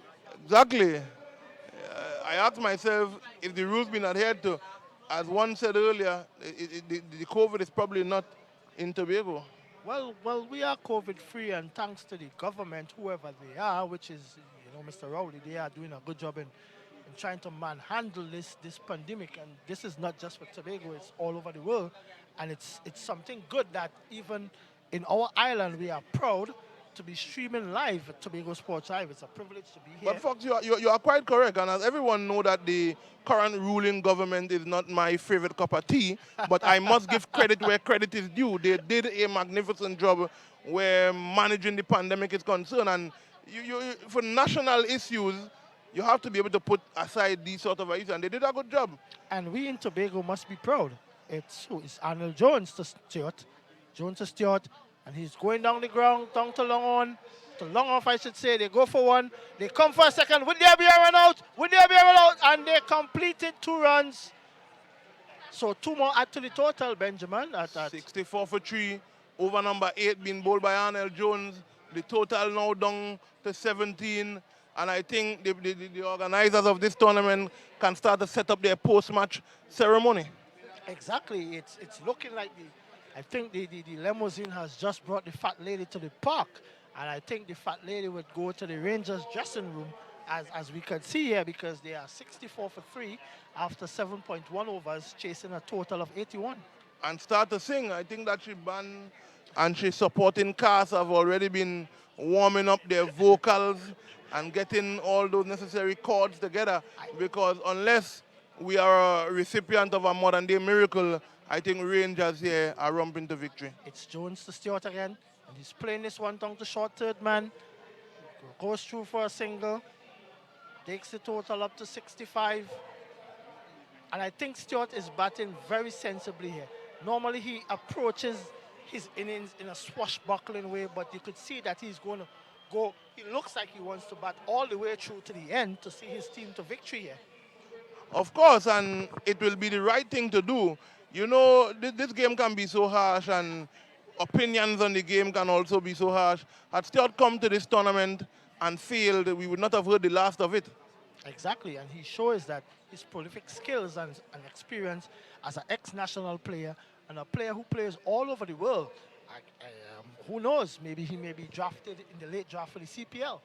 Yes, more so because of the borders being closed and the pandemic rule. You can't really trust on bringing in anybody according to where. So if something comes up and an opportunity presents itself, he's match fit and he's ready. You can see that, and he has a total of, sure, he has crossed 200 runs in this T10 tournament, and that is good.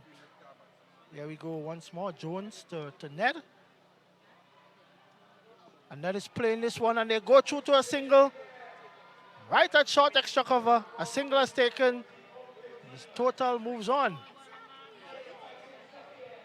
So you could see that they're approaching this thing here trying to capitalize on every ball, no dot balls, and you could see the experience of Ned and Stuart, Benjamin. Yes. Ned, a very experienced campaigner, been playing the game for a number of years. Not at the level that Stuart, as you have rightfully said earlier on, former national player. And credit must be given where credit is due. Former national player. This guy would have played for 10 consecutive years for his country.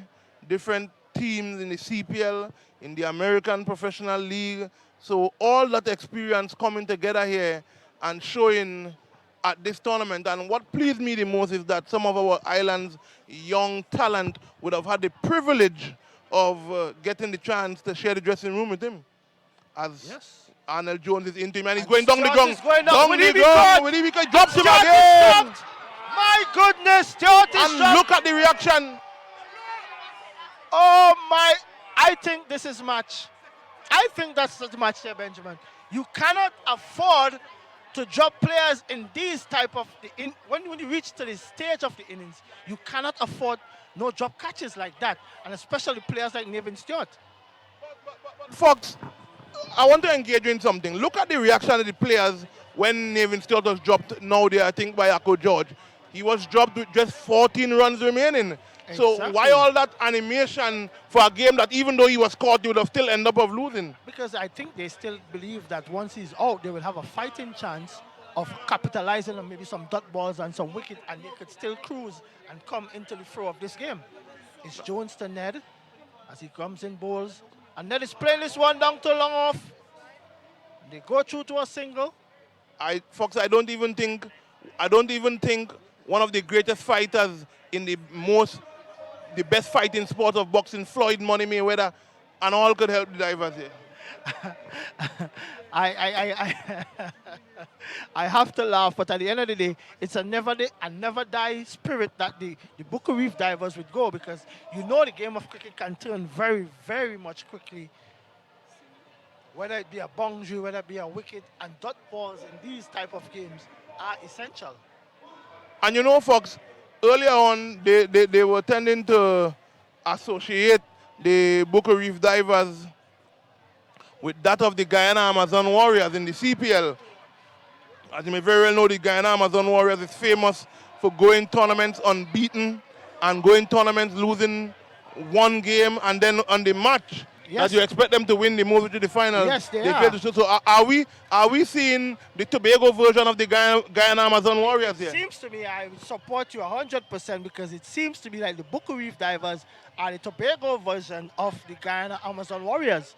And as the 8th over completes, the score is 69 for 3, chasing 80.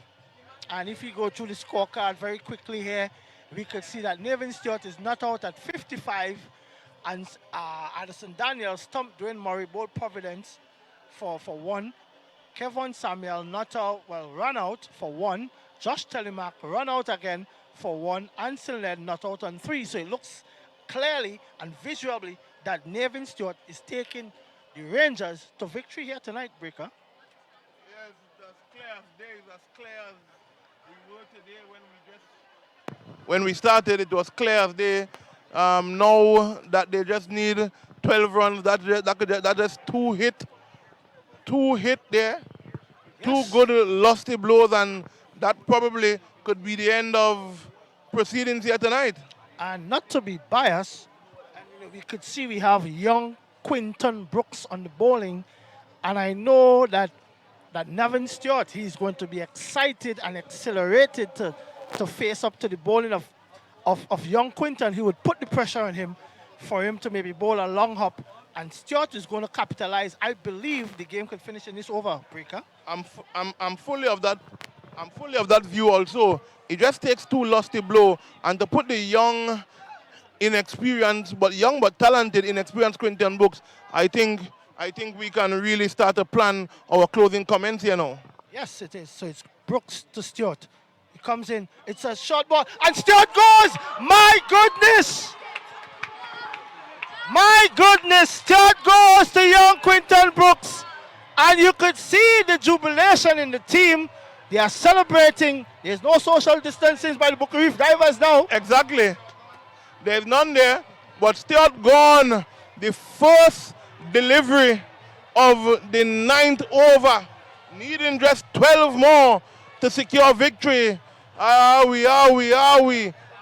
Should we, Fox? Can we? Suppose we are in for a shocker of shockers. I highly doubt that, Fox. And as I said, the game of cricket is so fun because I've played for 30 years plus, and I have been in the throw of being umpiring, officiating. And as I said before, cricket can change at any specific time of the game, because as much as they need a mere 12 runs, a wicket has fallen, and a big wicket of Nevin Stewart.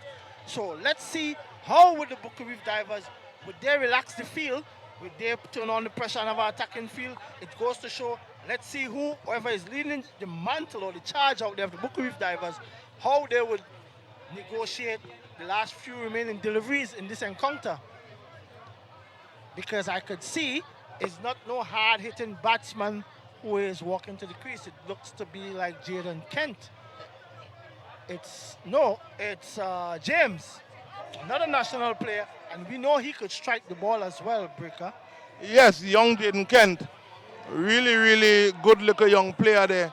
I think the island of Tobago, I think Tobago's future in the game, Fox, is in very good hands with all these cadre of little young, talented national players. Have Tobago ever seen so much national players at one time? And I think that is based on, this is our time. I mean, we have had a cadre of players over the decades, but given the sport and the way how cricket has unfolded, I think now is the time that we are going to see players with talent, and this is a great initiative, a great forum for us to showcase the talents so that the people of not just Tobago but all over the Caribbean could see our talents.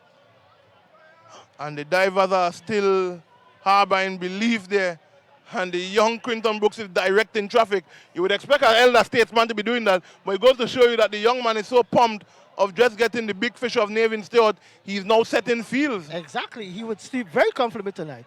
It's him. And Jaden Kent punches that one down to mid-wicket. They go for one, and they would settle.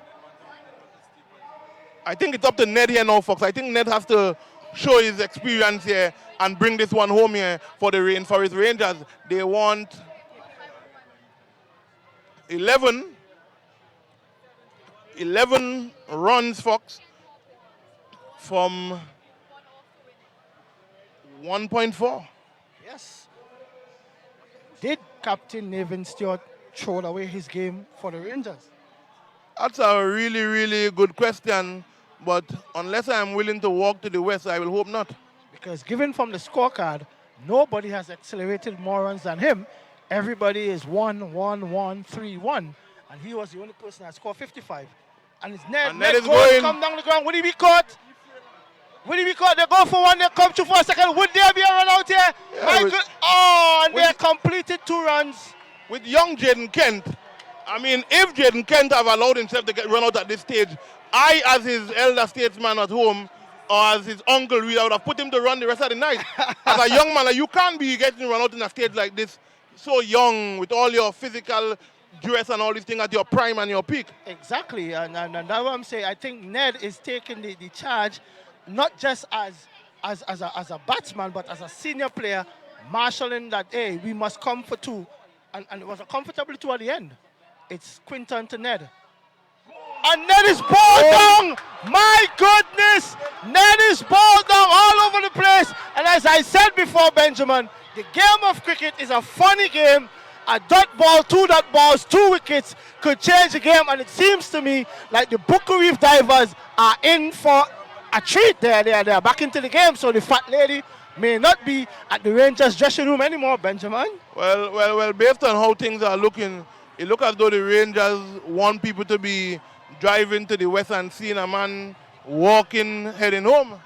But I still think the Booker Reef Divers left it a little too late. I think so. But at the end of the day, it's only 2 balls, 2-3 balls, and who knows? He could be it's 1 ball remaining in the over, so he could have another wicket. Where we have an attacking batsman, that's Davrell McPherson, and he, we know that he could strike the ball. Exactly. But would he be the person to strike the ball as soon as he come in because it's one ball, or will he try to see it out? And trust me, there's no time to see no balls here.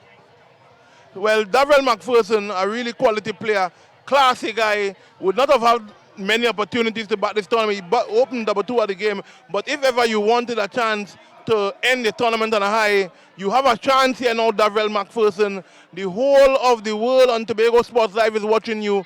The Football Addicts DM is watching you. Your village of Roxburgh is watching you. Darrell McPherson, make yourself a champion tonight. All over to you now. Well, it's all over to him. You could see that whoever is marshalling the troops. So it's Quinton Brooks as he runs in, bowls into Dalvrel. Oh my goodness! They appealed for a leg before, and the umpire signals not out. So Dalvrel has gotten away with a scare there. My goodness, so the game has changed? Oh my goodness. 8.5 overs. I think there was one legitimate delivery, but I was wrong. Yeah, there's delivery, Darrell should try to see if he could get a boundary here. Even if he ain't get a boundary, at least try to get about 2 runs to make it 7 from the last over. Darrell McPherson really has to try and score from this one here. He really has to keep his composure here, folks. Nerve-wracking stuff at the Sid Gray Sporting Complex here. Quinton into Darrell. Darrell punches this one. Oh, it's a mediocre. Oh, and they go through for a single.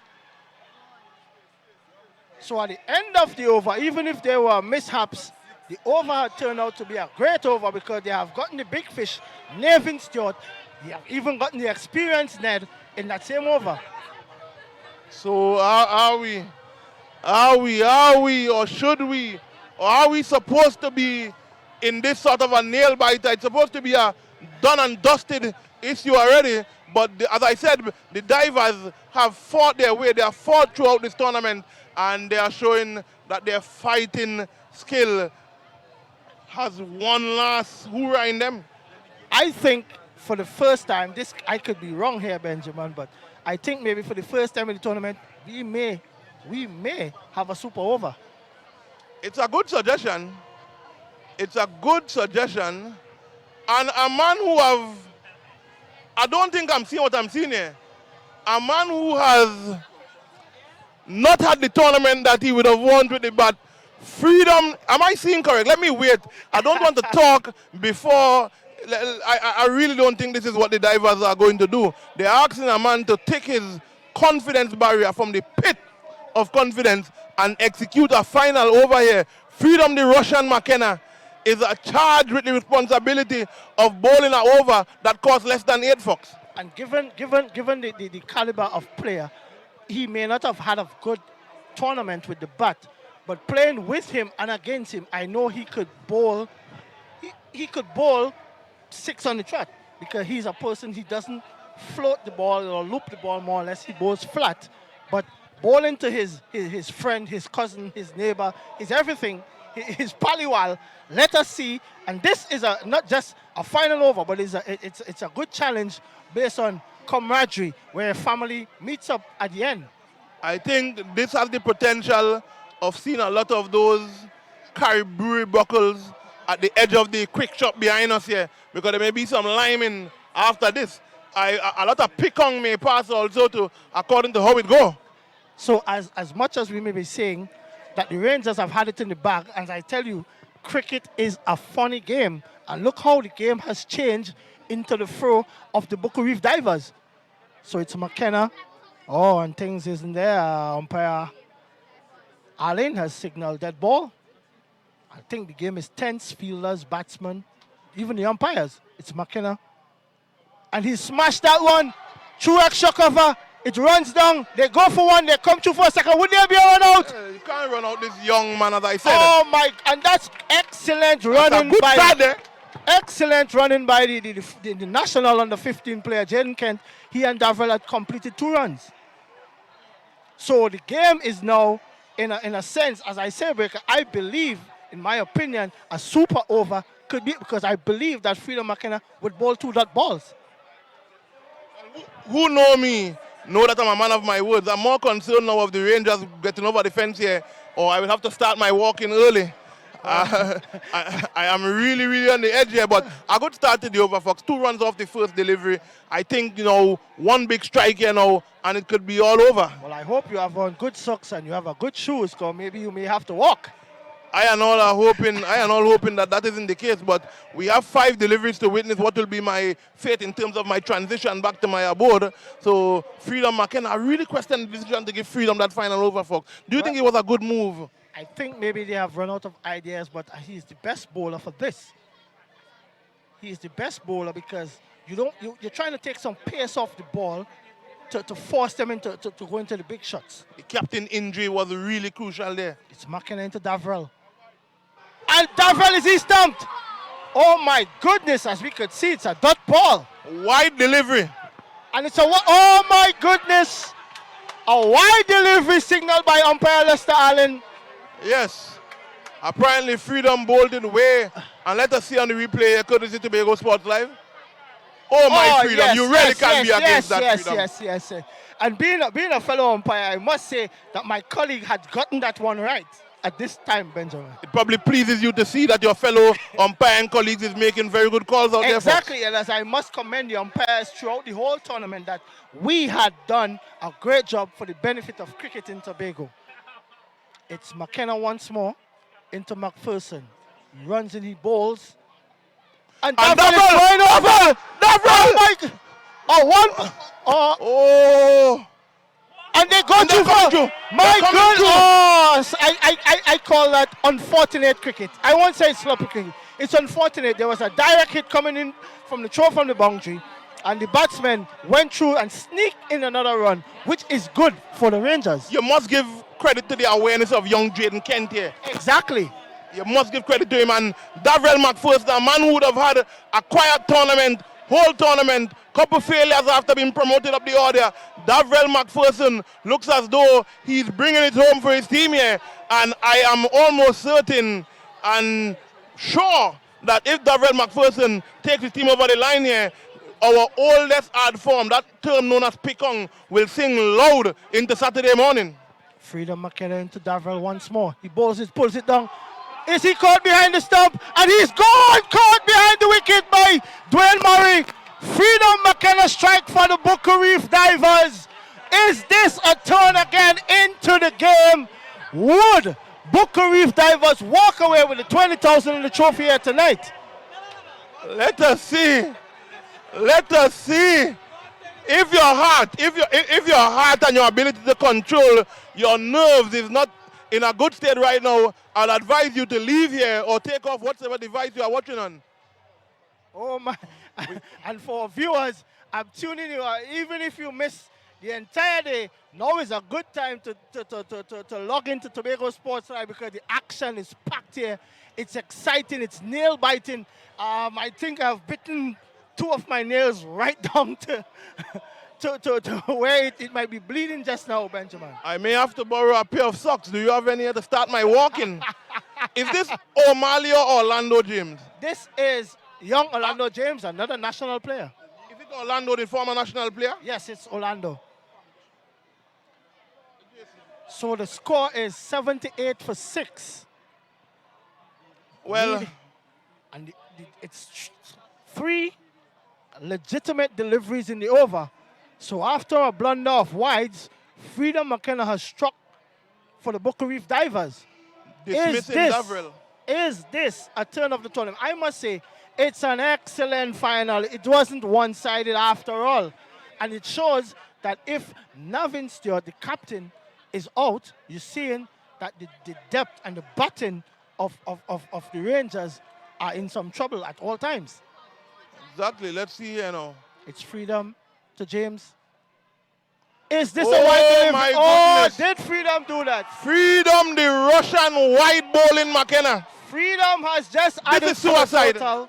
He has added to the total for the Rangers. The Rangers camp would be happy that an additional run has been scored, and we still have 3 balls remaining. I think I can cancel my request to you for that socks to help with my walking home. Yes, I McKenna, think so. Freedom McKenna probably said, yes, I want to win, but I don't want to see my good friend Breaker walking home also. So let me give some runs to the total. So the total for viewers, the score is 79 for 6 over 9. 9.3. The target is 80. Would we have the winning runs here, or it's just one for a tie, Breaker? Are we going to tie in this delivery, or are we going to see a wicket? What are we going to see? Excitement galore, uncertainty galore, optimism, all factors contribute as Phil McKenna. And he's hitting that James one is down the down ground. My goodness. The scores are leveled there, And folks. the scores are leveled. The scores are leveled. The Rainforest Rangers are 80 for 6 in 9.4, chasing 80. They can't lose from here now. They cannot lose from here. I'm agreeing with you there, Fox. And Jaden Kent, young Jaden Kent on strike here, has a chance to hit the winning run. What I'm proud of is that even if the spotlight was on the big hitters, the Navin Stewart, and all these big players, it boils down to the youngsters of Tobago. And as I say, this is a great initiative. Some people were furious with the youngsters in the draft, but it goes to show, look, it boils down to the youngsters. And I agree with that there, Fox. And Jaden Kent, and the thing is, I've been privileged to, I'm a manager for the two guys. So one is 13 and the other is 16. So let us see here. It's Freedom, the Russian McKenna, and as I said, you could see the inexperience in whoever is captain the team, because as a point like that, the field should not have been spread that widely. Exactly. You are quite correct. So it looks as though we're about to see the final delivery in the inaugural Chief Secretary T10 blast there, Fox. Yes, it is. And I believe that the Rangers camp is exuberantly happy because they know that this thing is in the bag. Yes, it is. It's McKenna to Kent. He bowls. Oh my, is Kent chopped LBW? Oh my goodness. Oh my goodness. He wasn't chopped LBW, but it's a dot ball by Freedom McKenna. And it's one ball, one run. Your super over claims. Your super over claims. Is it that my claim of super over would be the first in this T10 blast in Tobago, Benjamin? And the fans are on poise. I do not know who they are supporting, but they are poised here. They are ready to storm the field to congratulate whosoever our champion. I'm backing the young national player here. I am backing the national player. But at the end of the day, I am backing cricket, because at the end of the day, cricket is the winner here, Benjamin. Whosoever wins this tournament deserves this tournament, because they have played good cricket for the 8 days that we have had lovely weather. Thank God for that. And if cricket is the winner, we all win here. And as I say, and that is something I totally agree with. Tune into Tobago Sport Live, even if it's one delivery. Tune in. Yes, get on to that page now. Get onto that page and witness this great production brought to you by the people at TSL. The Chief Secretary inaugural T10 blast is about to head to its climax. Let us see here, Fox. I cannot even see the batsman no more. The crowd have swarmed the field. Yes, apparently they are trying to celebrate before time. As I could see, it's Vice Captain Akko George marshalling the troops here. So it's one delivery remaining. Is there going to be a super over? Is this going to be a winner? It's Freedom McKenna to Jaden Kent. Freedom McKenna to Kent. And Kent catches this one. And Jaden Kent has hit the winning run. Yes! The Rainforest Rangers. Victory to the Rainforest Rangers. And first ever T10 champions in Tobago. You could see that the Bucca Reef Divers, they are disappointed that they have lost in this final.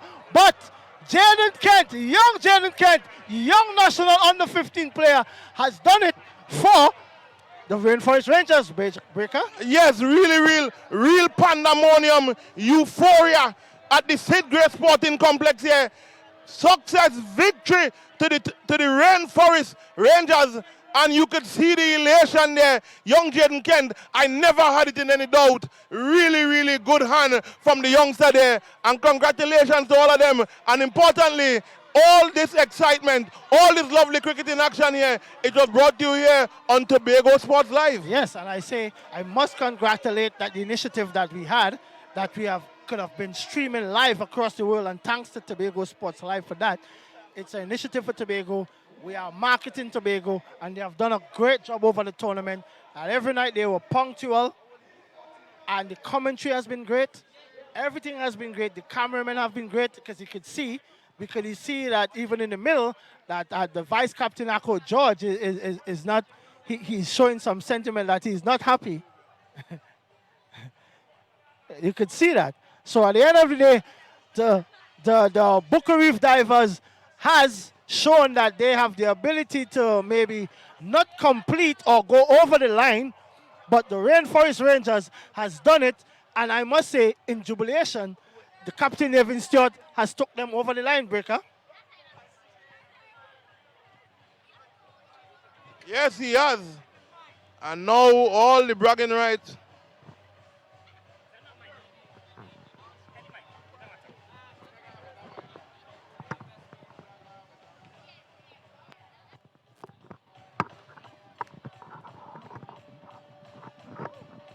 First of all, Nathan Stewart, congratulations. Absolutely magnificent entertainment. Congratulations. Tell us how you feel about that. Thanks. I feel so happy. You know, we from the draft, you know, we planned it nicely. Really would have liked to finish it myself, but you know, it happened by fate. You know, young Jaden Kent, one of our outstanding talents here on the island, was really happy that he got the opportunity, and he showed some real nerve here tonight. It was a total team effort. You know, everybody wrote us off from the start of the tournament, and I had faith in my boys. We had some hard sessions leading up to the tournament, and everything that was done at practice was called upon in the game. But at the end of the day, that's for skills. How about some nerves out there tonight from young Jaden Ken and young two 15-year-olds finishing off the game for us? Absolutely fantastic. The script couldn't be written any better. I said that earlier on, and I know that you would have wanted to have been there at the end, but it also must have been so gratifying, so pleasing to stand there and watch those two boys bring it home for you. Most definitely. It's probably been said that has been my tournament in terms of the weight of runs that I've scored. But I got out with 15 runs to win or 12 runs to win, and it's a total team effort. I wouldn't have it no other way, to be honest. One 14-year-old or one 15-year-old bowling to two 15-year-old. It shows that once we keep promoting our youngsters on the island, we'll definitely have some good prospects in the future. We know that you've got bigger fish to fry with collecting the trophy and more interviews to be done over there. But from everybody watching at home and all of us here, we just want to say congratulations. I must say thanks for it, guys. I'm happy to be entertaining you. This is my home ground. This is where I was born and raised. This is where I first started playing cricket. And at the back end of my career now, I'm 37 now, probably going over the hill. It was nice to finish here with a plump and give something to my home fans, my mom, my family, everyone is here. And this goes out to them. Thank you, guys. Terrific entertainment. Well done, Nathan. Congratulations. Cheers. All right, and we could see the interview there with Captain Evan Stewart, giving all the jubilations and all the sentiments that he has won this tournament and happy and jubilated. I must say that I commend them for the victory, and it was indeed a nail-biting finish to the first ever T10 Blast Chief Sec tournament. Yeah, that is quite correct. And it looks as though we have Akko George here looking to talk on behalf of the divers.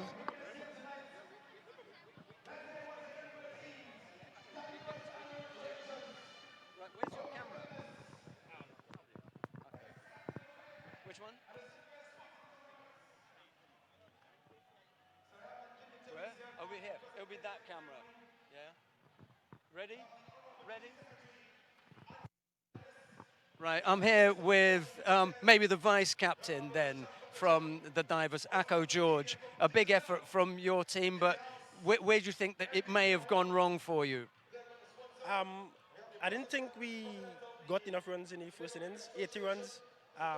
Probably our second lowest total for the tournament. I think we didn't get enough runs, but I have to say kudos to the Rainforest Rangers. They came out and they even still batted well. Right? Put him on a couple of times when we was getting to the back end of the innings, but You know, sometimes you win some, sometimes you lose some, and it is unfortunate that we lost the finals time. Yeah, the run out was particularly painful. I could feel the pain in you because there was the run there. I'm really sorry for freedom, but that run was there. Yeah, well, yes, the run was there, right? I thought Freedom would have at least tried to put some pressure on the fields, but they never know what could happen. And at the time that we needed the runs, right? And well, I felt in that moment that I was feeling good to back myself against the bowler. So I was really desperate to get back on the net iron, and it's just unfortunate how it turns out. And then can we ask you about Jerron Alfred? Because the minute that he stayed down and didn't move the leg, we knew that there was maybe a pulled muscle there. The right leg was up and he was moving that, the other leg didn't move at all. Well, we don't really know the extent of the injury as of now, but I hope that it's nothing serious that will keep him out for an extended period of time. Again, that just put a even more damp mood on the camp. Lost the finals and lost the captain. Yeah, your top bowler, your top go-to guy, and then you had to find someone else to come in and bowl 6 more. Yes, that was part of the challenge for us in the back end because we know that with John Alfred bowling somewhere down in the depth, you know that we have a serious chance of winning that game, even when we got Navin out, right? But other bowlers put their hands up. We just unfortunate that one from one, batsman hit it over the top, get the runs, so it goes. Well, thanks for joining us on TSL. Akko, I know you've got to go back with your team. We'd love to stand here and chat with you all evening, but unlucky, maybe next time round. All right, thanks. Okay, all the best.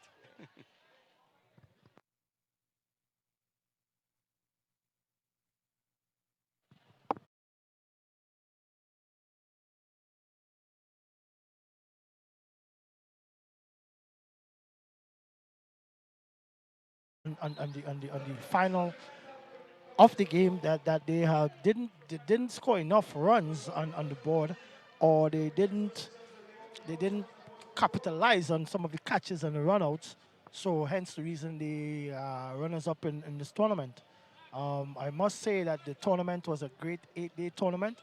I am privileged once more to be a guest host, commentator on the Tobago Sports Live. A lot of people streaming, a lot of messages. You know, we could take Tobago forward, show and showcase the talents of our young players, even our senior players, and cricket in Tobago, and to show the world that there is life and there is cricket in Tobago, and we are doing our thing here. Must commend the staff of the Tobago Sports Life for doing such a great job, and that we are here at the Rocks Roasted Great Complex. We are getting closer to the ceremony for the trophy and stuff like that. Some sentiments from you, Breaker? Yes, I wouldn't be too long. I think the tournament speaks for itself. What pleases me the most about the tournament, or what I like the most, is that the talent of Tobago was showcased on the world stage. And I think there can be no value put to that. So as we are here witnessing the presentation going again, I want to say congratulations to all the people that would have played a role, all the sponsors that would have contributed their finances and their efforts towards this effort being a reality.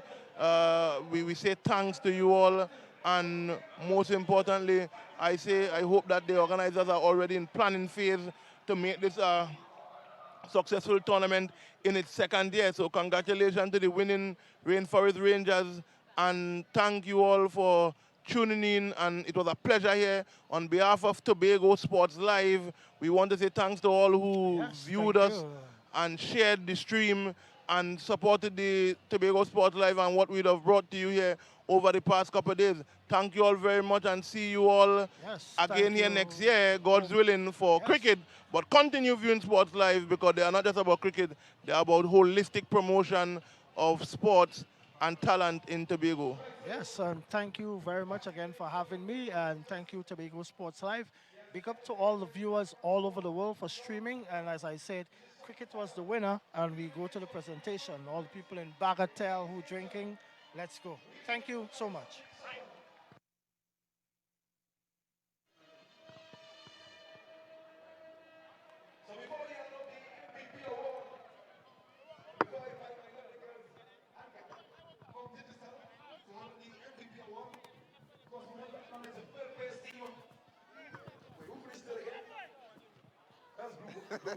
Blue Waters does something to me. Let's Tobago Islanders, they're for the center. Let's Tobago Islanders. Coached there by Gilbert Lizama. And managed there by Ellis Clark. Ellis Clark supporting this tournament wholeheartedly. Ellis Clark of Archie's Grocery. Let's hear from Mr. Clark. Always supporting cricket right here in Roxborough and supporting the Tobago Cricket Association. And the beaten finalists, they showed up here tonight. They won the preliminary stage and got straight to the final. A spirited game here tonight. They showed up and they gave you guys a final, an epic final. Put your hands together for the Jaron Alfred-led Bucko Wave Divers. You can do better than that. And this time I want to invite my good friend Judge Georgina Peterkin. This is marketing director, right? Marketing director of T10 to come to the presentation side. This is give out the MVP award. Come, now go close. Where's that? Co-workers. You can't go closer. T10, Range. they have been impressed with the tournament.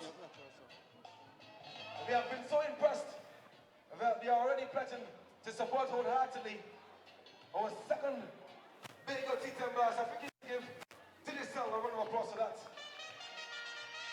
It's always good to get corporate sponsorship. I'm not too sure what the Chief Secretary will say for that. All right, so MVP. I think, without saying, this is what Tobago Sports Life. Tobago Sports Life in the house. So the MVP, I don't think I need to ask you guys who is the tournament's MVP. Out of Rainforest Rangers, the captain, incredible. The man they call Nevin Stewart. The MVP, the most valuable player. He led his team from the front each and every night. Tonight you saw his talent. The former national player. The man from right here in this community, leading his team to victory. And he receives $1,500 courtesy our good friends from Digicel.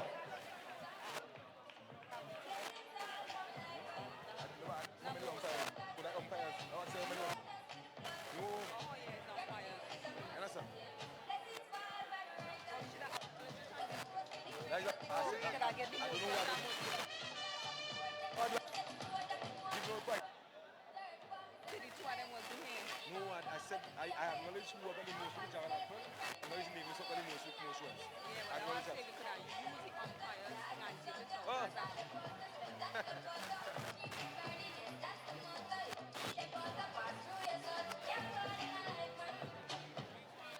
So, as you see yourself, get the photo opportunity. I'm going to invite the Honorable Chief Secretary to answer the second presentation side. This is where we want to invite the champion team to come close by. You're closer. Champion moment. Let's say put this out once again. I'm not comfortable with these two mics. All right. So, Kel, flow me right down. You know, due to the pandemic, Tobago Cricket Association had to cancel their season without completing our first competition. And we were in lockdown for 3 months.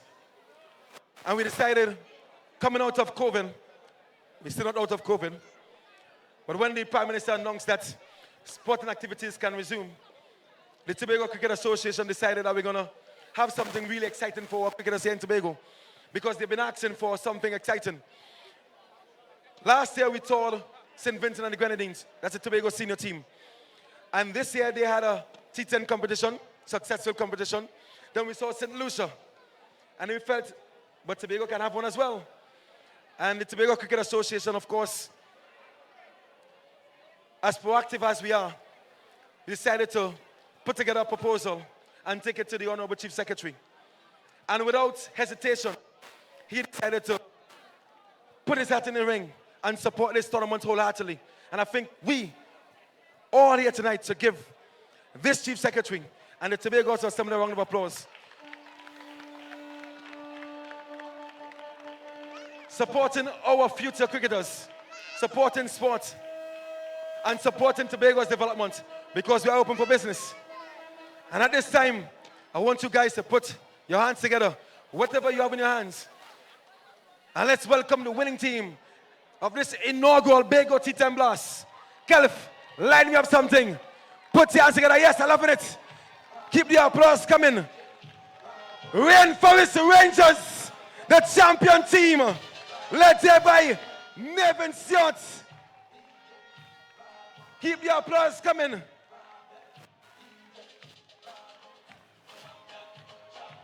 The champion team of this inaugural tournament.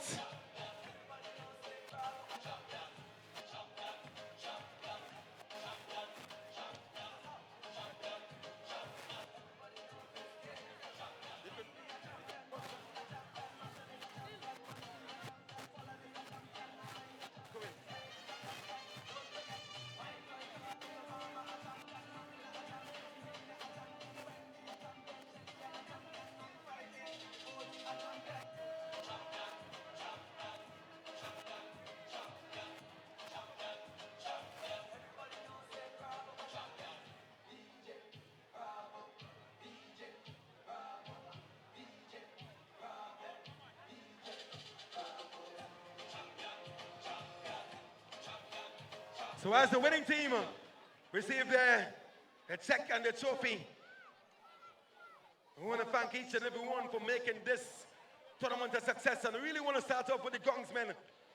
I want to recognize the Gongsmen. And I want you guys to give them a round of applause. That's Anson Campbell and the Gong staff here at the Sidgway Sporting Complex.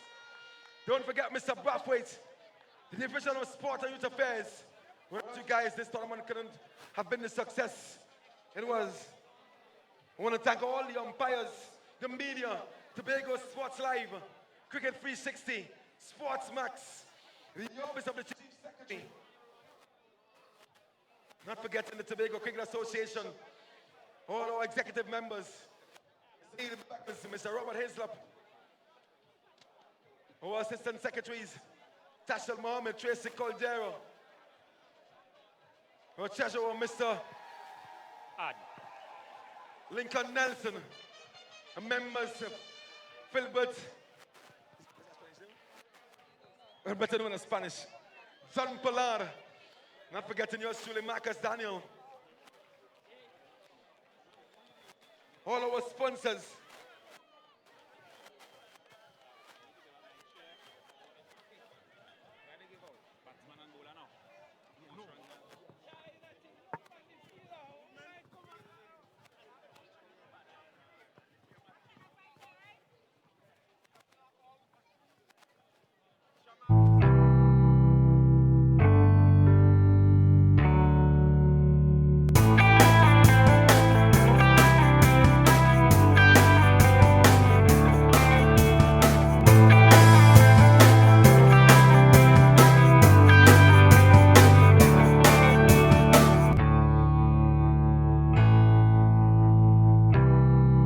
Tobago.